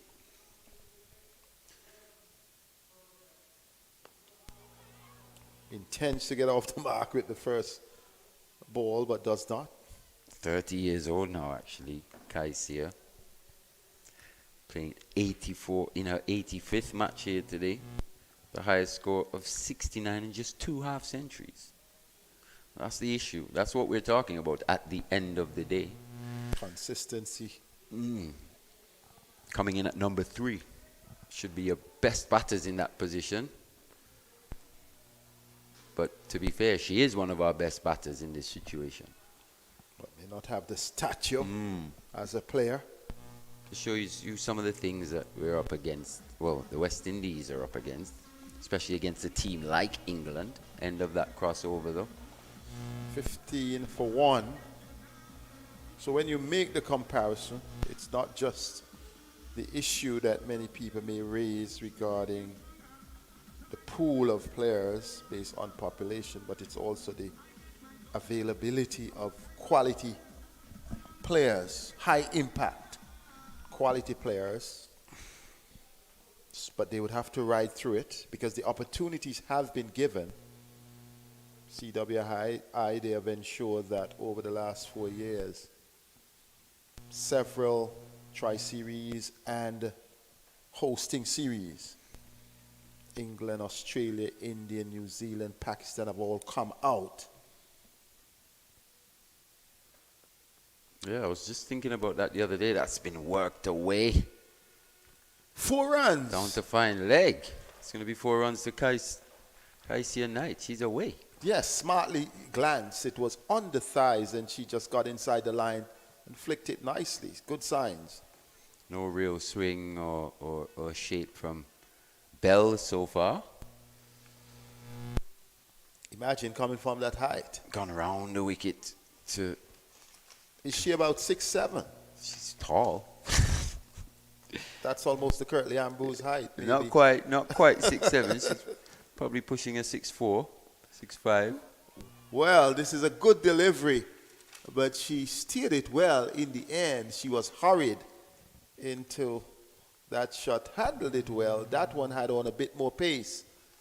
And Knight continues to partner Hayley Matthews.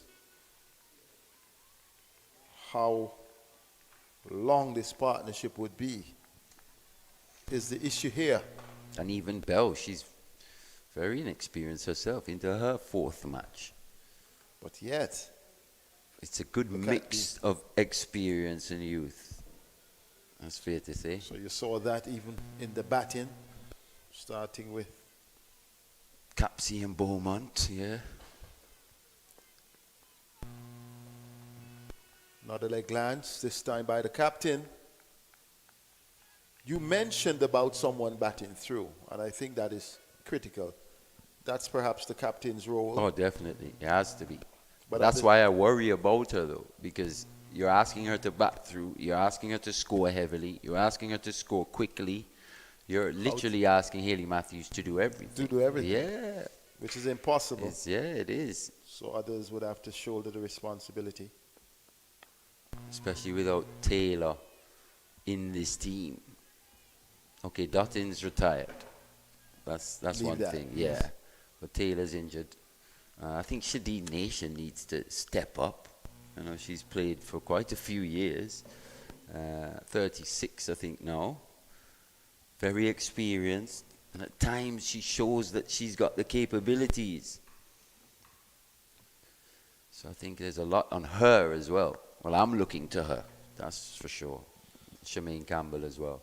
And I think it strengthens the argument when we were speaking about Kai Shaw on the night that, okay, so she's out of the team when the strengthening of the batting was an issue. Yes. With Taylor out, her presence here would have offered, with Campbell's return, would have offered additional possibility of higher scores for the West Indies, but they have sought to look at bowling strength. Good to see young Schultz in the squad, but at the same time, It's just not enough batting. That's fair enough. Issue. Look at this game. 6-7 bowlers would have been bowled. Selman only bowled 2, so you have the bowling, but the batting. That was the case in the last series as well. We mentioned Ghaznavi batting at number 3, who she probably would have batted middle to lower order in her career. Maybe ideally suited at 7 or 8. 21 for 1. 308 is the magic total. An uphill task for the Hayley Matthews-led West Indies team. And I wonder why, even just using the Knight sisters as an example, why we haven't had just a little more consistency based on what we see from them, how they shape up, and their technique. They look as good as anyone, really. Yes. But they just don't have the results to go with it. That's something we have to address. I always say cricket is not a pageant. It's not how good you look, it's how productive you are. Yeah. So the looks and productivity must go together. Definitely. And I always believe that quality is consistency. So if you're going to be a quality player, you have to be consistent at a higher level.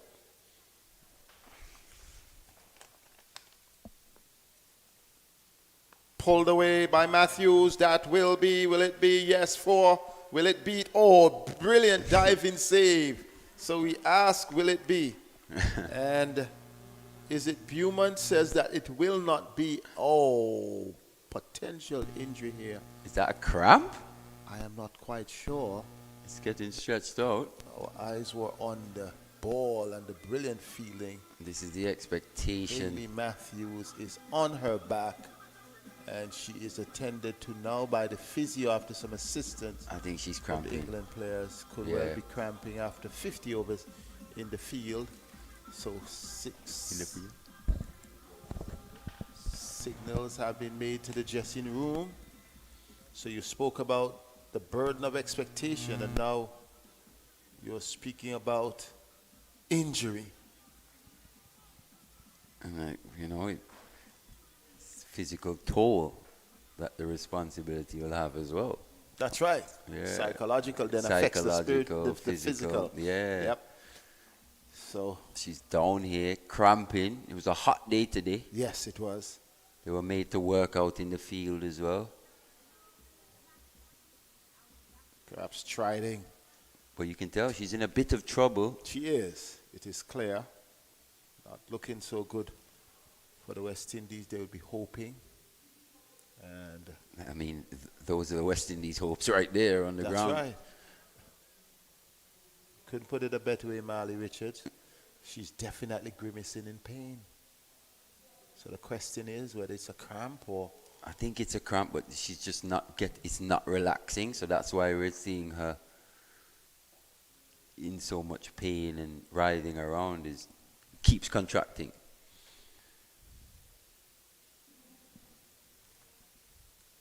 So there's a lot asked of Hayley. I tell you, I can't say it enough. I hope she's strong enough and mature enough to come through this, because there's so much asked of her, and I think something needs to be done as well. We need to get in a room. Someone needs to have a word with Deandra Dutton. I agree. We're not going to win a World Cup without her. That's for sure. And our results aren't going to necessarily improve as we see Hayley Matthews being lifted off. Off the field, and it is not looking good. No pressure is being placed on the left leg. The pads are off the left leg, and she would not be able to continue, at least immediately. because she's leaving the field. So another batter will come out. We are not sure whether she'll be able to resume or at what point she'll be able to resume, because the information we have is the same information that viewers have, because it is all happening at the same time. Yep. What you're seeing is what we're seeing. And if you're a West Indian cricket fan, you would not like seeing what you're seeing on your screen. Well, Captain Hayley Matthews hobbling, being helped to the pavilion. so ascend your prayers. That's what the West Indians used to do in those days. But Brings Rashada Williams to the crease, though. yes, and then perhaps a situation like this would then provide other players with the realization that what they do matter. So we're looking at it now. Rashada Williams replacing Hayley Matthews. Retired, not out, so she's retired hurt in the technical sense. And we spoke about the multiple centurions in the England lineup. Just two in the West Indian batting lineup. Hayley Matthews, actually, you'll have 3 of the 4 centuries, and Jermaine Campbell the other. Rashada Williams defends her first ball.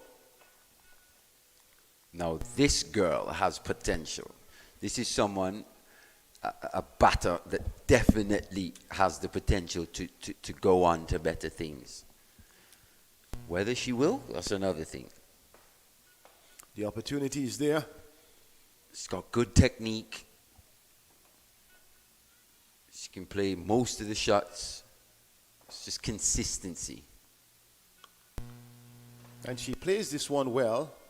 Not a full-blooded pull. Just worked it around. Forward of square to get off the mark with 2. And that's a good shot for her, because what we have seen from her is she just tends to get stuck early into her innings and allows those dot balls to build up, and then the pressure gets to her, and then she plays a rash stroke. If she can take a page out of Siver's book and just look to maneuver the balls a bit more into the gaps, it's like, got to be looking to, and run hard as well. That should be a big part of her batting. And run well. Yeah. Because one of the things with Knight, her partner, is that Knight likes to run, but sometimes runs before she sees exactly where the fielder is. Got to have that loud, clear communication. That's the key. And these are basics, to be honest. Just like that. You see what I mean? She's got solid technique. She looks good. Definitely one of the better young batters in terms of technique. Rashada Williams. 21 for 1.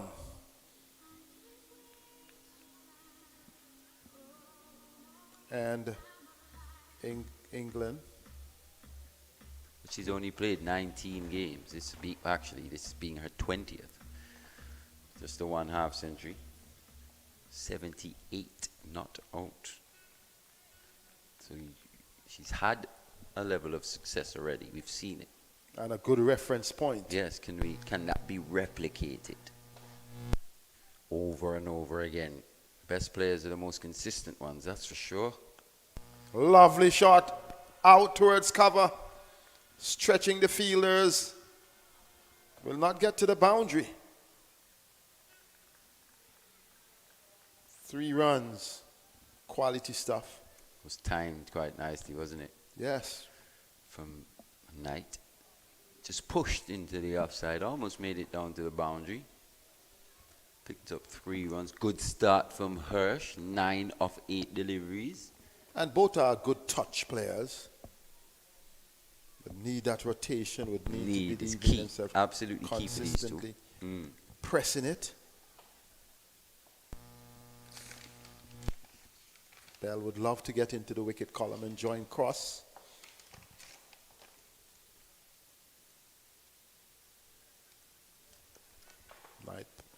Williams pulls out of that, perhaps a fly or something, or yes, she's having to fan a few away. She says that it's ready. Sometimes, though, batters may do that. to put the bowler's rhythm off the path. But I know that was a genuine situation. Probably just missed her run. Defends well. Solid.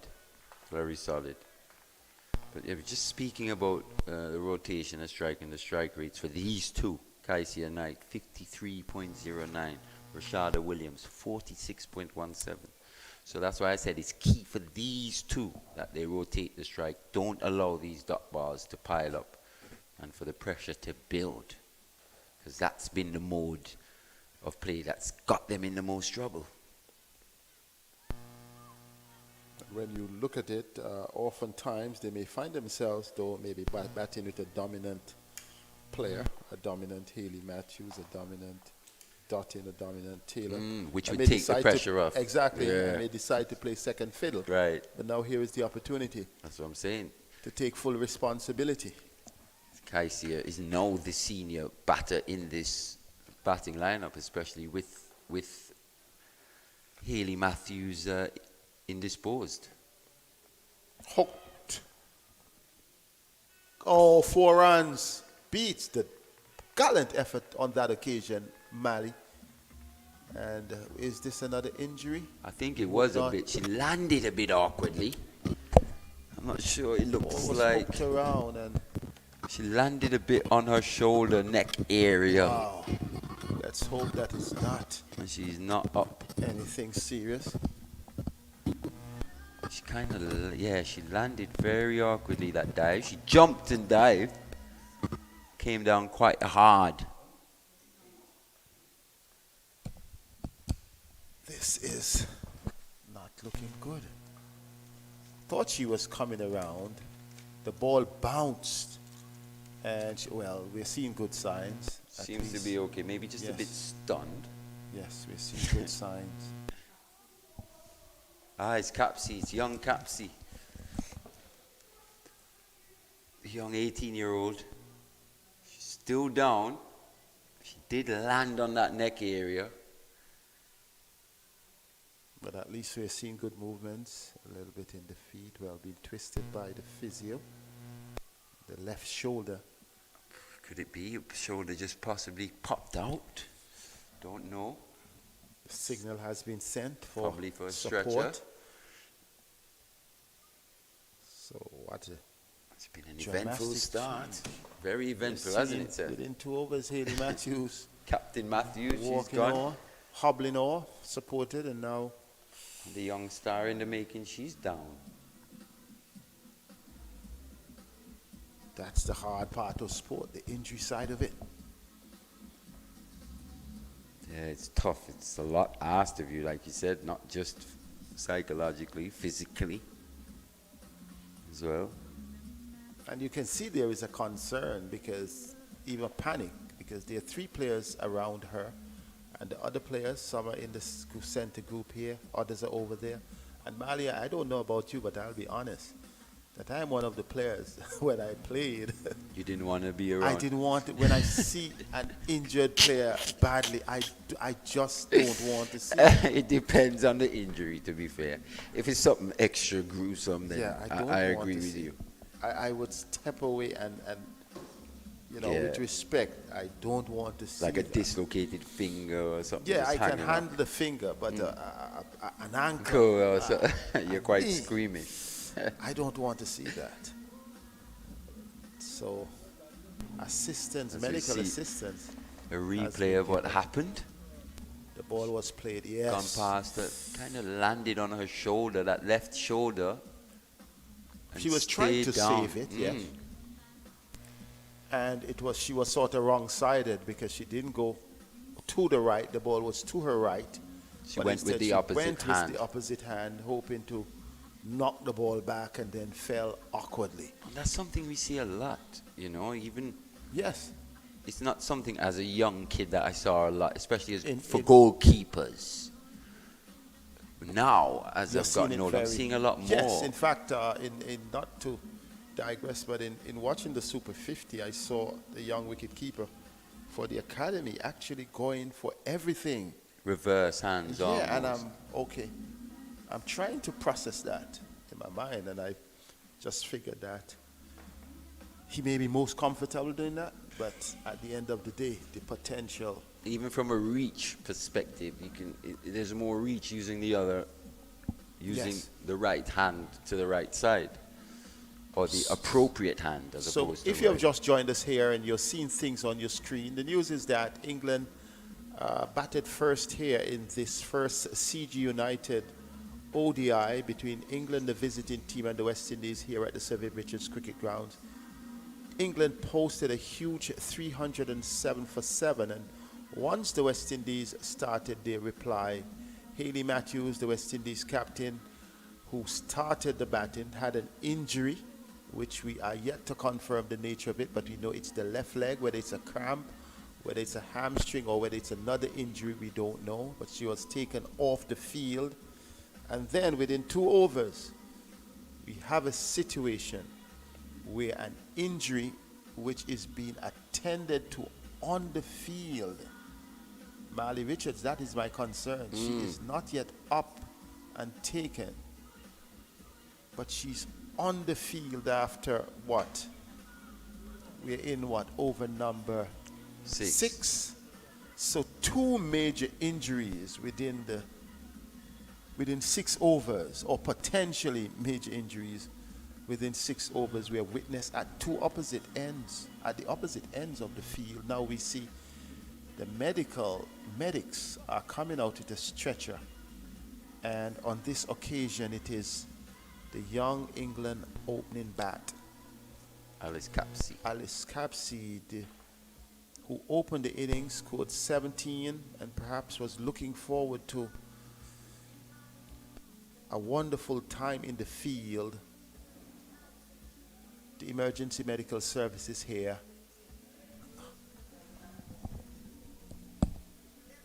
and they will miss her right arm off break bowling. So, but beyond that is the concern. So I would just say to those of you who are there, we have shown the replay over and over again.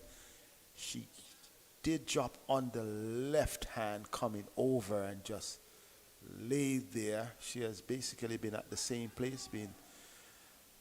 She has shown good movements, though we have seen at least the lower part of the body being moved, but the physio came and was attending to the left shoulder, and now preparation is being made for her to be taken. She is pretty much okay sitting up.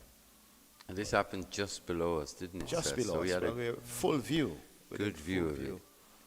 Landed very awkwardly on that left shoulder neck area. She gets up. We know that she's okay, but the arm is strapped. The left arm is strapped to her.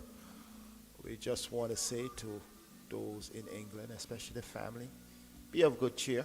She's good. She doesn't actually, they don't need the stretcher They don't for need her. the stretcher. Wow. Wow, that's like a miracle, man. But We are so delighted. But they've her arm is stabilized. strapped. Yeah. That's great courage. news. That is great news. So, need no major worry. Things have improved significantly. She's up on her feet, and perhaps the prospect, I can only smile or laugh now. Just enjoy, Mali, because it was really getting a bit ginger-like. I know. I just looked away for a second, thinking, okay, they're just going to put her on the stretcher, but then I saw her on her feet. Yes, she was walking literally in straight jumped to up. see. Yeah. Perhaps mind over matter. I am not going on the stretcher. I am going to be okay. And she's been walked off by one medical practitioner along with her physio and a member of the England management staff. So we are so happy in spite of missing a few minutes in the game. The sprightliness of youth. It's good to see. That's right. So good news here. Good news for England, Mali. Yes. You would have had your time in England. You would have played first-class cricket in England. How daunting would it have been? Oh, it depends on the time of the year, to be honest. The earlier in the summer it was, the more daunting it was, to be fair. Back in action. Bell, good delivery, good throw. Didn't break the stump, so first ball after the break. The West Indies getting a single. Good single. 31 for 1. Good from Rashada Williams. 10 of 8 now. So That's how she needs to start her innings. Consistently. they have now brought 3 slips in Going for it. for the left-hander. Sensing an opportunity here. And Knight just like is not that. obliged. She allows the ball to continue to drift towards off. And this is something you saw in the men's game, and it's probably just crept into the women's game as well, in terms of just going around the wicket right away to the left-handers, looking to angle the ball in and shape it away That's late. right. It's quite skillful stuff. Started a bit too wide by Bella on that occasion. That's a good delivery, though. Knight, though, opened the face of the bat. It had the confidence not to leave it, but to play it. That completes the over. Quite a long over, not in terms of balls, but in terms of the break we had. And it is 32 for 1. After sticks, still scoring at a relatively good rate, but the reality, the West Indies losing their opener, Ali Allen, pretty early in the innings, and then Hayley Matthews retiring hurt after an injury to her left leg, which we are uncertain of her position. And they are riding on a very tough target, 307 for 7 made by England. Still a long way to go here for the West Indies. But they've got to put the partnership together, and they've got to still be positive. Tempted drive, beaten in the prospect. Well, what I saw here, Mally, she was up shaping to play through the covers. The prospect of a boundary, but the ball was actually angled in to her and then left her. Just went away the last second.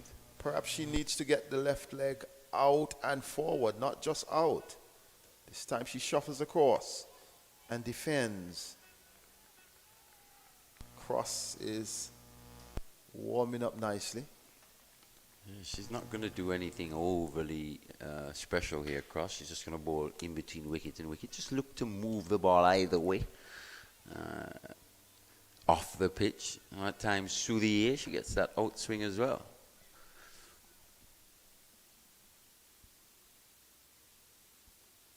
Short delivery. Went for a bouncer there. Yes. Didn't quite get up. Goes for a bye. We saw one bouncer earlier, didn't we? Yes. When England were batting. Well, perhaps that's part of the tactic, because we also saw one, in fact, the ball that caused the injury, well, not that caused, that went for 4. It was a bouncer, a short one, that was hooked. So perhaps part of the ploy. 2 slips and a gully for Cross. And that's where, with softer, just a bit softer hands, the ball was hit into the gap. Both fielders had to move. So in fact, if Rashada Williams and Kaisia Knight were on the same page, that should have been a single. Should have been. Yeah. Should have been. I'm going to tell you a story after this delivery. That's a good shot. With the swing, though.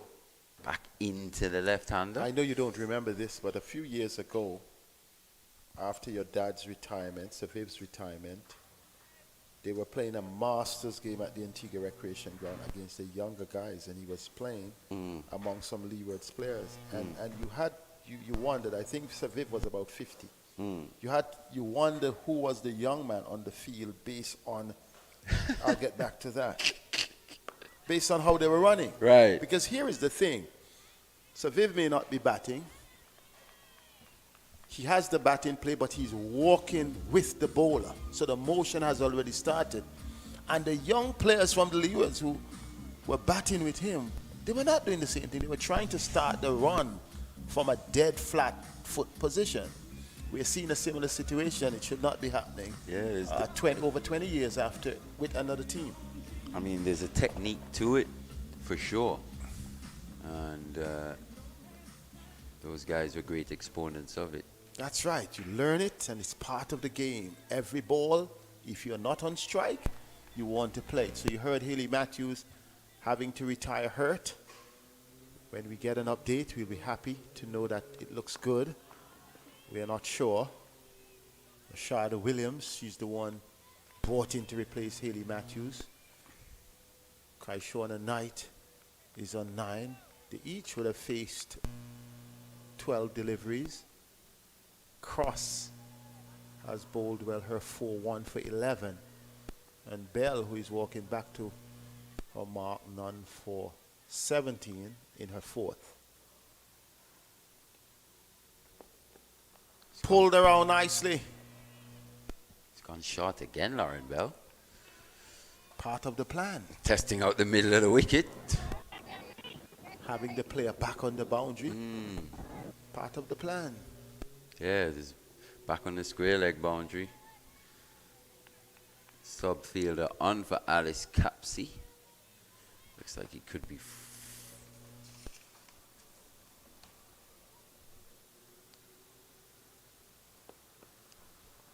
Once again, angling in and then leaving the left-hander. Elected not to play. You yourself a left-hander. And that great square drive that... Freya Kemp actually on for Alice Capsey, number 73. And that great shot backward of point, that's a left-hander stroke.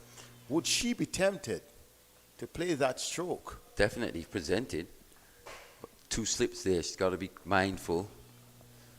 But she elects to pull. Chance for the second, maybe belated, but Good she running. gets in the end. Good running. Coming back for 2. Knight 11 of 14 now, so it's a good start for her in terms of building her innings. Think of when Siva was at the crease. How at times she would just maneuver the ball into the gaps. I was wondering if Campbell would have, well, perhaps she may be due next in the context. That's wide of the off stump.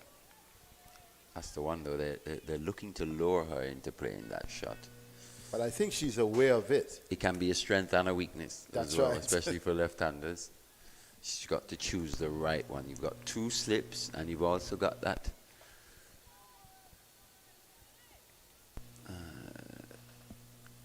point position, most catching. Oh, she That's the one. nibbled at that, but fortunately didn't take the edge. 36 for 1. 8 overs gone now. And doing men's and women's games, it's clear to see the women get through the overs so much quicker, don't they? Yes, you wonder why. Yeah. Well, I mean, they don't run as far and stuff, but they don't waste as much They time. get back into action. Yeah. You know, They just get on with I it. saw an occasion when Gajnabi put down the catch off Grimon. Once the ball got back to her, she was just back to her mark and bowling. Yeah, ready to The go. men would have had some glares, would have asked some questions. Bit of bounce. Yes. Saw her- Defended well, nevertheless. Saw a couple bounce from the Sir Andy Roberts end early. I think it was Chanel Henry. when Yes. She had that new ball. It's the first time we're just seeing something bounce From from this the Sir Curtly Ambrose end. Kate Cross.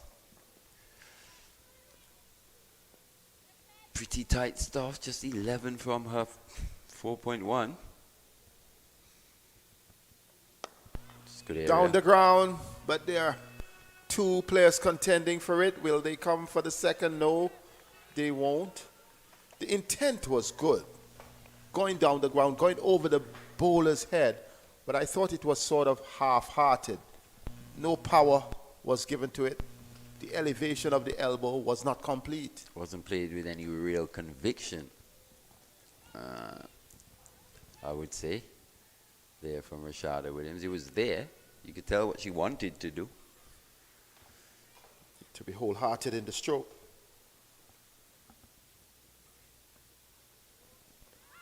Down the leg side, no ball signal. They were appealing.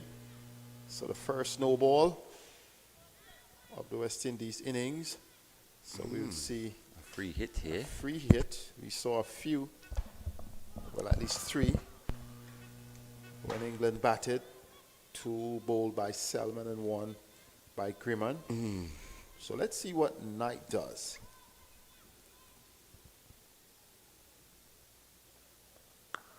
Hit Goes. away for 4. Brilliant shot. Over the offside, actually. Presented with width by Cross. Fully taken by Kaisia Knight. She kept her eyes on the ball. Watched it all She the way. was not trying to hoik or slug. She kept her eyes on it. Excellent movement of the feet. Over the top and into the covers for 4. And that's something that Rashada Williams didn't do on her shot. That transference of weight. It wasn't a positive step into the shot. So Stacey and King must be smiling. I know she will be coming up soon. Because she also had one of her contentions even against New Zealand is that senior batters who have been given that opportunity need to raise their hand up and say, here am I. And I think she's so right. And here is an opportunity. Yet another breaking play, though. Not sure why. Well, 3 players from the West Indies team. Or the landing area, it seems like. Kate Cross has a bit of an issue. Don't know if it needs to be flattened or whether she's sliding or what. So this is the 3rd break of the innings, and we are not even complete. We have not even Not even completed through the first power play. man. So quite an interesting situation. During the England innings, the intensity was just so constant. You didn't even have time to let up. Can't even count on a break apart from when a player was leaving the field when they were out.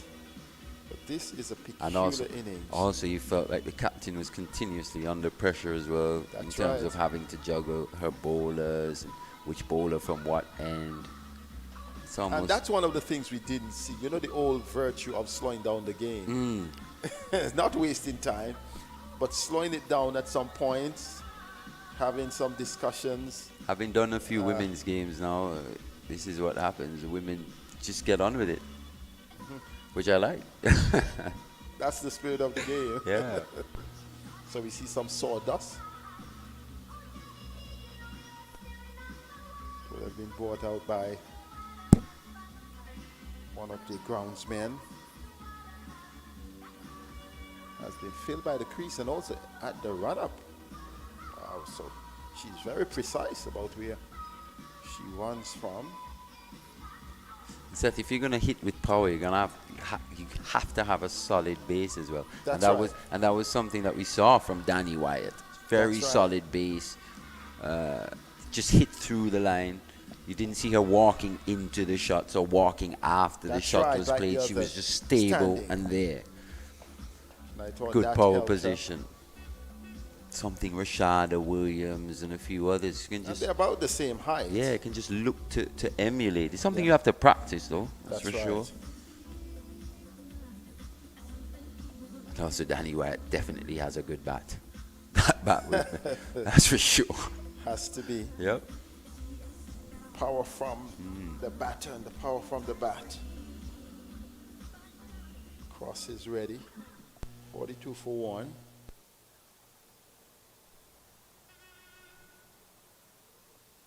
Oh, Knight gets a brilliant Yorker. That one will go down to fine leg for 4. It does.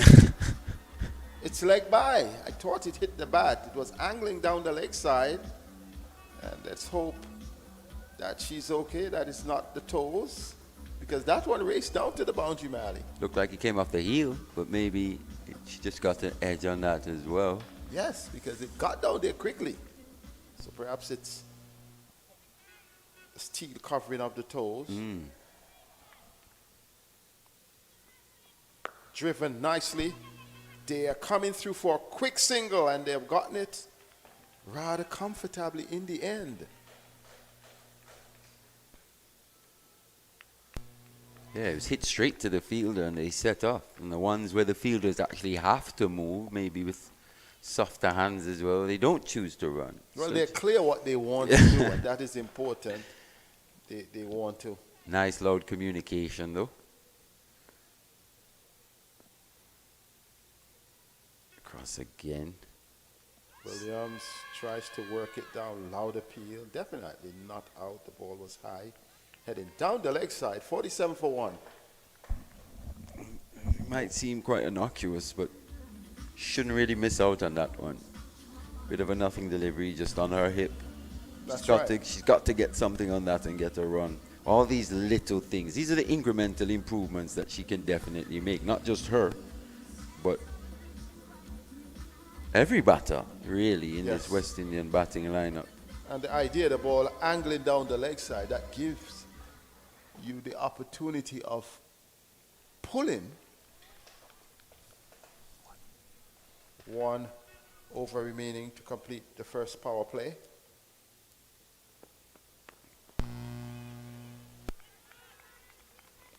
I think she's a bit, she's on the crease, playing well, but we're not seeing any backward or forward movement. Only on the time of impact, you may see a movement from the foot. The back foot moves slightly. And that's why they've kept the 2 slips in, to be fair. This time she works it around. At times she just defends a little square outside that off stump. But could reach, the extra reach, you know, could make the difference in pacing the field and allowing the ball to come onto you. So that's kept the slip fielders interested. However, Knight moves to 17. Bell back over the wicket now to the right-handed Williams. And only 1 slip. I think her shape's mainly into the right-hander. England recognize that. So the position, the attacking fielding position here is a short mid-wicket, Sophia Dunkley.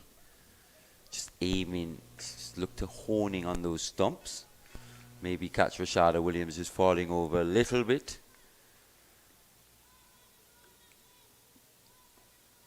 So looking to create opportunities here, England, not just waiting for something to happen.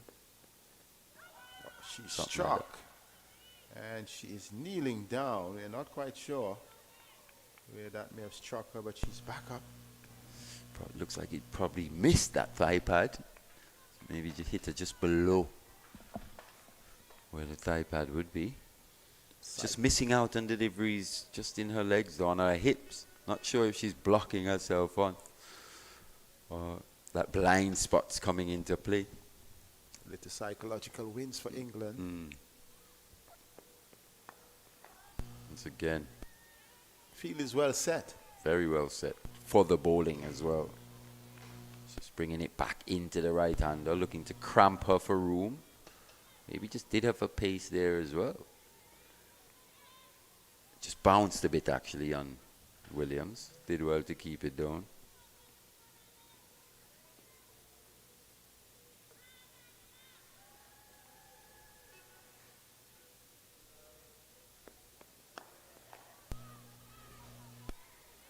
Williams again can't penetrate the field. Straight to the fielder.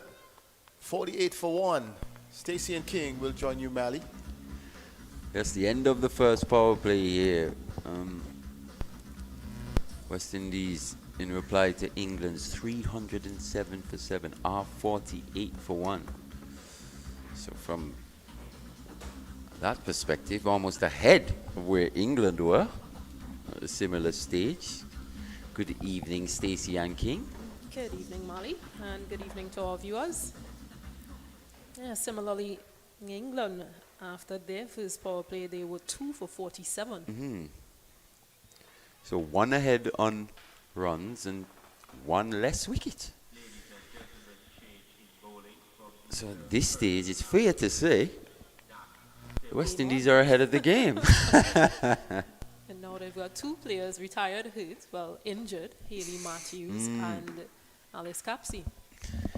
Yeah, 1 for each team. Skeet Ross continues. I like what I see from Kaisia Knight. She's really stuck in She's on 18 of 23. But I like the approach, the intent to stay there, to not fish at balls that are outside that off stump, which tend to trap her previously. Yes, yes. You would know, you played a bit with her as well. This is good from Rashada Williams. Worked into the leg side. And she's been hit twice on that left thigh. Just getting a bit too square on, I think, at times. Just needs to stay a little more side on. Just let the ball come in. Just turns all the way around. But it's something she'll learn. These are young players, and being exposed at this level, they're not the most experienced as well. So it's going to take some time. And she has come a long way, Rashada Williams, because previously she would have been trapped a lot in that playing in that slip region, getting caught in that region. And of course we saw a few short balls from Lauren Bell to her. Wasn't pretty comfortable playing those short balls, but she's improved, and to me that's a tick in the right direction. This one's been swung away, not quite short enough, but she's got good bat on this one. Fielder at fine leg comes all the way round to do the fielding at square leg, just in front of square actually. Yeah, she's almost playing Alice Capsey role. Looking to be positive. Yeah, she's 13 off 23 now. She's definitely got the ability, got the technique. Yeah, and taking on Kate Cross, one of England's Premier most senior bowlers. Yes, Rashada Williams looking up for the fight here this evening. Well, you could just see that there. Oh, a bit of indecision. Rashada Williams just hesitating. Casey Knight says, I'm sorry, that's probably my bad. But it doesn't come back to haunt the West Indies. Come through for another run. Yeah, they've got to maintain that good communication, and just as we saw with England. That intent.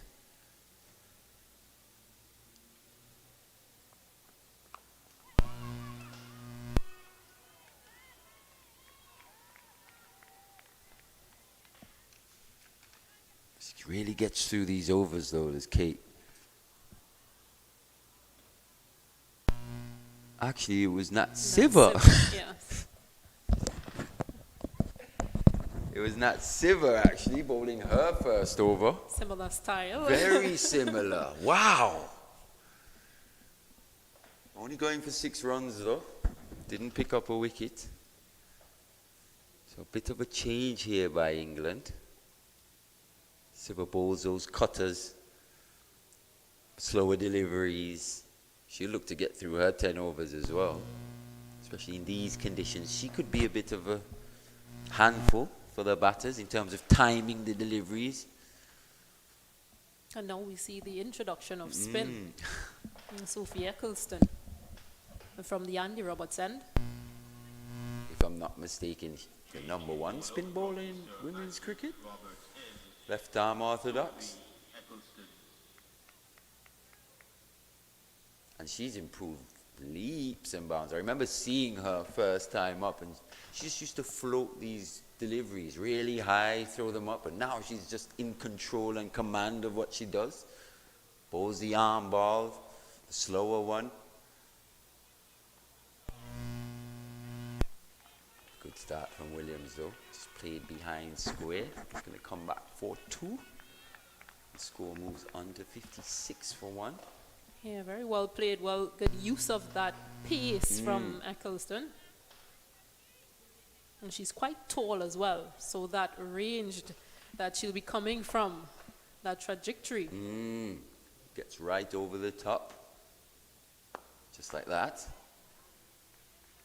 Yeah, I like the advancement. I like what I see from Rashada Williams. Looking to be positive. 19 from 27 deliveries now. But she's presented a chance, and Eccleston almost thought it was coming to her quicker than it did. Yeah, another delivery, another opportunity that needs to stick. but well driven, very firmly driven from Rashada Williams. And again, Eccleston, being as tall as she is, just dives across to her left. That needed to stick, as you said, Yeah, Stacey, just one hand. And it was her dominant hand as well. The left hand, I think she'll be a little disappointed. Knowing her as well and how competitive she is and how up for the fight. Never short of a word as well. Yeah, I think that's an English thing. Yes, that's for sure. Tossed up delivery there. Nice solid block from Williams. This is what she does though. She gets through these overs very quickly. So she's already bowled 5 deliveries. It's been 30 seconds, if that. Goes past the outside edge to end. So she starts. Her first over goes for just 2. Score is 56 for 1. Williams 16 off 30. Knight 18 from 24.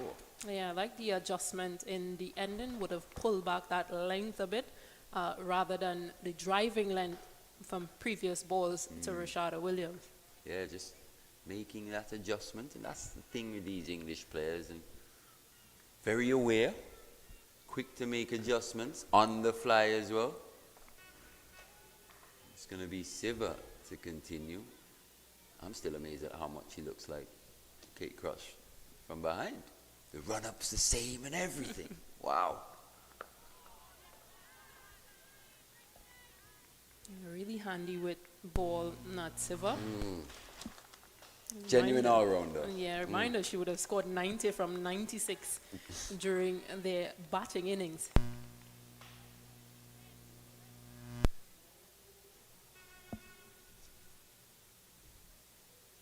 She continues to Kaisia Knight. It's a good backward or back foot punch from Knight. It's a bit of miscommunication again.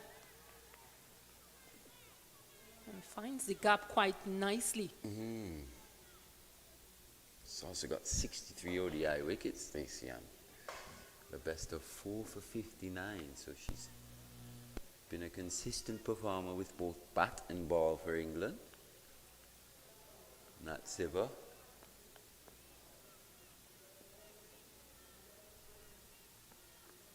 Legs really pump away as she gets to the crease. Real Yeah, high knees. high Yeah. knees. It's like the high knee exercise run-up.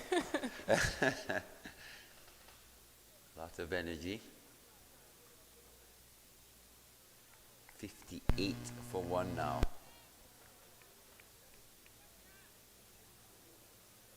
And they just keep, every time they rotate the strike, they keep moving, well, changing field, left hand, right hand combination. Something that tends to put bowlers off. And it's hard work for the fielders because they've got to move and get to different positions. They maybe got to go from one side to the next. Well, the only good thing about this for England is from the time in which we are playing. The sun isn't up. You're right. You're right. There's good conditions for this. Missing out there, Knight. Short wide outside that off stump. No fielder on the boundary on the offside. We just need to get some sort of bat on that. Yeah, she can't move too much as well because Amy Jones is right behind the stumps. And so any movement she'll have to make will have to be lateral. Definitely can't advance. Something that we saw the English batters, and that one just took off from a length, didn't it? Beat Kaisia Knight outside that off stump. Good end to that Siva over. 13 overs gone. It's 58 for 1. Yeah, these last few overs, just 2 runs being scored off it. So England being able to just restrict the scoring from West Indies, which is unlike what we saw from England when they batted. That's true. They put West Indies bowlers under pressure. They've found spaces, they've found gaps, and they've been able to rotate the strike. And that run rate just grew and grew as the innings progressed. Here, this run rate of 4.5, still some ways below the required run rate of 6.8. She's gone aerial. Good area though. Through that cover region, extra cover. Seems like they'll pick up 3 good running, but a good shot from very good improvisation from Rashada Williams, opting to stand tall and just lift over that inner ring of that cover region. Yeah, good shot. Punch shot there from Rashada, picking up 3. So you like her intent in her innings so far. Moves on to 23.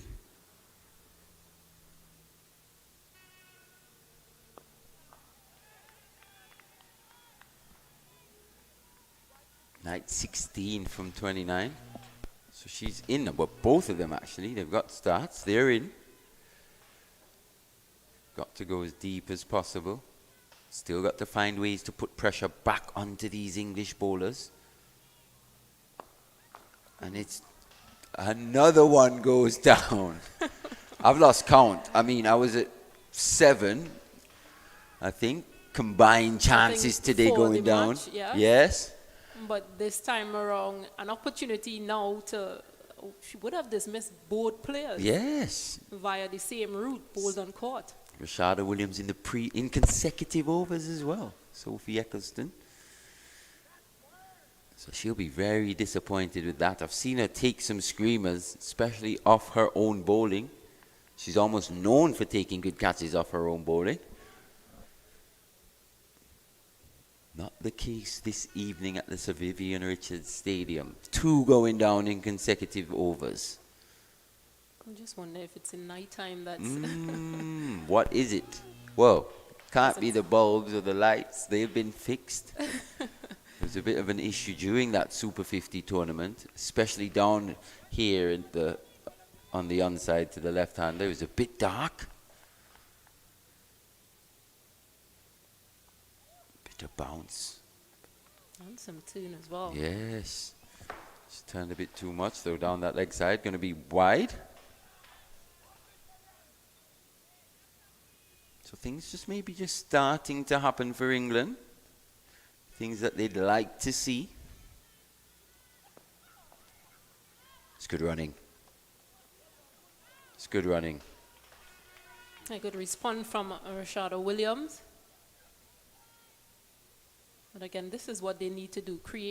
Start either just taking the pace off and getting runs, whereas you force a change in feed, you force players to come in, you force the bowler might think they need to change something, and then open up other areas. Makes it easier to play the aerial stroke, you're right, over the fielders, crowding the batters. As I said, it's a mental game, so... This one's edged away. Only going to get 1, though. I like this from Rashada Williams. She is getting forward and actually just trying to keep that bat face down as well. So no chance for an edge to carry to slip. Soft hands. Very good batting from Rashada Williams. And it's a key, especially to spin, to play with those soft hands. 14 gone. Looks like we're actually 15 gone. Looks like we're going to have a drink.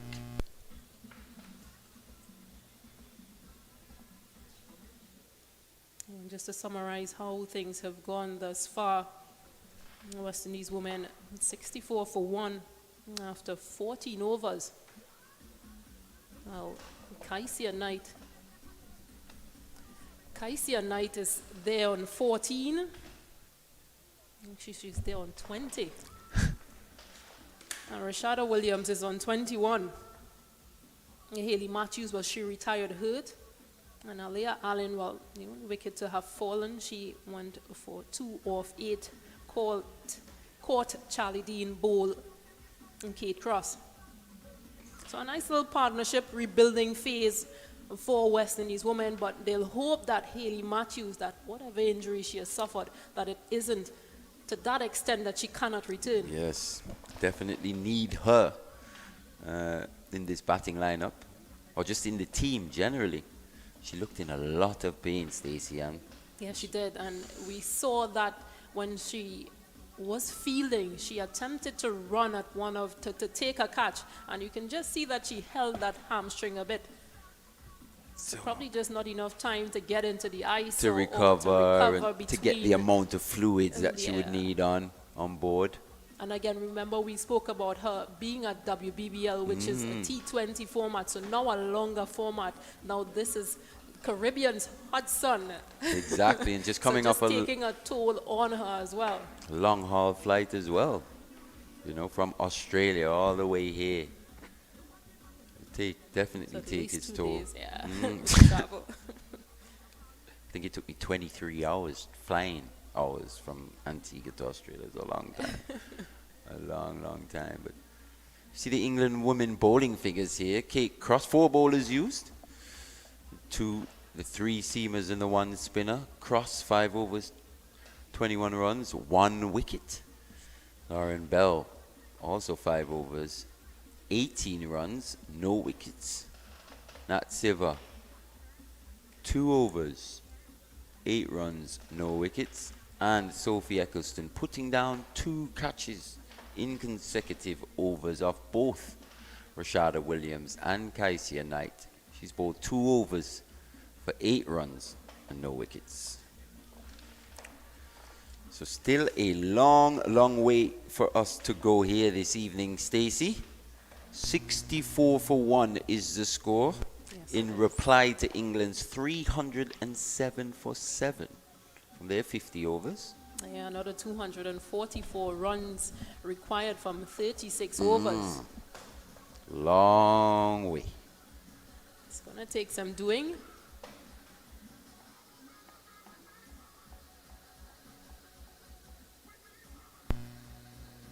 Players are back out, well refreshed after the drinks break. In fact, it was 14 overs, not 15. 14 overs gone here. 50 over match between England and the West Indies women. It's always a fun time when England and the West Indies get together, that's for sure. Siva to continue from the Sir Curtly Ambrose end. She's gone short. Short and quick. With the keeper standing up as well. Interesting tactic there. Amy Jones. She has a deep third in place, but there's no extra cover. There's no one in that cover region. So an option or an opportunity for Rashada Williams to look at scoring in that area. Yes, we've got the deep square leg as well. Behind square on the onside to Rashada Williams. Down there on the boundary. Maybe just letting her think there might be some short stuff on the way. That's for sure. Saw that from the first delivery. She's gone short again. Oh. Yeah, backing away this time. And again, I mentioned that Lauren Bell bowled a couple of short ones at Rashada Williams because it's a known fact that she's a bit afraid or a bit fearless or susceptible to those short balls. And this time around, Nat Siva opting to deliver 2 quick ones at her. You saw how sharp Amy Jones is as well behind the stumps. Almost just waiting for Rashada to overbalance there. So very crafty wicketkeeper as well, Amy. Yeah, something we know Sarah Taylor was very well known for. Yes, they would just wait. Just wait. Till that leg comes up. And then the bails would be off. And you'd be like, what's happened? I think I remember Alex Stewart doing that one time to Brian Lara quite a few years ago in a one-day international. He's gone short again. Misses out on the pull shot, but hits the body. Gets actually no runs signaled. I think it took the bat. May have come off the bat first. First before hitting the body. Williams moves on to 25.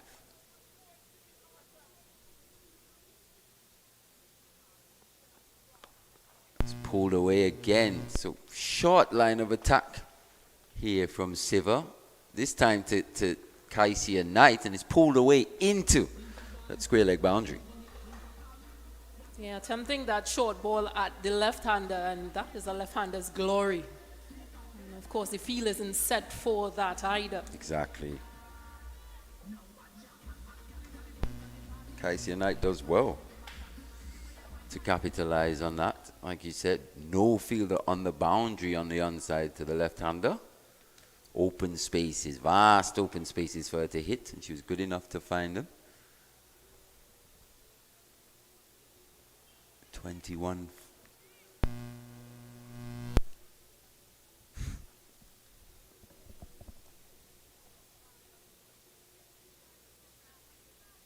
Sophie Eccleston continues. 24 from 34. Knight is actually.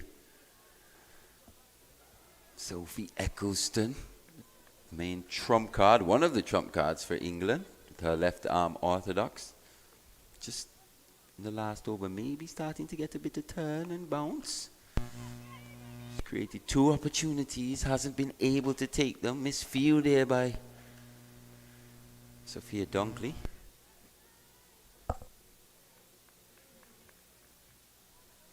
It's important Williams keeps up with the rate here. Yeah, Doesn't get too far behind. Yeah, they just need to keep rotating. They've picked up 5 runs in the last 2 overs. Yep. And one of those was a boundary of the last delivery of the last over. So, which is totally different to what we've seen from England. Their approach is go hard early in the over and then pick up singles. if anything, pull back towards the end. Different modes. I think Knight is absolutely key here, though, especially with the absence of Matthews. With her experience, it's just an opportunity for her. Why not get 100 on an evening like this, you know? Agreed. Yeah. Get some runs under your name. Definitely. Help your team achieve some points, because both teams come into this series having lost their first ODI series in the ICC Challenge. And we all know how critical points are in that ICC Challenge. Absolutely critical. But it's the end of that Eccleston over. The score is 70 for 1. 16 overs gone now. 34 remain.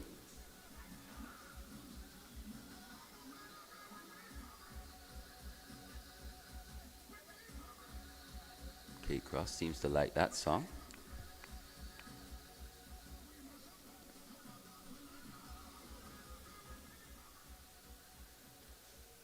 I haven't seen too many extras from the English bowlers as well. They've been quite disciplined. I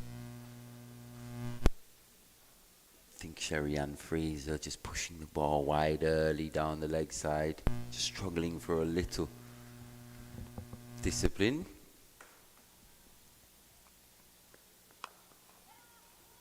Every run counts, Stacey-Ann. Yeah, Natsiva continues.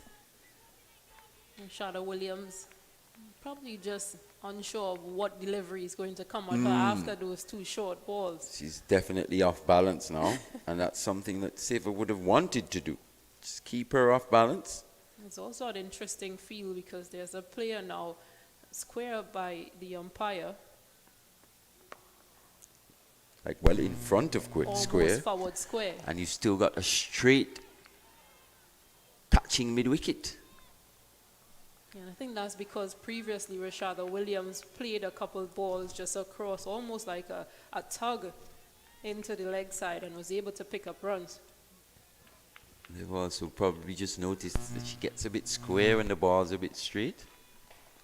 I think it's a 51-run partnership now between this pair. Oh, it's beautifully played. Good hands. Well, it's probably going to make it to the boundary. Good shot. Good innovation from Williams. Yeah, again using that pace from Natsiva. And they've got that third, that deep third, which is almost more squarer. So using the pace and just guiding it down to that third man, that fine third man region, she gets the reward of 4 runs. Very, very good batting. Much needed runs for West Indies as well. Oh, for sure. She's on 32 from 45 now.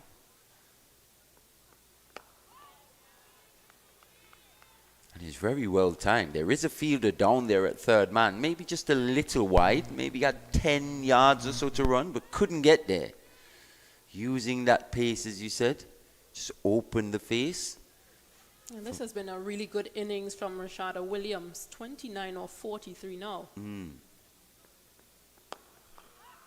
Just losing her shape that time around. Maybe should have decided to go straight down the ground rather than tug across the line. That's what we've seen. What we saw from England earlier, actually, was they almost targeted the straight boundaries. Danny Wyatt in particular. Nat Siver as well. This one's been worked away. Should be looking for 2. Probably won't get it.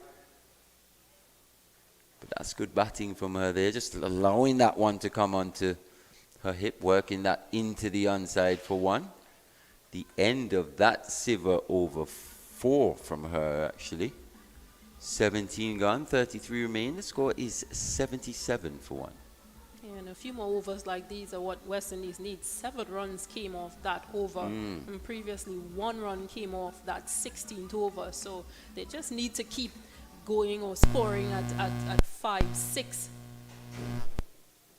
And they're finding run scoring not as difficult as maybe they would have anticipated, actually. Coming into this series, great conditions for batting. Let's be clear, the pitch is superb wicket for batting, not too much turn or too much inconsistent bounce. It's gone aerial and finds the gap, and that is going to be 4 beautiful runs for Rashada Williams, and she's starting to grow in confidence now. Yes, she is. And that's a beautiful shot through that cover region. And that inner ring, and she pierced it with power. Surgical precision there to find that gap. It's not a big gap between that extra cover fielder and the fielder at mid-off. Tiny gap. Managed to find it.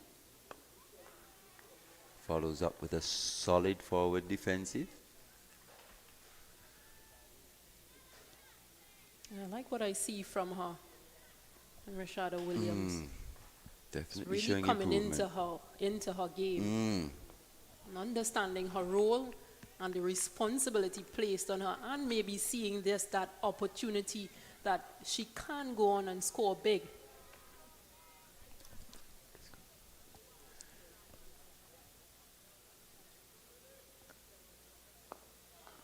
She's gotten past the 50 mark one time. It has a high score of 78 not out in Women's ODI, so an opportunity to do better. Yes. She's got all the time in the world here. In terms of her start and how much longer is left in this innings.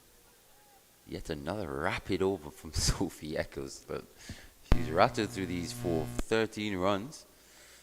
18 overs gone, scores 81 for 1.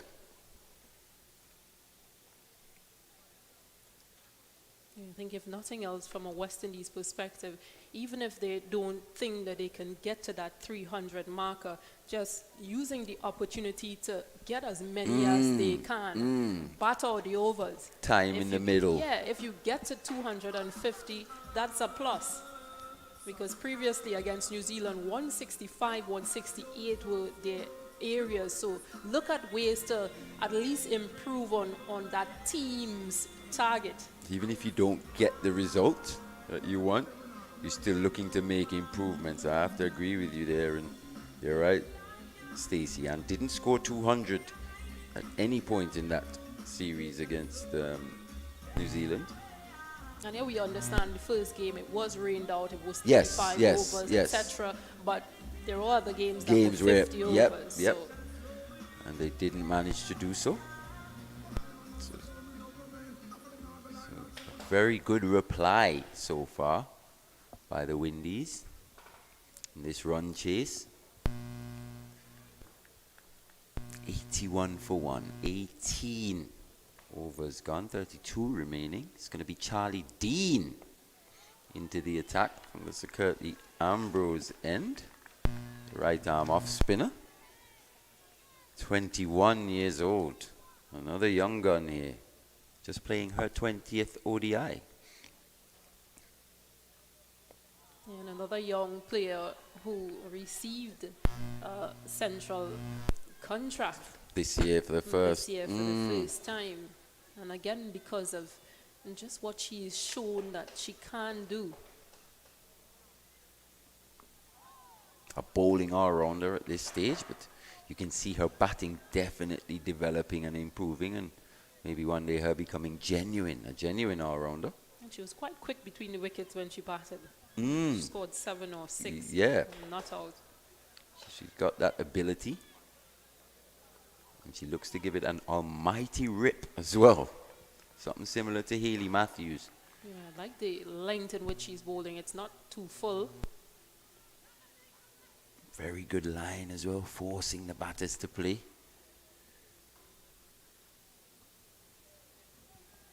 I'm sure she'd probably enjoy bowling to the left-handed Kaisia Knight a bit more. Threaten that outside edge.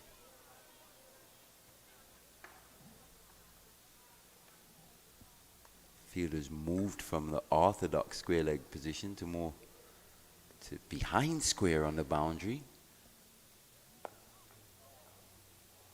Almost yorked. Almost yorked Rashada Williams. What with did that miss? Almost seemed as though it went between pads and player. Didn't hear the death rattle. That's all that matters.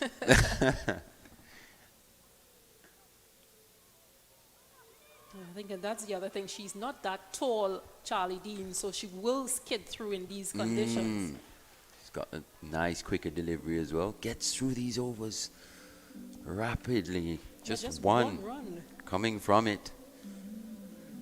19 gone. Scores 82 for 1.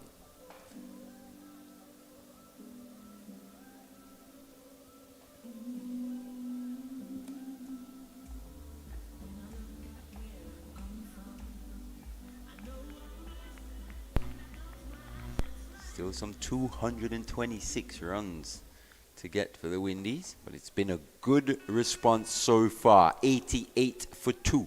82 for 1, sorry. What am I doing? Adding wickets to the score.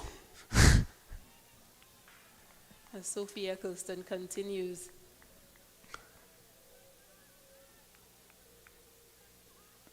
She's into her 5th over. She's bowled 4 for 13 so far. Economy rate of 3.25. The Knight's gone high. She hasn't got the middle of the bat, and it's been put down.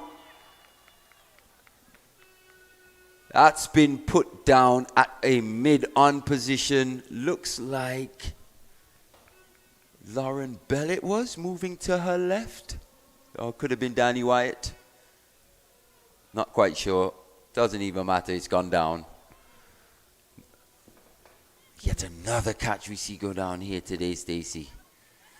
Bit of indecision, this is going to be close, and she's run out by a mile. Oh, unforced error.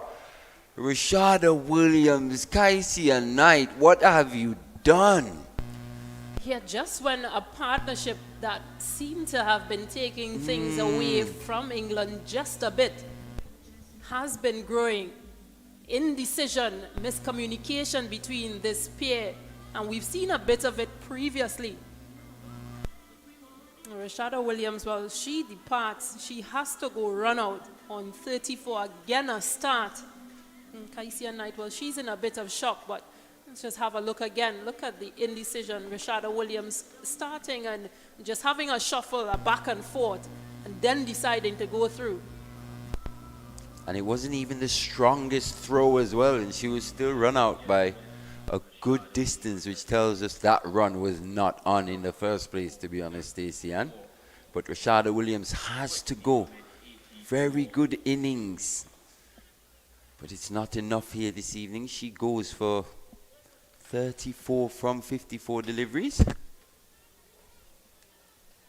Yeah, good little cameo, and again, unnecessary run out because you have a chance. You're Very eyeing unnecessary. a good score for yourself and for the team, a good partnership for the team, and yeah, miscommunication. And we had a drop catch on the previous delivery as well. You probably thought, okay, just get back in your box, soak up whatever pressure's there, but definitely contributed to their own downfall there, that pair. That must be said. Well, it now brings Shemaine Campbell, who is into her 100th ODI, Yep. to the crease. Momentous occasion for her. She must be so proud. I'm not sure when she started her cricketing journey, she would believe she would be on 100 ODIs. Playing against England here at the Sir Vivian Richards Stadium in a day-nighter. Wow. It's great to see how the women's game's grown. End of that Eccleston over, though. Didn't pick up her wicket herself, but it was a successful over for the team. Picking up that wicket via the run-out mode. 20 overs gone. Scores 84 for 2.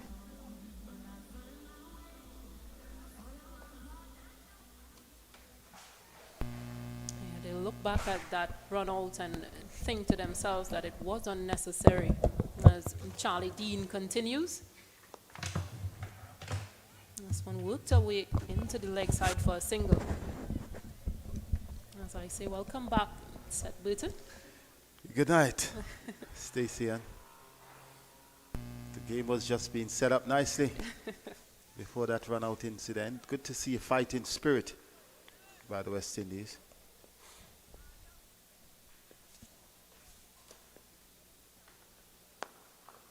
Yeah, driven nicely by Shemaine Campbell, but could only find the fielder.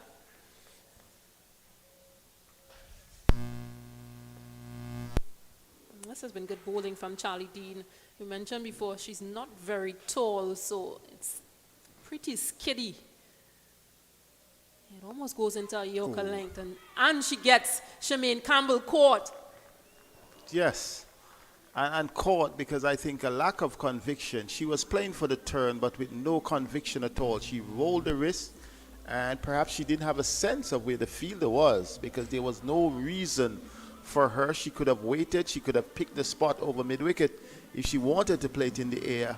But one wicket going down and then another within an over or in the space of a few balls, not good for the West Indies. Yeah, it's something that we've seen a lot where West Indies women's cricket is concerned. When one wicket falls and literally you give away a wicket, and you give away a second. Then another one follows. This time around, Shemaine Campbell. Because when we look at it, there was no merit, there was no reason for the run out, why that should have happened. And then there was no stress for the shot. It wasn't a meritorious delivery that forced Campbell into indiscretion. She just casually rolled the wrist over as though she didn't know that there was a short forward of square, gave her a wicket away, and perhaps giving England a full grasp on this game. Yeah, because she was one of those players that is expected or was expected to stand up and put a challenge against this England bowling lineup. Would have been disappointing for her in her 100th ODI. Did well in the field, but not showing up with the bat.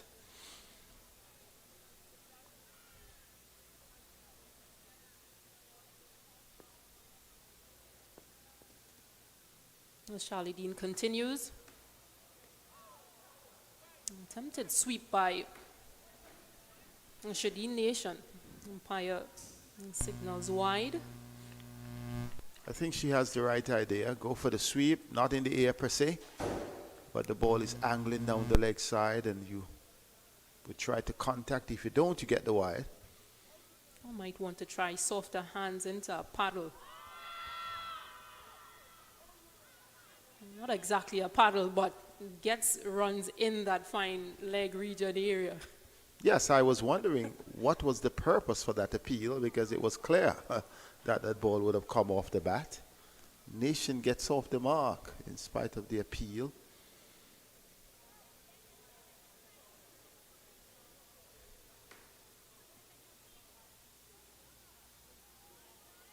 I get a sense, we mentioned about spin, the impact of spin.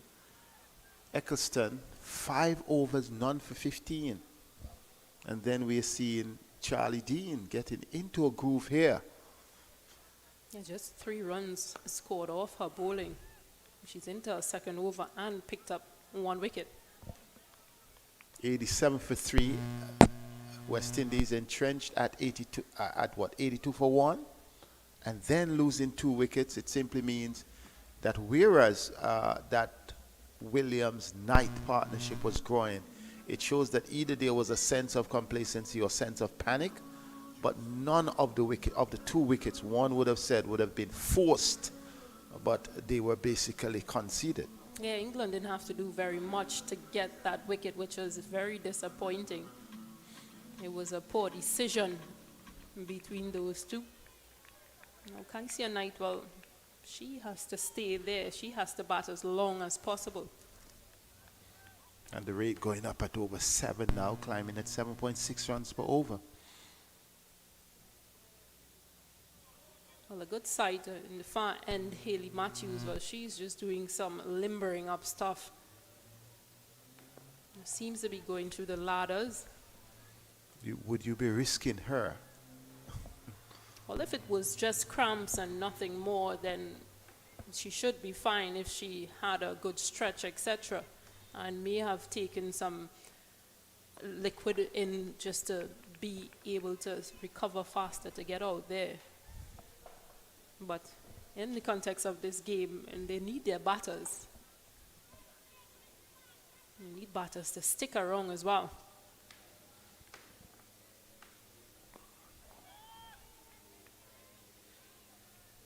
Whereas the rate may be a bit high, the complexion was not different. England would have lost their 3rd wicket on 81, but that was in the 16th over, penultimate ball of the 16th. West Indies would be behind in terms of the rate. But in terms of the wicket, would have been even. But as this required run rate gets above 7, here it is where it gets sticky, it gets challenging for the batting team.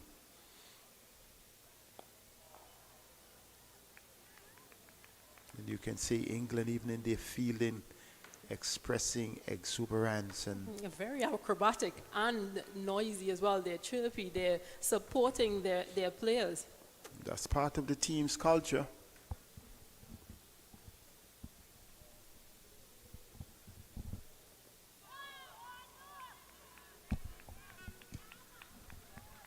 And the enthusiasm is so high after that maiden over that I'm sure that they would feel that they can just sail through it.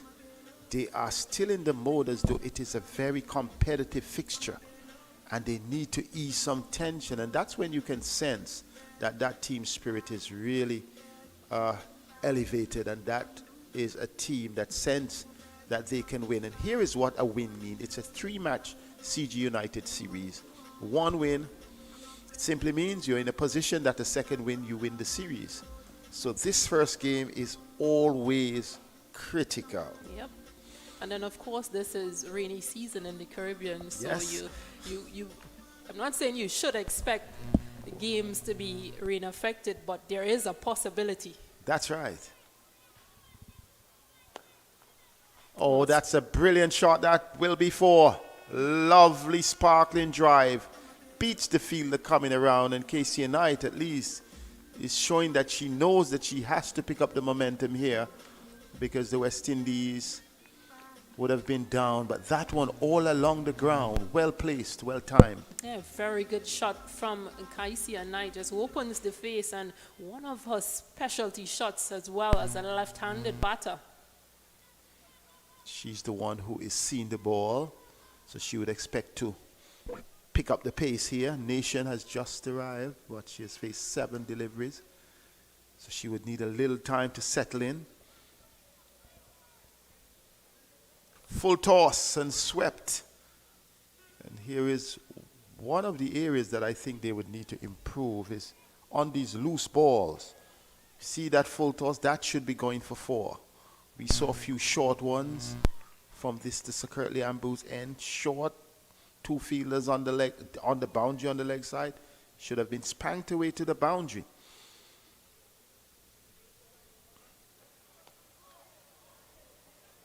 Nation, you know she will take her chances. Going across the line, getting 2 runs rather nicely. So the urgency has to be shown. Even though the required run rate climbs, at least when they show that level of competitiveness, as they showed in the games against New Zealand, you know, at one time they looked as though they were out because of runs and they pulled back.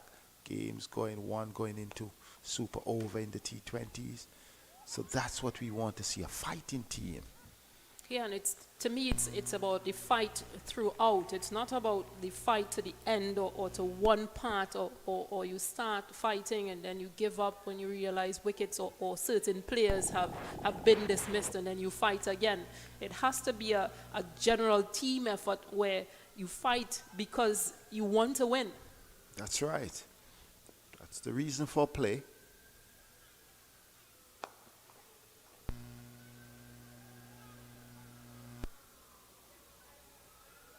So with Haley Matthews, obviously, still to return. How long these two can keep it together. Not just keep it together, but as you say, to stay in the fight, keep scoring. And we understand that the team is in a rebuilding phase because they've been missing, or they are missing, a number of senior players. As this one is played into the offside, backward square. Backward point by CG United, who picks up 2 runs at the end of the over. West Indies are 97 for 3. Not bad. They're going at just over 4. The required rate is 7.8, which is high. But once they can keep rotating, keep turning it over, perhaps they can get some momentum. But they need to stay competitive. You need to try and keep things under control. 8 runs per over is not easy, not even in T20 internationals. But at the same time, you need wickets in hand. And they must keep that together. A wicket or 2, it's all England, and it will be humiliation. And I did mention those players missing. I mean, one would think that it's far too many players that are missing to really pull together a good total or be competitive, because there's no Deandra Dutton, who we mentioned would have retired in July from international cricket or from West Indies cricket. And she's still playing T20 franchise cricket around the globe. And then, of course, Stephanie Taylor missing out on this series because of an injury. Anisa Mohammed opting for 6 months break, which again would have made a big difference in this bowling lineup. The bowling. So it almost seems as though the team is struggling in not just one area, but they're coming not together coming as a unit. together as a unit in both areas to make it easier for themselves. England would relish a victory here, a series victory. And after these 3 CG United ODIs, there are 5 T20s, and with the teams preparing for the ICC World Cup in February, even an ODI contest could have a psychological boost when the teams come together. In fact, West Indies and England, they're drawn in the same group for the T20 World Cup. So all psychological blows are important. Knowledge of players, how you play, how competitive you remain. Nation, she's one who would like to give it a big hit. Should be mindful that placement and timing are as critical as power. Yeah, and against New Zealand, she did not feature in the first 2 ODIs. So an opportunity for her, where ODI cricket is concerned, to really up her game and show what she's capable of, because she has been around for quite some time, Shadi Nation.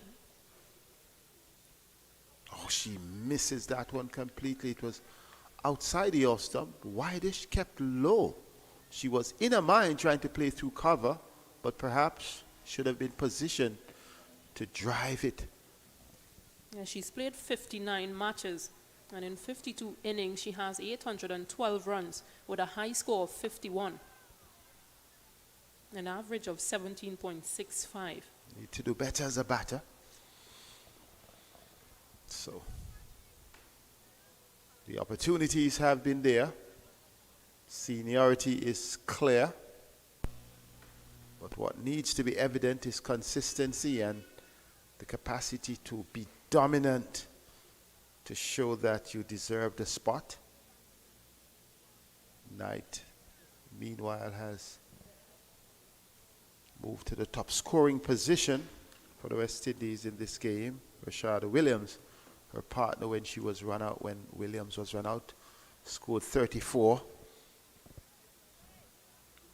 You look at England, the 307, no centurion, consistency, a pack that is playing as serious as any. And partnerships, very good partnerships. And again, as we mentioned, even though they lost those 2 early wickets in the power play, they were still able to manage and build partnerships, rotate the strike, back themselves and their shot selection as well. That's so right. Really played a brand of fearless cricket. Yes, their shot selection and their consistency, because one of the features we watched, 99 for 3 after 24. Well, in fact, we still have a ball to go. One of the features as well, they were at times walking into the shot, at times charging the bowlers. After 24, still 99 for 3, we have not yet seen a West Indian batter moving down the track to the line. I'm not saying you should be careless and do that, but we have not seen that sort of desire to change, cause the bowler to adjust the line or adjust the length. That is what I thought disturbed the West Indies bowling attack entirely throughout the innings. Yeah, agreed. They weren't allowed to get in control or to stay in control, West Indies, while they bowled.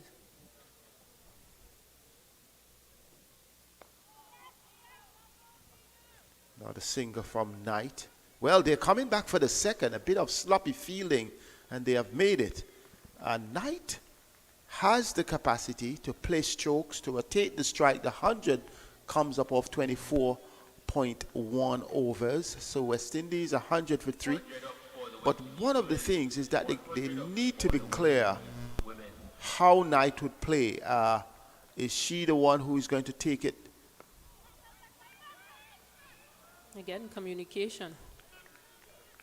Could have been a run out. Is she the one who is going to take it through the innings, take it through the challenging times? Would someone bat hard with her? Because that partnership with herself and Rashada Williams was a good one. Yeah, but you can also see that Rashada played the aggressive role while Kaisia Knight was able to play her game. So again, likewise, this situation or this partnership needs to be similar. That's right. Shadid Nation needs to play around or play a bit more aggressive so that Kaisia Knight wouldn't be forced to play outside any of a comfort zone, yes. So that is going to be key. Shadid Nation 5 from 14. You have already settled.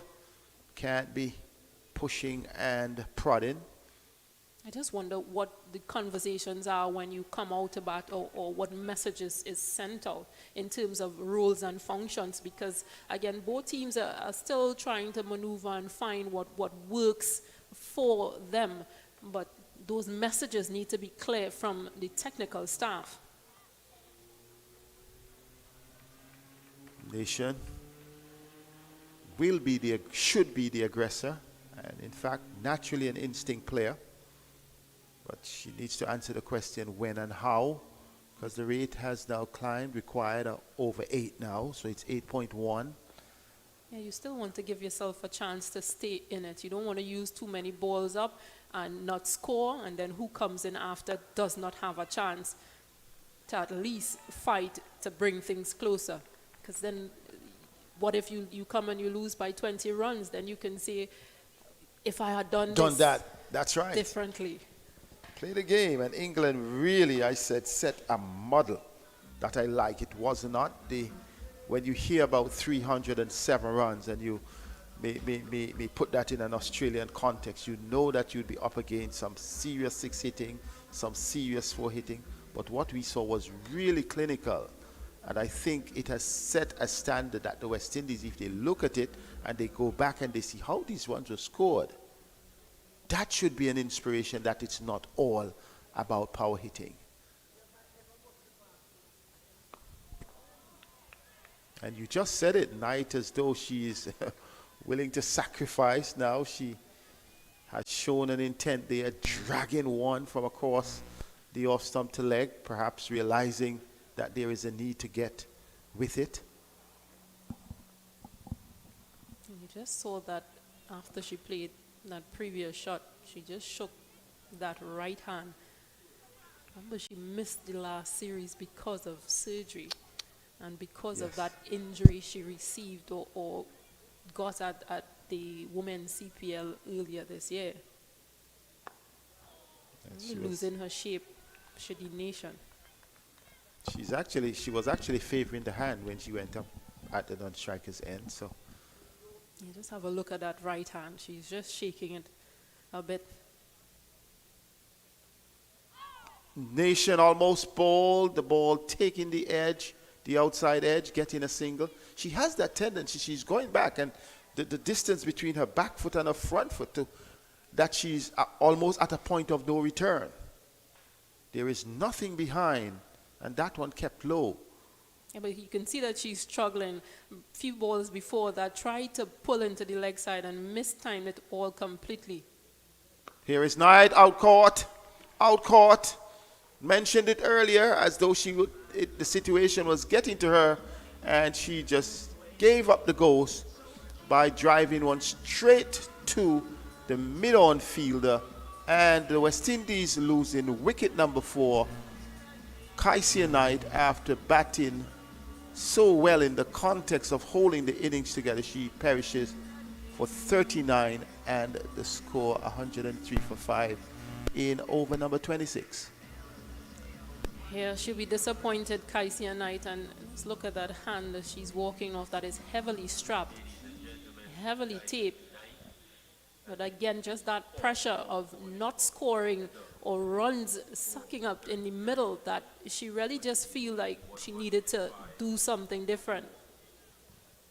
So now in comes the captain. It's good to see that Hayley Matthews is back up, so I think it's good confirmation that it was a cramp, because she comes out as though she really was anxious to get out there.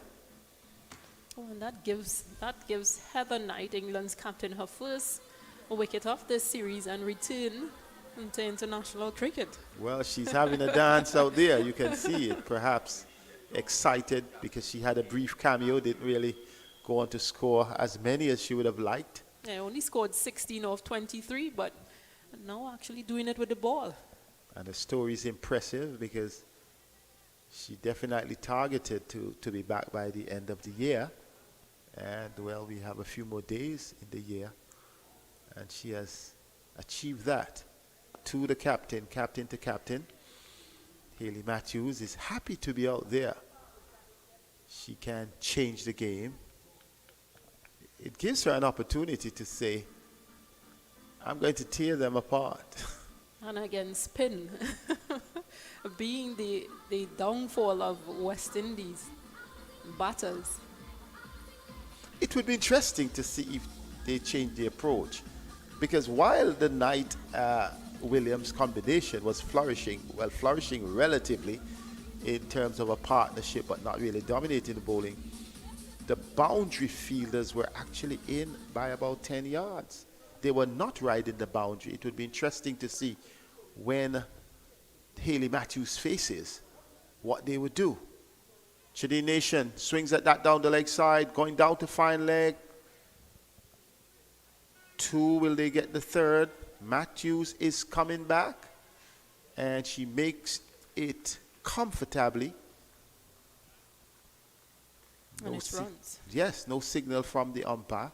That is becoming a trademark of Chidi Nation. She plays down the leg side. You actually think that she has not connected, and the ball will go fine. And I think that's because of where the angle in which the ball goes, because it goes pretty fine. On several occasions, we have seen that in her brief innings so far. So you just wonder if she's in control of the shot.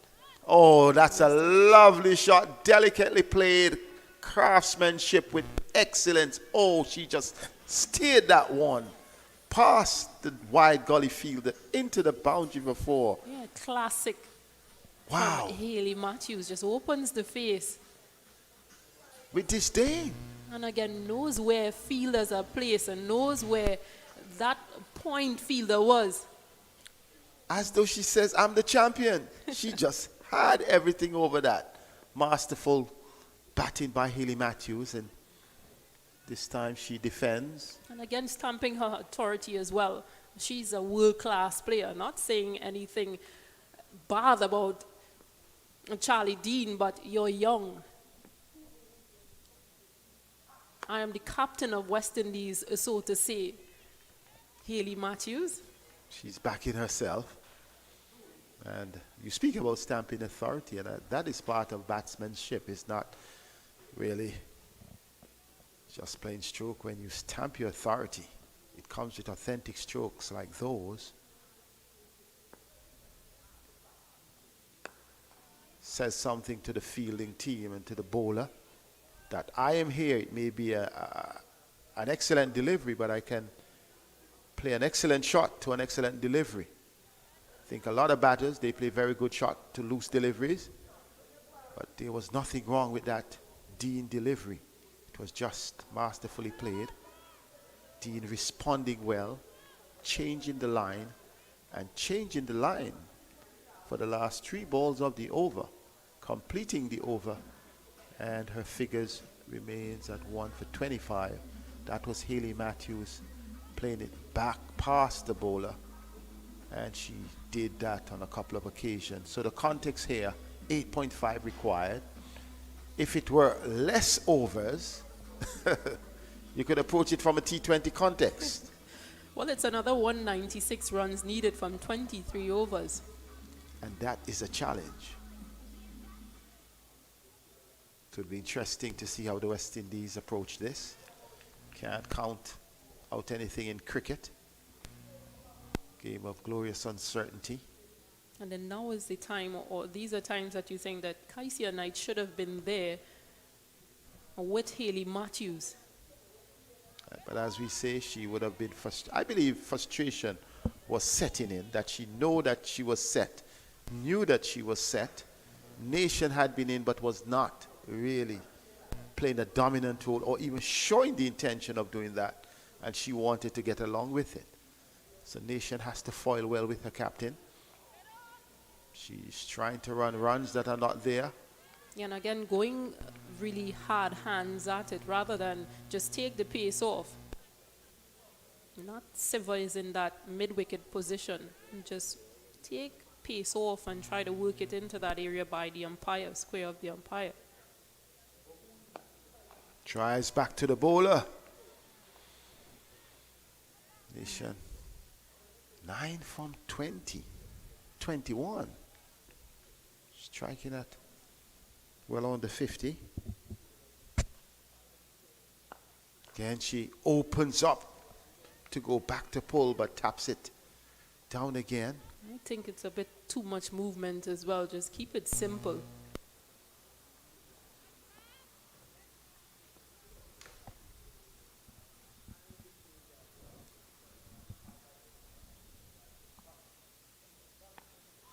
Gets herself in a tangle once again, trying to open up and go through the offside.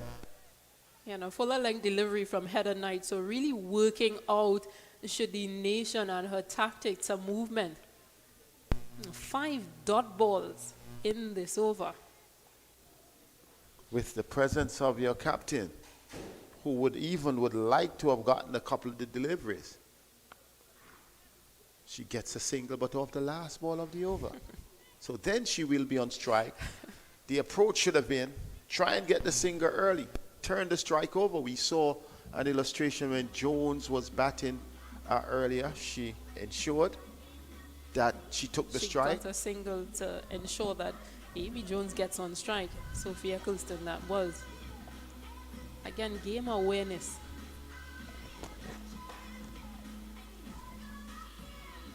So 28 overs have been completed. West Indies remain 113 for 4, chasing 308 for victory. And that is bordering on 9 runs per over. And to sustain that over 22 overs is considered looking improbable at this time. Hayley Matthews is still there, we'll remind you. But this England bowling attack, they are on top, they're looking good. 6 bowlers used thus far. Kate Cross bowling 5 overs, 1 for 18 with 1 maiden, economy rate of 3.60. Lauren Bell 5 overs, 21 runs, economy rate of 4.20. Nat Siver 4 for 20, economy rate of 5. Sophie Eccleston 6 overs, 1 maiden, 15 runs, economy rate of 2.50. And Charlie Dean 5 for 25, 1 wicket, economy rate of 5. And well, Heather Knight, Captain Heather Knight, who bowled 3 overs, 4 runs, 1 wicket. That caps it off. It tells the story. The West Indian bowlers were going at over 6 and bordering on 6 and 7. As we see a return of Lauren Bell. This time she is coming from this to Curtly Ambrose end. Change of ends oftentimes could offset the rhythm, especially when you're doing well at an end, but the captain knows. Hayley Matthews, who is the captain of the West Indies team, perhaps she would not be waiting too long to try her hand at it.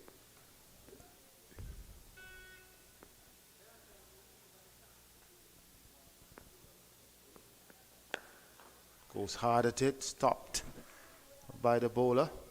And quite a tall, lean figure as well, She is. Lauren Bell. So driven back by Hayley Matthews, but just takes a hand out and stops that, as to say, where are you going? Good contest. 2 fielders on the onside boundary, 2 on the offside boundaries. Hayley Matthews works this one around nicely. There is a backward of square and a fine leg. Backward of square and a forward of square. She comes back for the second run. Well controlled shot. Yeah, very well whipped off those legs. Hayley Matthews. Good ground feeling as well. I'm not surprised at the change to remove the spinners for Hayley Matthews. She's adept at both pace or spin, but I know in this situation she would have been going at the spinners. So good move on the part of the England captain. She goes after this one, but the ball peels off the outside edge, down to third man, a single. She's showing the right intent. Required rate is up to 9. Matthews, who had to retire hurt on 8 because of what we assume would have been a cramp, severe cramp, returning to the crease at number 6 after opening. Nation pulls this one around. Would bring Matthews back on strike, but with only 1 ball remaining in this, the 29th over.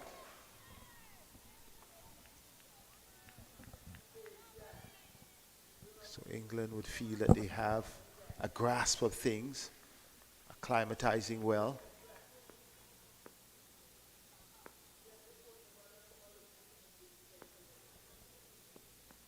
Matthews pulls this one nicely, bisecting the forward of square and the backward of square.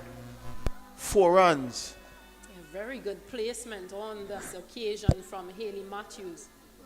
And again, the power in which it was hit with, was dispatched with. She is really a towering figure, not only in height, but she was into position early. She picked her spot. And the result was a foregone conclusion. And we speak about players' movements, forward, backward, being decisive. She does that in a flash. And it would be good for Nation to watch and execute as she faces the first ball of over number 30.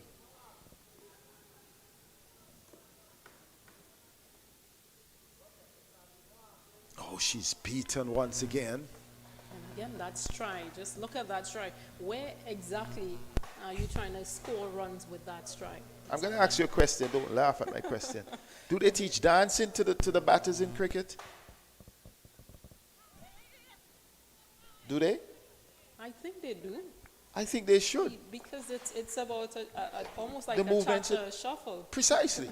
So my thing is, I'm not a cricket coach, but I think there could be some lessons there, Mally Richards, in dancing. Backward, forward movement, moving laterally. But there are and drills timing. with those backward, forward movements as well. But if you have drills and you can't execute, then there's a problem. Spanked away nicely down to backward point. Will it be four? Good save. Oh, but it beats the fielder. Good positive intent will often come off. Chidi Nation gets the 4, gets into double figures. Cindy's moved to 127. Well done by Sophia Dunkley. Covered all the grounds actually, and yeah, just spilled it in the end, but good coverage from her. 100% effort. The reason for this in the context of cricket is that when you do your drills and you can't execute, perhaps some more creativity in art form could transition that, because you have different learning styles, different things that make impression on people. But bring my coaching into this and say as simple as maybe putting down the bat and having a ball, so you shuffle across. That's right. Or simple as ladders, using ladders where you're able to climb do in. 2 feet in, 2 feet out, where again that foot movement is there. You know, I don't want to stray from the cricket, but I had a discussion with Kenny Benjamin, the former West Indies player, and he said it was so easy to transition into cricket because a lot of the skills that were practicing drills, he may have done them, running through parts, hitting mangoes, throwing something. So at the end of the day, those are perfected by other natural situations. Chidi Nation beaten on that occasion. So sometimes things you like to do, you're moving here, you're running, you're jumping over a little tree, a shrub. At one point, it helps you in natural rhythm, it helps you in the natural environment. So oftentimes, players who may be challenged could get their rhythm right. Movement of the feet, one of the things that I see in the West Indies batting that could be improved. Over comes to an end. 30 overs have been completed. The West Indies needing 308 for victory. They have been pegged back to 128 for 4. Haley Matthews is at the crease on 24. Chidi Nation is on 30. Stacey has been replaced by Marley Richards. Good evening, Seth. Good evening. Good evening to everyone as the players take a well-deserved drinks break. Yes, certainly. We can probably just have a bit of a chat about some of the things you were talking about. Well, certainly, Mally, you would understand dancing. When we look at the Knights 32 from 56, we look at Rashada Williams' 37 from 58. There are certain things that we would take into consideration because there are some limitation in the movement. The shot selection, the hand-eye coordination are evident in the stroke play. But obviously they are limited, they're cramped too often, not moving laterally, not moving forward, not moving back on time. Not even economy of movement, limited movements in terms of the feet. Then we see Chidi Nation, an elaborate move backwards for a cut shot, trying to decide whether to cut or to drive. I am saying the move, but then you see Haley Matthews, quick to the feet, moving back, slapping, moving forward, slapping. You saw a similar pattern with the English batters. I'm saying if the limit, they're clearly technical they're clearly okay to some extent between the eye and the hand, but there are limitations in the movement of the feet. Sometimes the best way is in a natural rhythm, natural movement. You may have to take them out of the environment of that cricket focus drill. Yes, I mean, you're right. You have to find creative ways in order to get the results that you require or you desire. And even for myself, I was just thinking the other day, man, Mali, I need to get fit again, you know, like fit. And I was thinking, what am I going to do? Am I going to start running or going to the gym or whatever? I was like, you know what? Nah. I'm just going to go back and start playing some tennis because I'll be getting fit. That's right. While playing a game. It will always take my mind off getting fit. I'll just be playing a game, right? So I almost have to trick myself. And by the way, for those of us who are listening, Mally Richards is not just a former national or Leeward Islands or county player. Mally Richards at youth level in tennis was our top youth, one of our top youth in his age category of tennis. Yeah, and I guess when Mommy Miriam was getting a little worried, you wanted to play football as well to a level. And then I heard Daddy Viv speaking about you playing rugby in England and wanted to play more rugby than cricket. So Mally Richards is he's a 360 sportsman. But we're speaking about learning sometimes in a different environment that you're not feeling that it is drilled down upon you. I'll give you a quick story on the rugby. Went to school in England. Rugby was a compulsory sport in the winter, so I had to play. And I probably hated it for the first few months or so. Got acclimatized to it. You had to play in the winter as well. Small shorts, no gloves, no pads, all that sort of stuff. Anyway, got really into it, loved it. Started scoring a lot of tries. That would be like the equivalent of a touchdown. Right. And at the time, the West Indies were playing rugby. And they came and actually wanted to select me to play rugby in the International Rugby Sevens. And I quickly declined that because the people I'd be going up against, the body, 2-3 times my size, I wouldn't be able to last in that game. So I think I made a very good decision there. But it was a game that taught me a lot. And that's it. What you learn from one environment, you take into the next. Yeah, they ask different questions. So Bell is back after the break. Matthews cuts this one. Backward point is there.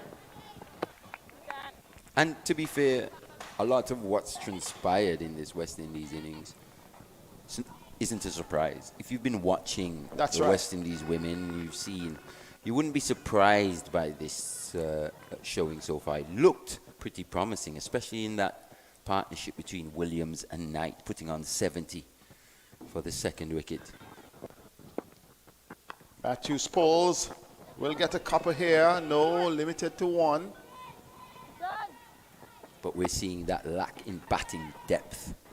That has plagued the West Indies, Definitely. I think, over the last 4 years. And it's not just only the women. It's an issue that's been plaguing the men's game as well. Significantly. Struggling to find adequate batters for the international game. You look at the test team against Australia, the top two coming up trumps. But after that, we're found wanting, the West Indies, that is. I think it was a pretty decent performance overall, I'd say, though, from the West Indies. Regardless of the result. Yes. Obviously, we don't like losing test matches, but at least a fight. Yes, and force the Australians to really work, especially in that partnership with Joseph and Chase down the order. And these are things. So it comes down to the batting, and that is the area where we were just dominant. Yes, we were dominant with the bowling, but our batters were just scary to go up against. Down the leg side nation, once again, swings at it. I tell you what, this one decision that actually left me slightly baffled, just a little baffled, was the decision to use Brooks as the concussion sub, as opposed to Devon Thomas. Well, if I were to take the discussion further, the decision to leave out Devon Thomas in the first place was disturbing, and it has nothing to do with nationalism or nationality. Of course not. If it was Brooks in that position, I'd be saying the exact same thing.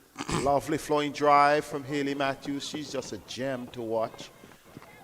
The point that you would make, and we're having this discussion because it's all West Indies cricket, was clearly that on form, the same way Craig Brathwaite as usual is on form and young Chanderpaul showed form, he showed the form as the informed batsman. Batting at number 10, top scoring in that practice game, 77 not out. Then 35 top scoring again. Then in the second game after making 8, came back 55, second top score. It means that you're acclimatizing to the conditions. Here is Chidi Nation. Whereas Brooks would have only had one innings. One innings, though it was a half century. And then the concussion issue, he gets in. So these are some of the things that may happen at that level that I think could well correct decision making. Correct decision making oftentimes can affect the result. And it's that in which I really judge a coach. You know, we know it's Phil Simmons' final series as coach of the West Indies, but it's the in-game decisions, and I think as much as this team has improved, because they definitely have improved, at times the in-game decisions just cause you to scratch your head. So Hayley Matthews, she would want to come out of this with some runs. Psychological boost, driving through the covers, 4 runs. Excellent. My word, when you watch this lady, think how talented and gifted a player can be. Just plops onto the front foot, the timing and the power through that offside. Absolutely classical from Hayley Matthews, and it's good to see she's not really showing the effects of the cramps that forced her to retire hurt earlier. That's right, and perhaps as you mentioned, Mally, a lot of challenge on her part, with a batting lineup that is not providing the support, has a lead role as a bowler, has the captaincy in her hands, goes back and she slashes this one just to the left of the diving fielder. Okay, think about it this way, Seth. In any given cricket match when Hayley Matthews is playing, especially now in this team, when does she get the time to shut off? That's right. Has to be entire game issue. Oh, she goes back and she punches this one. The cover fielder comes around and only a single. She's technical, pretty much solidly intelligent, because when she plays, she's not just playing power, she's not just playing placement, but her timing all together. And there is no sense of complacency on her part. So you're right. When can she get to shut down? She's got to be on at all times, you know. Even as a player, just a common player. I think that's a big point. Yeah, that no one is considering. No, she doesn't get. It's a lot to ask. That's right. Even with the cramps and stuff, it's just 50 overs. I'm sure she's been in hotter conditions. We're asking a lot of Hayley Matthews. Let's make no mistake about it. If we can get to groom a few of the under-19s, the same way she came through at a young age, perhaps there could lie some of the solutions to the challenges of the West Indies women's cricket. I think she'll be happy if and when Stephanie Taylor comes back. That just takes a bit of pressure off her, not just in the batting department, but also in the leadership department. But Stephanie Taylor as well may have been exhausted, because I would tell you, I remember, 3 years ago, right at this venue, we were doing, was it West Indies versus Australia? And I remember she gestured at one of the post-match interviews that I was doing that she was thinking about retirement, and I was shocked. Wow. So I was like, how? You know, but when you look at her, she started to play regional cricket at about 10 or 11, pre-teen years. At 28, I was saying, why would she be thinking? But then after that, you see the effects on her body, injuries, circumstances, out, no, dropped. Yet another one goes down. Hayley Matthews was positioning herself. I got the impression she wanted to go offside. I've stopped counting and at 10. And the ball held up and she pulled it. It was a powerful shot. And the mid-wicket fielder looked at it, had full view, just could not hold on to it. The West Indies 140 for 4. Looks like Siva. It was. Yes. Putting that one down. So a bit of a blemish for Siva after Well, not only that, we have seen quite a lot of jump catches in this game. A lot. At least 4 going to hand for the West Indies. A few other chances that had the balls were challenged, they could have been. And we have seen at least, 3 gone down in this inning so far. A few overs ago. Oh, that's going to be at that, dead. loud appeal, and she's given out Chose LBW. the wrong one. Yes, she was actually what you call spinning in the wicket, looking for the pull shot. The ball was kept a bit low, and she was given out by umpire Leslie Reefer Jr. West Indies losing their 5th wicket. Matthews going for 34, and with her, hope of any miracle on the West Indies part may have subsided. Definitely. West Indies hopes go with Hayley Matthews, and she has to depart for 34 from 30 deliveries. A pretty gutsy effort from the captain, retiring hurt on 8, coming back out. Had a pretty good innings, 34 from 30, but just choosing the wrong delivery, almost premeditating that pull. Maybe thinking that Lauren Bell was going to dig that one in short, as she had done on quite a few occasions, but that one didn't get up at all. And first time seeing that looked pretty dead. Yes, well, you said it, and umpire Reefer agreed with you. And Hayley Matthews perhaps thought that she was in some form of trouble, because sometimes you go and sometimes one seep through, and in that occasion, Bell would have gotten some justice here. Her first wicket, 1 for 32. She'll be happy with that. And out comes Chinelle Henry. So, what will she do? Will she take her in her aggressive style? Comes forward. Will get through with the single. Return comes in. Not a direct one. I'm not sure that Shadi Nation wanted to come through for that single. No, she didn't. Because Chinelle Henry was almost halfway down the track. Henry just blocked that and was off. Yeah. And we've got the stump mics turned right up. We didn't hear any calling between the two. Nation once again goes down the leg side. She loves that leg side fan.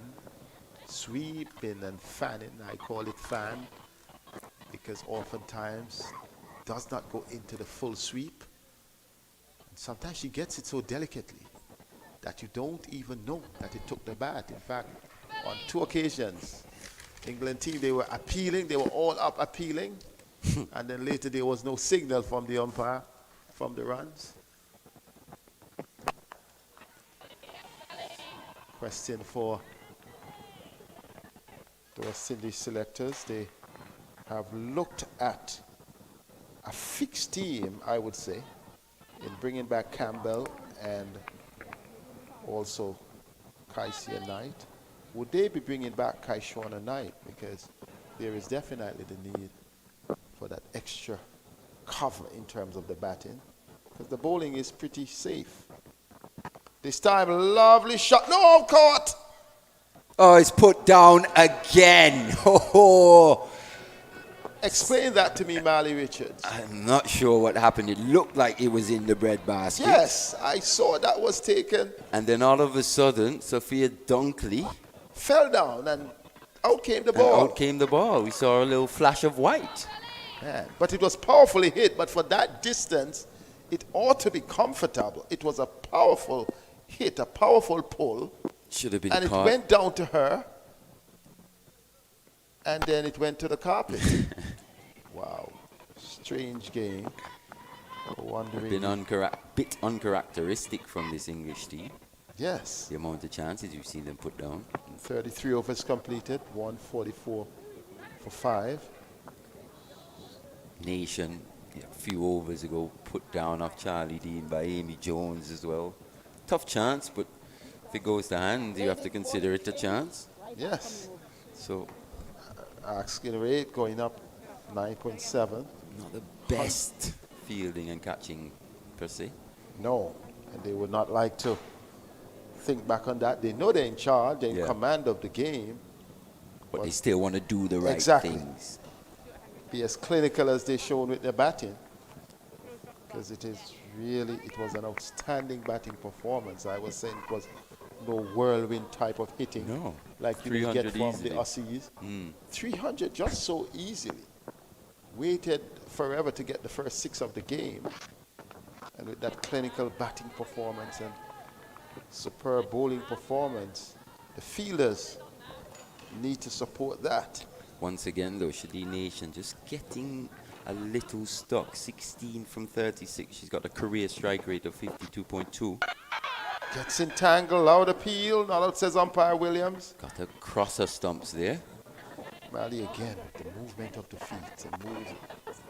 I think that's mainly her downfall. She middles the ball well, oftentimes playing with hard hands, but at the same time, the movement of the feet.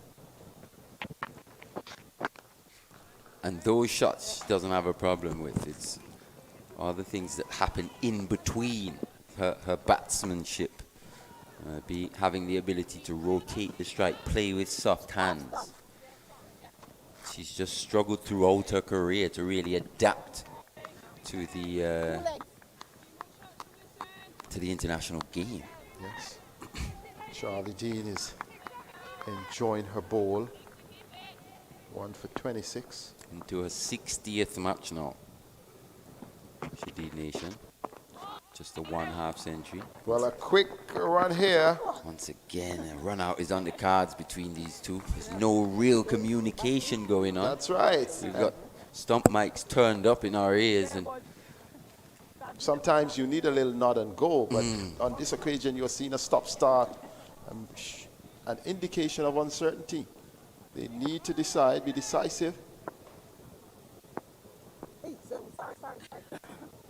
Wow, Umpire Williams having to call. She's having some problems with the flies. Swatting a few.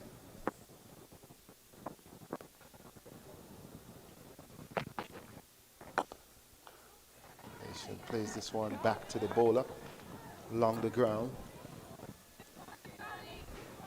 So the question is, when do you fit in some of the young under-19 players? Driving at that and misses it completely, beating all ends up. Over number 34 has been completed. The rate is now 10 runs per over required, 16 to go.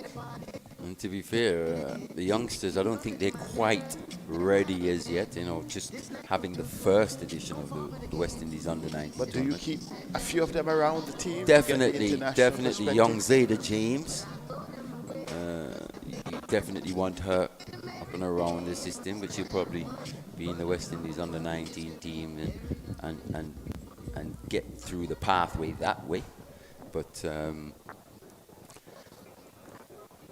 are a few players around who I'm a little surprised not to see here.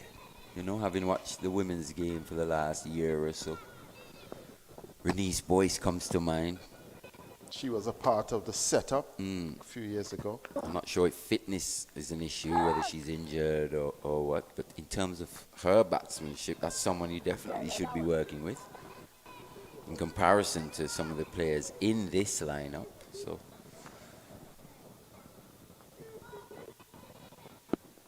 there are a few knocking around, but like you said earlier, this team has only been picked for the first 2. Cross will be happy with her return. Bowling well, 1 for 18. She's doing the basics very well, hasn't she? Yeah, she started well, and I thought her, bowling kept things quiet when the West Indies started the innings. Bowled well in tandem with Bell. But she's back. She'll be proud of that early work because that is crucial. First power play.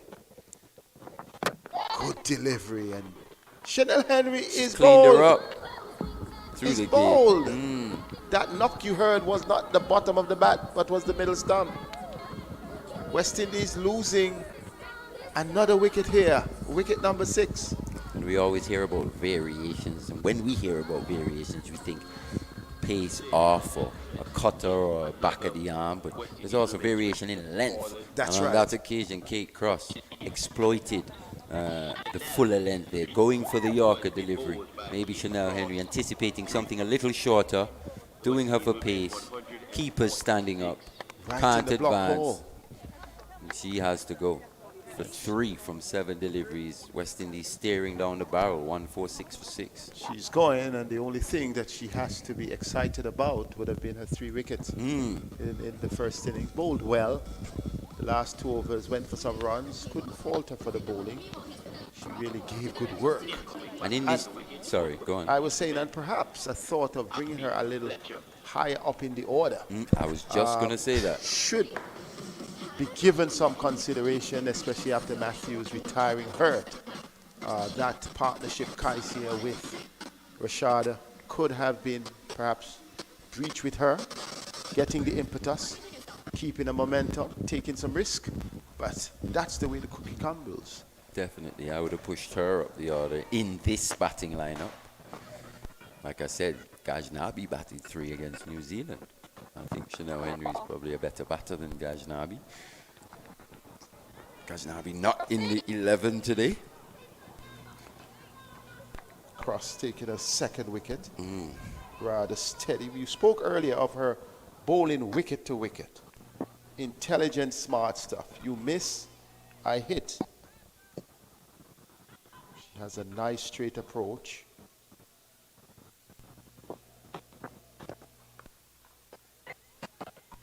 And presents challenges to the batters. She's not straying down the leg side. You have seen a few times that she has strayed when she's outside the off stop. It's not wide. It's enough to induce an edge. And of course, I think has been, well, at least a trendsetter in this economic bowling lineup. They have really been economical with their spells. Oh, taking the edge, but no slip. 4 runs. Very fine edge there of Cross. The 150 comes up. Fletcher gets off the mark with that 4. And Cross seems a bit cross. Well, with the fielder at third man, probably telling her she should have laid out.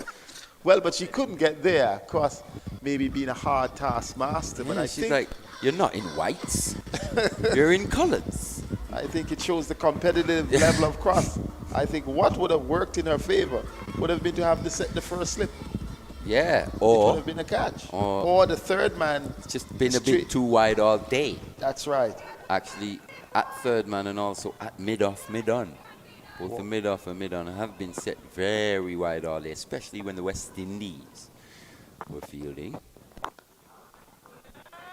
Once again, the West Indies found wanting. Nation is on 17 from 41.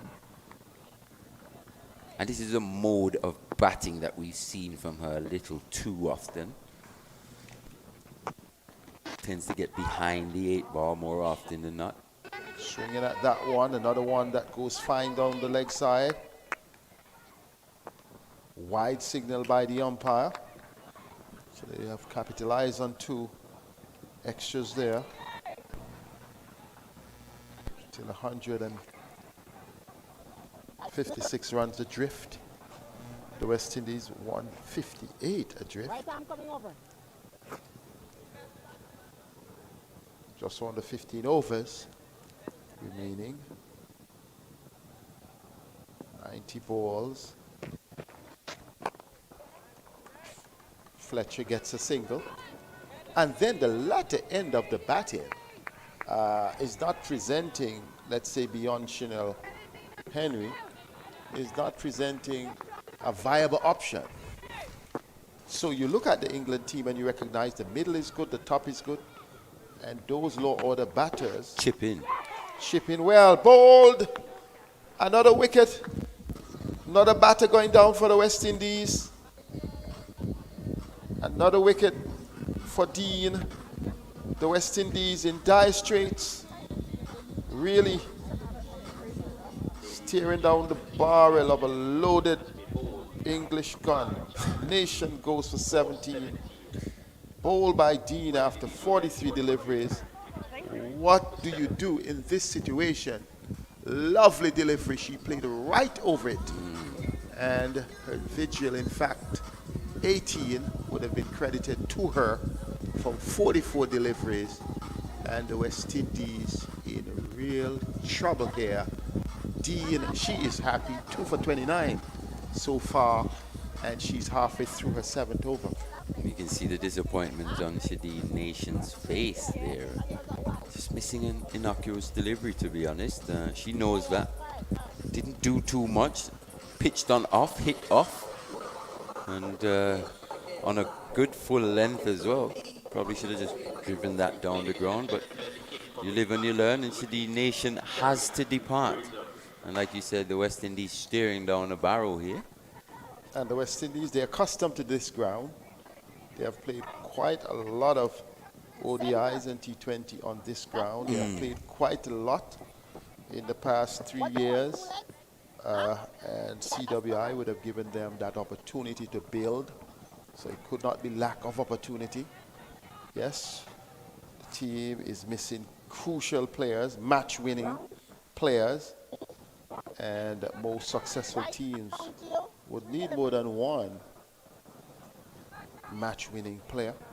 They would need quite a few. When one does not tick, 2 others can take over.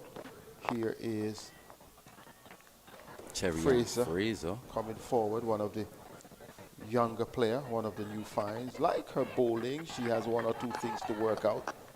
But I think with time and with Courtney Walsh at the helm, this time she's beaten and she's bowled. The 3rd batter to be clean bowled in the last 3 wickets. And you were talking about the positioning of the batters on this occasion. Look at this one. Sherry and Fraser just falling over, that head just tilting outside that off stump, losing her balance, losing her bearings, can't find the ball, access the ball, and it gets through the gap, and she has to depart for a duck. 3rd wicket for Charlie Dean. Dean is happy and elated, 3 for 30. And the West Indies, they are falling apart now. The cookies are crumbling so fast that it is... No milk needed. That's right. 14.1 overs remaining. They need something. They need some dough. They need some glue. They need some milk.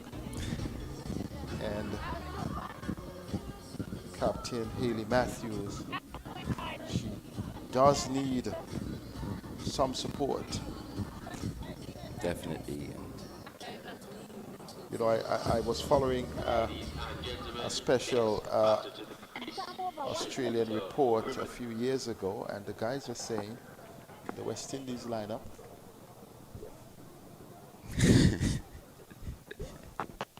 comes in now, drives at that. What were they saying in the West Indies lineup? He said you were happy. You got rid of Haynes or Greenwich. You got a wicket, but when you look, you see, wait, who is coming next? Exactly. You're not so happy. Exactly. And then you realize if you take out the master blaster or the other opener, then which Richards is coming next? So you say, okay, that's better, but that's still tough. And then you say, wow, Larry Gomes is there. You know, I'm just saying, different players with different chemistry, but all with the stature that at any time they can grab a hold of the game. Similar, we had a situation in the West Indies T20 camp, both men and women a few years ago. It's going to be Cross to continue. And Grimman joining Fletcher. So that sort of presence is what we're speaking about. Nevertheless, the women, they have given their best. And Hayley Matthews as the leader. It wasn't that long ago, though, where it was, if you remove Hayley Matthews, you got to deal with Stephanie Taylor. And then Deandra Dutton, when she exactly was back in fitness. Down the leg side, another wide cross. And if you remove Taylor, you got to deal with Dutton. So there was this trio. And in the last World Cup, when you removed them and you felt you had a chance, Fletcher then appeared. Campbell appeared and would give you even a nice Nation as well, would just chip Nation in. Came. So that sort of connection, that's what they just need to reestablish. Big effort by England here. Cross. Once again, good nudge there on the part of Fletcher. Because think about this, Seth. We're asking the players who have grown accustomed to play supporting roles to the better players in Taylor, Dutton, and Matthews. We're now asking them to pick up that mantle. Role. That's right. It's a big ask. Transition, Huge ask. It was heartening, at this stage of their career. It was heartening, though, in the World Cup when you saw Afi Fletcher coming in after the birth of a child. You saw that commitment. Yes. England had a good run, good surprise run.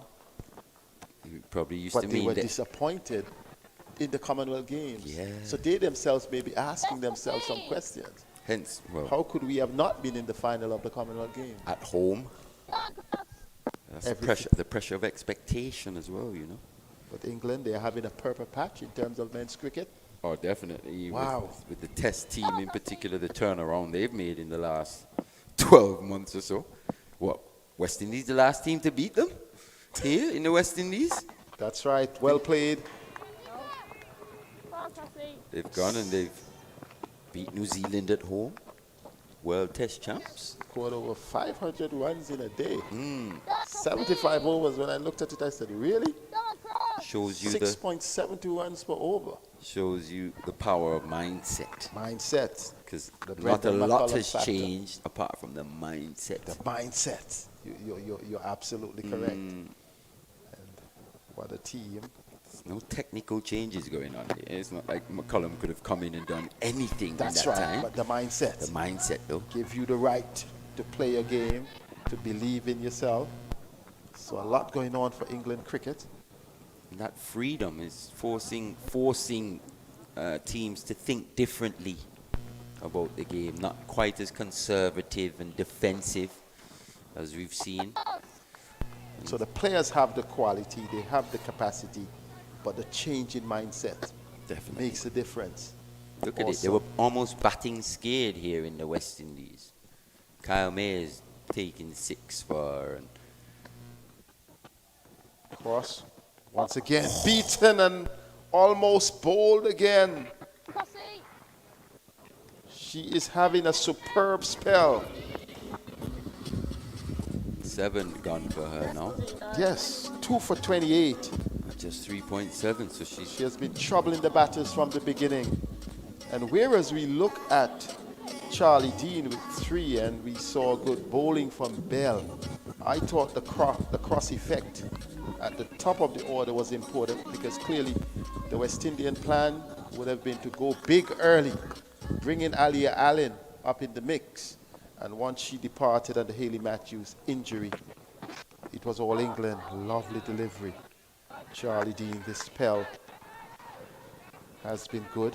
It's important that these Windies batters, maybe it's the first time seeing Charlie Dean, but it's important they don't play for too much spin, especially to her. She's enjoying a lovely day here under the lights. Fletcher drives. Play straight to her deliveries. At times, you play for spin, you play inside the line of the delivery, takes the outside edge. You've still got to slip in for that reason. It's not because she bowls a deuce-ra. Well, the West Indies now trailing by 150 runs. Quite a huge task. Massive, gargantuan. 11.8 runs for over required. To borrow a word from Garfield Burford. Gargantuan. West Indies. Big effort, catch taken. Has it been taken? Yes. We have to make sure. Yes, it has been taken in the deep. Afi Fletcher goes. In fact, it's Grimon. It was hoiked into the mid-wicket area. And we see a nice diving effort. Running in from the boundary. And the West Indies have lost wicket number 8. Grimon caught of the bowling of Dean for 1. And it is getting tougher and tougher for the West Indies. They're already out of the game. But in terms of their final score, not even close to 200. Marley Richards, your assessment of Yes, things. once again. So I think that's going to make, what, if they don't get to 200 in this inning, it's going to make 4 ODIs in a row. The 3 against New Zealand, obviously some weather interruptions caused range shortened matches. But once again, especially at a position of 80 odd for 2, they'll be very disappointed with not getting to 200 at least. That's right. And so many overs remaining. Dean having her 4th wicket, 4 for 31. Enjoying the best of the returns. And a lot depends on Matthews and the Shemaine Campbell in this batting lineup. And then for Matthews to go out retired hurt early, and then Campbell took depart for a duck. Very shortly after they would have lost Knight, so we saw 3 wickets coming in a period that really took the West Indies out of it. Out comes Selman, who has not had a great game, to be fair. She only bowled 2 overs for 17, and she's coming in here at number 11. So it looks like it will be a comprehensive win for England. Any delivery, it could be over.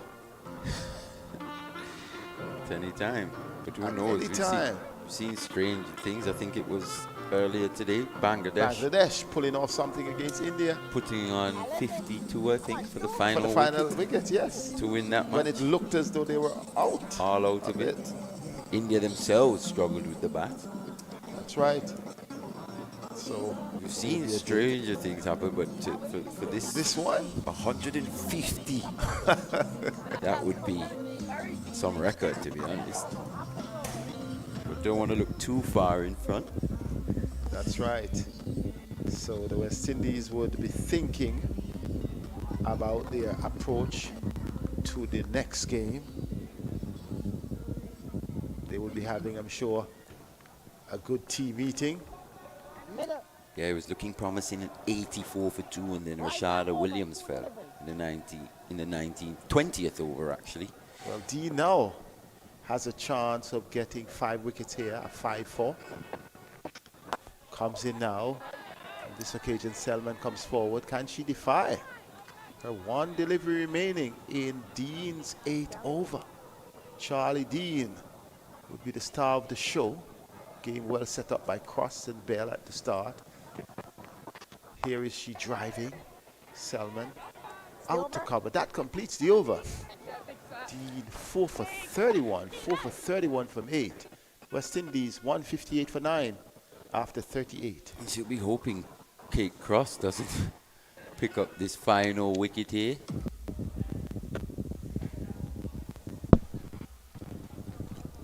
So, yes, here is an opportunity. And Stacey and King is going to come in and join Marley Richards for the last rites. And Marley, enjoy it all, you guys. The West Indies on the verge of defeat. It can come at any time, and some introspection, I guess, they would like to do. It's going to be Cross from the Curtly Ambrose end. Just drifting onto the legs. It's been a procession here. Good evening, Stacey. First wicket falling for the Windies at 14, Aliyah Aline in the 3rd over. And we saw a partnership of 70 between Rashada Williams and Kaisia Knight. Second wicket falling at 84 in the 20th over, 19.3 to be exact.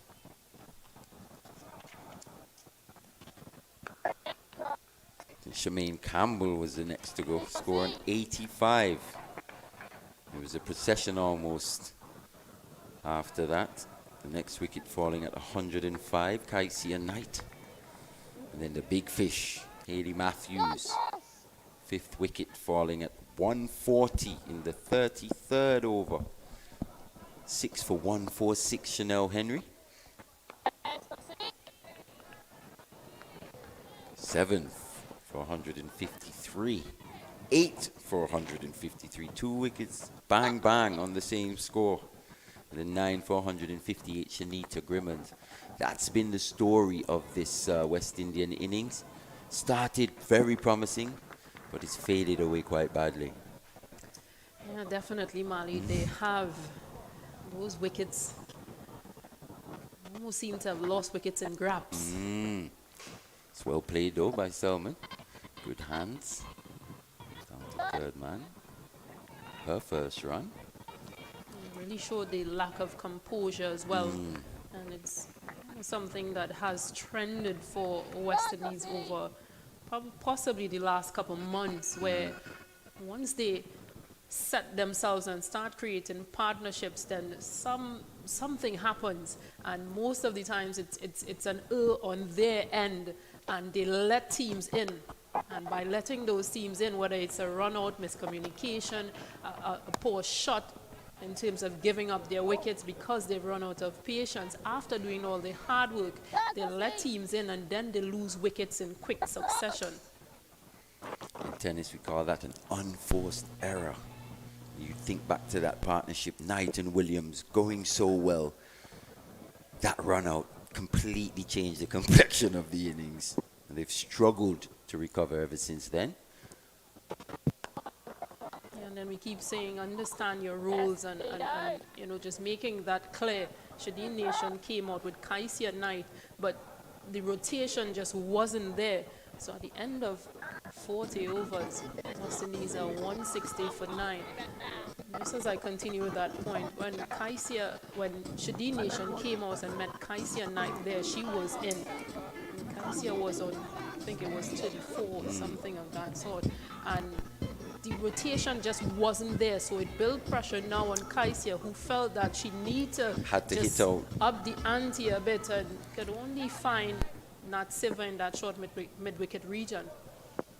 So again, just understanding what is required in terms of the situation. Do I need to go? Do I need to just rotate the strike? Do I need to get that player on strike if I'm not having such a good game? I just think they need to have a bit more clarity when it comes to their roles or their mental part out there. I have to agree with you, Stacey. And at times it just seems like the big shot is the only option. Saw how Siva was quite surgical in the way she constructed her innings, scoring at a rate of nearly 100. Yeah, and just rotating the strike. And remember, in that innings of Nat Siva, she only scored 9 boundaries, and those were 9 out of fours. 90. Yeah, it was Wyatt that was hitting the sixes. Siva just working the ball into gaps, waiting for the ball in her area, her strong areas. Yeah, and just not allowing the West Indies bowlers to really clamp them down. They just kept rotating, picking up singles, whether it's soft hands, down the V's, sweep shots, improvisations. They were able to rotate the strike and keep West Indies always having to work another area or work another some sort of tactic to try and keep them quiet. Oh, that's a waist-high full toss if I ever seen one. Just patted to cover. Just patted to cover there for 1 run by Fletcher.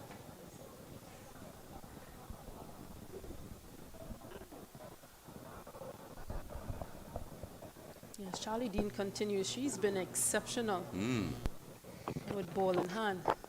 She would definitely be enjoying bowling to these West Indian batters. I think in the Indian series, the Indian batters almost targeted her as the one to go after.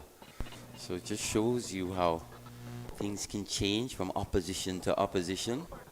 She's picked up 4 West Indies wickets. Looking for a 5-4. Almost getting it on that occasion. Not a buy signal? No, so yet another chance it seemed like going down. Yeah, which seemed to have come off Shakira Salmon's Yeah, bat. Amy Jones not gathering. Another run added to the total. 40 gone now. 164 the score. Still some 144 runs for the Windies to get here. 10 overs. In 10 overs. Required run rate 14.4. Yeah, I think for me, the troubling, or for West Indies fans, the troubling factor will be that, again, 164 seems that 160, 70 area That's seems the area. to be the area that They max out. they max out at. Definitely problems for Coach Walsh to think about. I think as players, they need to sit and think about it. I mean, there's only so much that coaches can do and technical staff can do. They put in all the hard yards. As players, you need to take that responsibility. I have to agree. I think what he will have to think about is the right combinations. Sophia Dunkley, though, the leg spinner. She's been brought into the attack. Didn't get many today with the bat. Looked quite good, though, in her 11 deliveries. Just got 8. She's in here now, bowling her leg spins from the Sir Curtly Ambrose end. And again, another spin option for Yet England. another. Yet another one to call on late in this innings as well. Yeah, 4 spin options. Sophia Eccleston, Charlie Dean, Heather Knight, and now Sophia Dunkley. Ooh. Just a bit down that leg side, going to be signal wide. And Heather Knight almost seems like the most reluctant of the spinners, really. Just watching her over the last couple of years or so. Takes a while before she comes into the attack, but came into the attack pretty early today. I think just trying to work back herself into the game. Hasn't been in international cricket, as we all mentioned. And This one's looks going to like be a dolly, and that's the end of the match. Inside half of the bat, Afi Fletcher, she has to go. Sophia Dunkley picks up her first wicket. The West Indies go under to England. Shakira Selman has to depart for 3. And England celebrate. They have taken first scalp in this first of 3 ODIs. Sophia Dunkley really need a trump card at times, and why not? If she can bowl spin, then give her the opportunity. Especially with the way she bats. You know, it's just an added luxury to this team. West Indies women are all out for 165. 165. Losing by 143 runs here.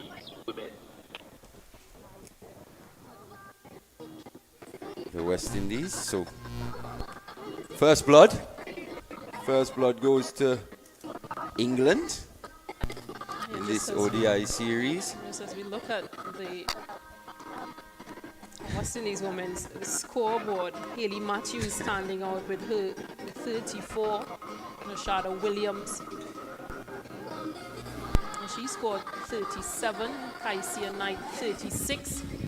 Only 3 players to really get into those 30s, but none carrying on. Number of single digits as well, which really didn't cut it or make the part tonight. An area for improvement, getting bowled out with 10 overs to go for West Indies women, total 165.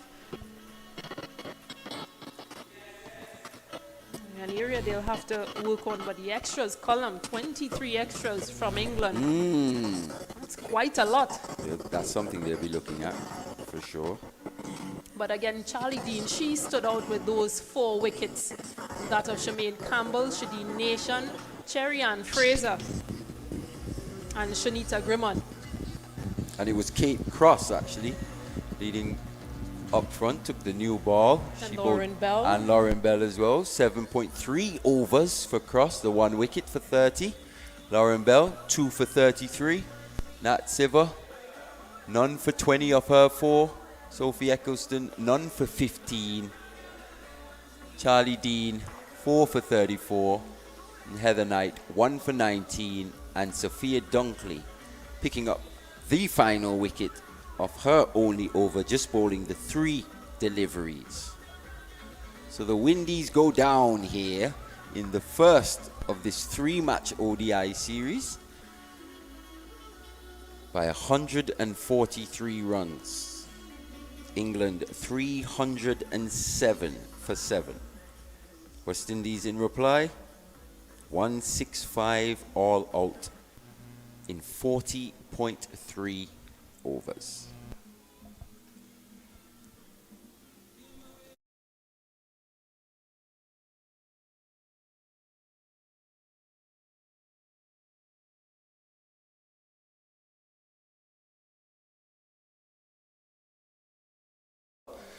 Encounter between these two sides, England and the West Indies. From me, Mali Richards, and Stacey Ann King, and Seth Burton, we say good evening.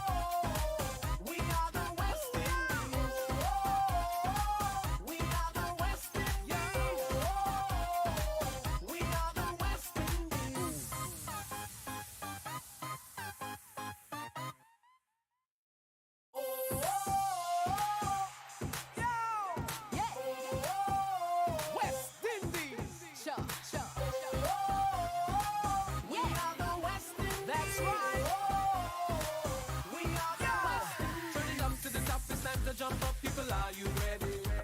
Windies in the land, just put up your hand. It's time to party.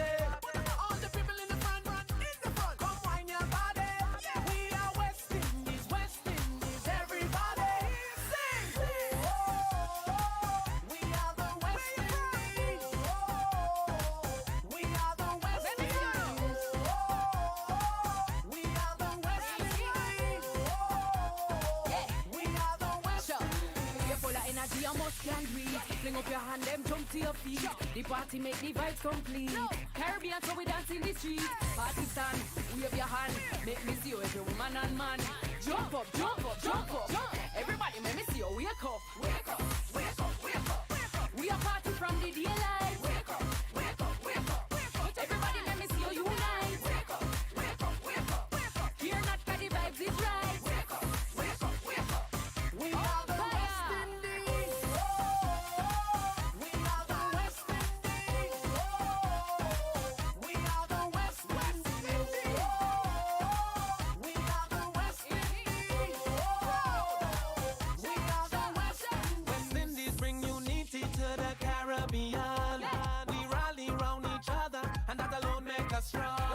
One goal in mind, win, lose or draw. We all play as one. If you're proud of your country, let me see you put up your hand. Barbados, We got it. St. Vincent, we got it. St. Kitts, We got it. Trinbago, we got it. Jamaica, Guyana, St. Lucia, Antigua, Dominica, Grenada. we are the West Indies. We are the West Indies. We are the West Indies. We are the West Indies. We are the West Indies. We are the West Indies. We are the West Indies. We are the West Indies. We are the West Indies.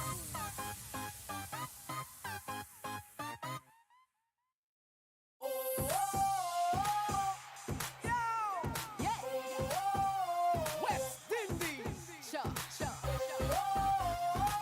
We are the West Indies. That's right. We are the West Indies. Turn it up to the top. It's time to jump up. People, are you ready? Windies in the land, just put up your hand. It's time to party.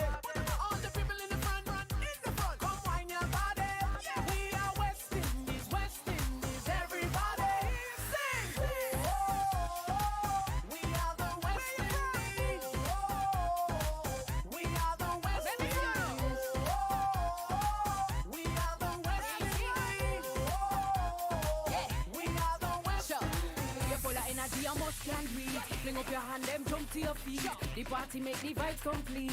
Caribbean, so we dance in the street. Party stand, wave your hand. Make me see you, every woman and man. Jump up, jump up, jump up. Everybody, make me see you, wake up. Wake up, wake up, wake up. We are party from the daylight. Wake up, wake up, wake up. Everybody, let me see you unite. Wake up, wake up, wake up. Hear not 'cause the vibes is right. Wake up, wake up, wake up.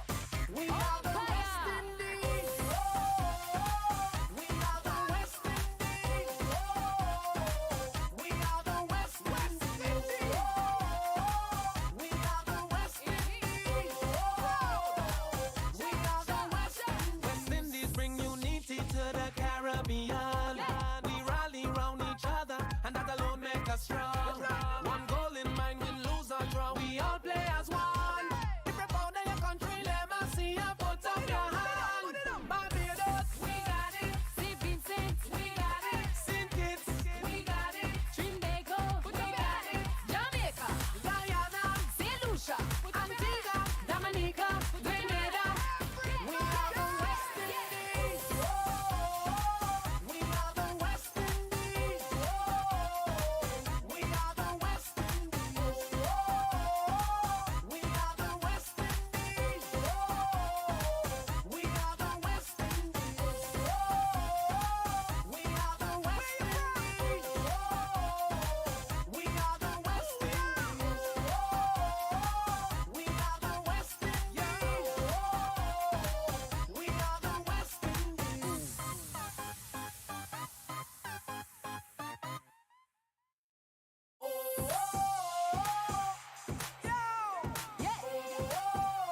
West Indies. Sure, sure. We are the West Indies. That's right. We are the West Indies. Turn it up to the top. It's time to jump up. People, are you ready? Windies in the land, just put up your hand. It's time to party. All the people in the front, run in the front. Come wine your body. We are West Indies, everybody. Sing. We are the West Indies. We are the West Indies. We are the West Indies. We are the West Sure. Indies. You're full of energy, you must can breathe. Fling up your hand, them jump to your feet. The party make the vibes complete. Caribbean, so we dance in the street. Party stand, wave your hand. Make me see you, every woman and man. Jump up, jump up, jump up. Everybody, make me see you, wake up. Wake up,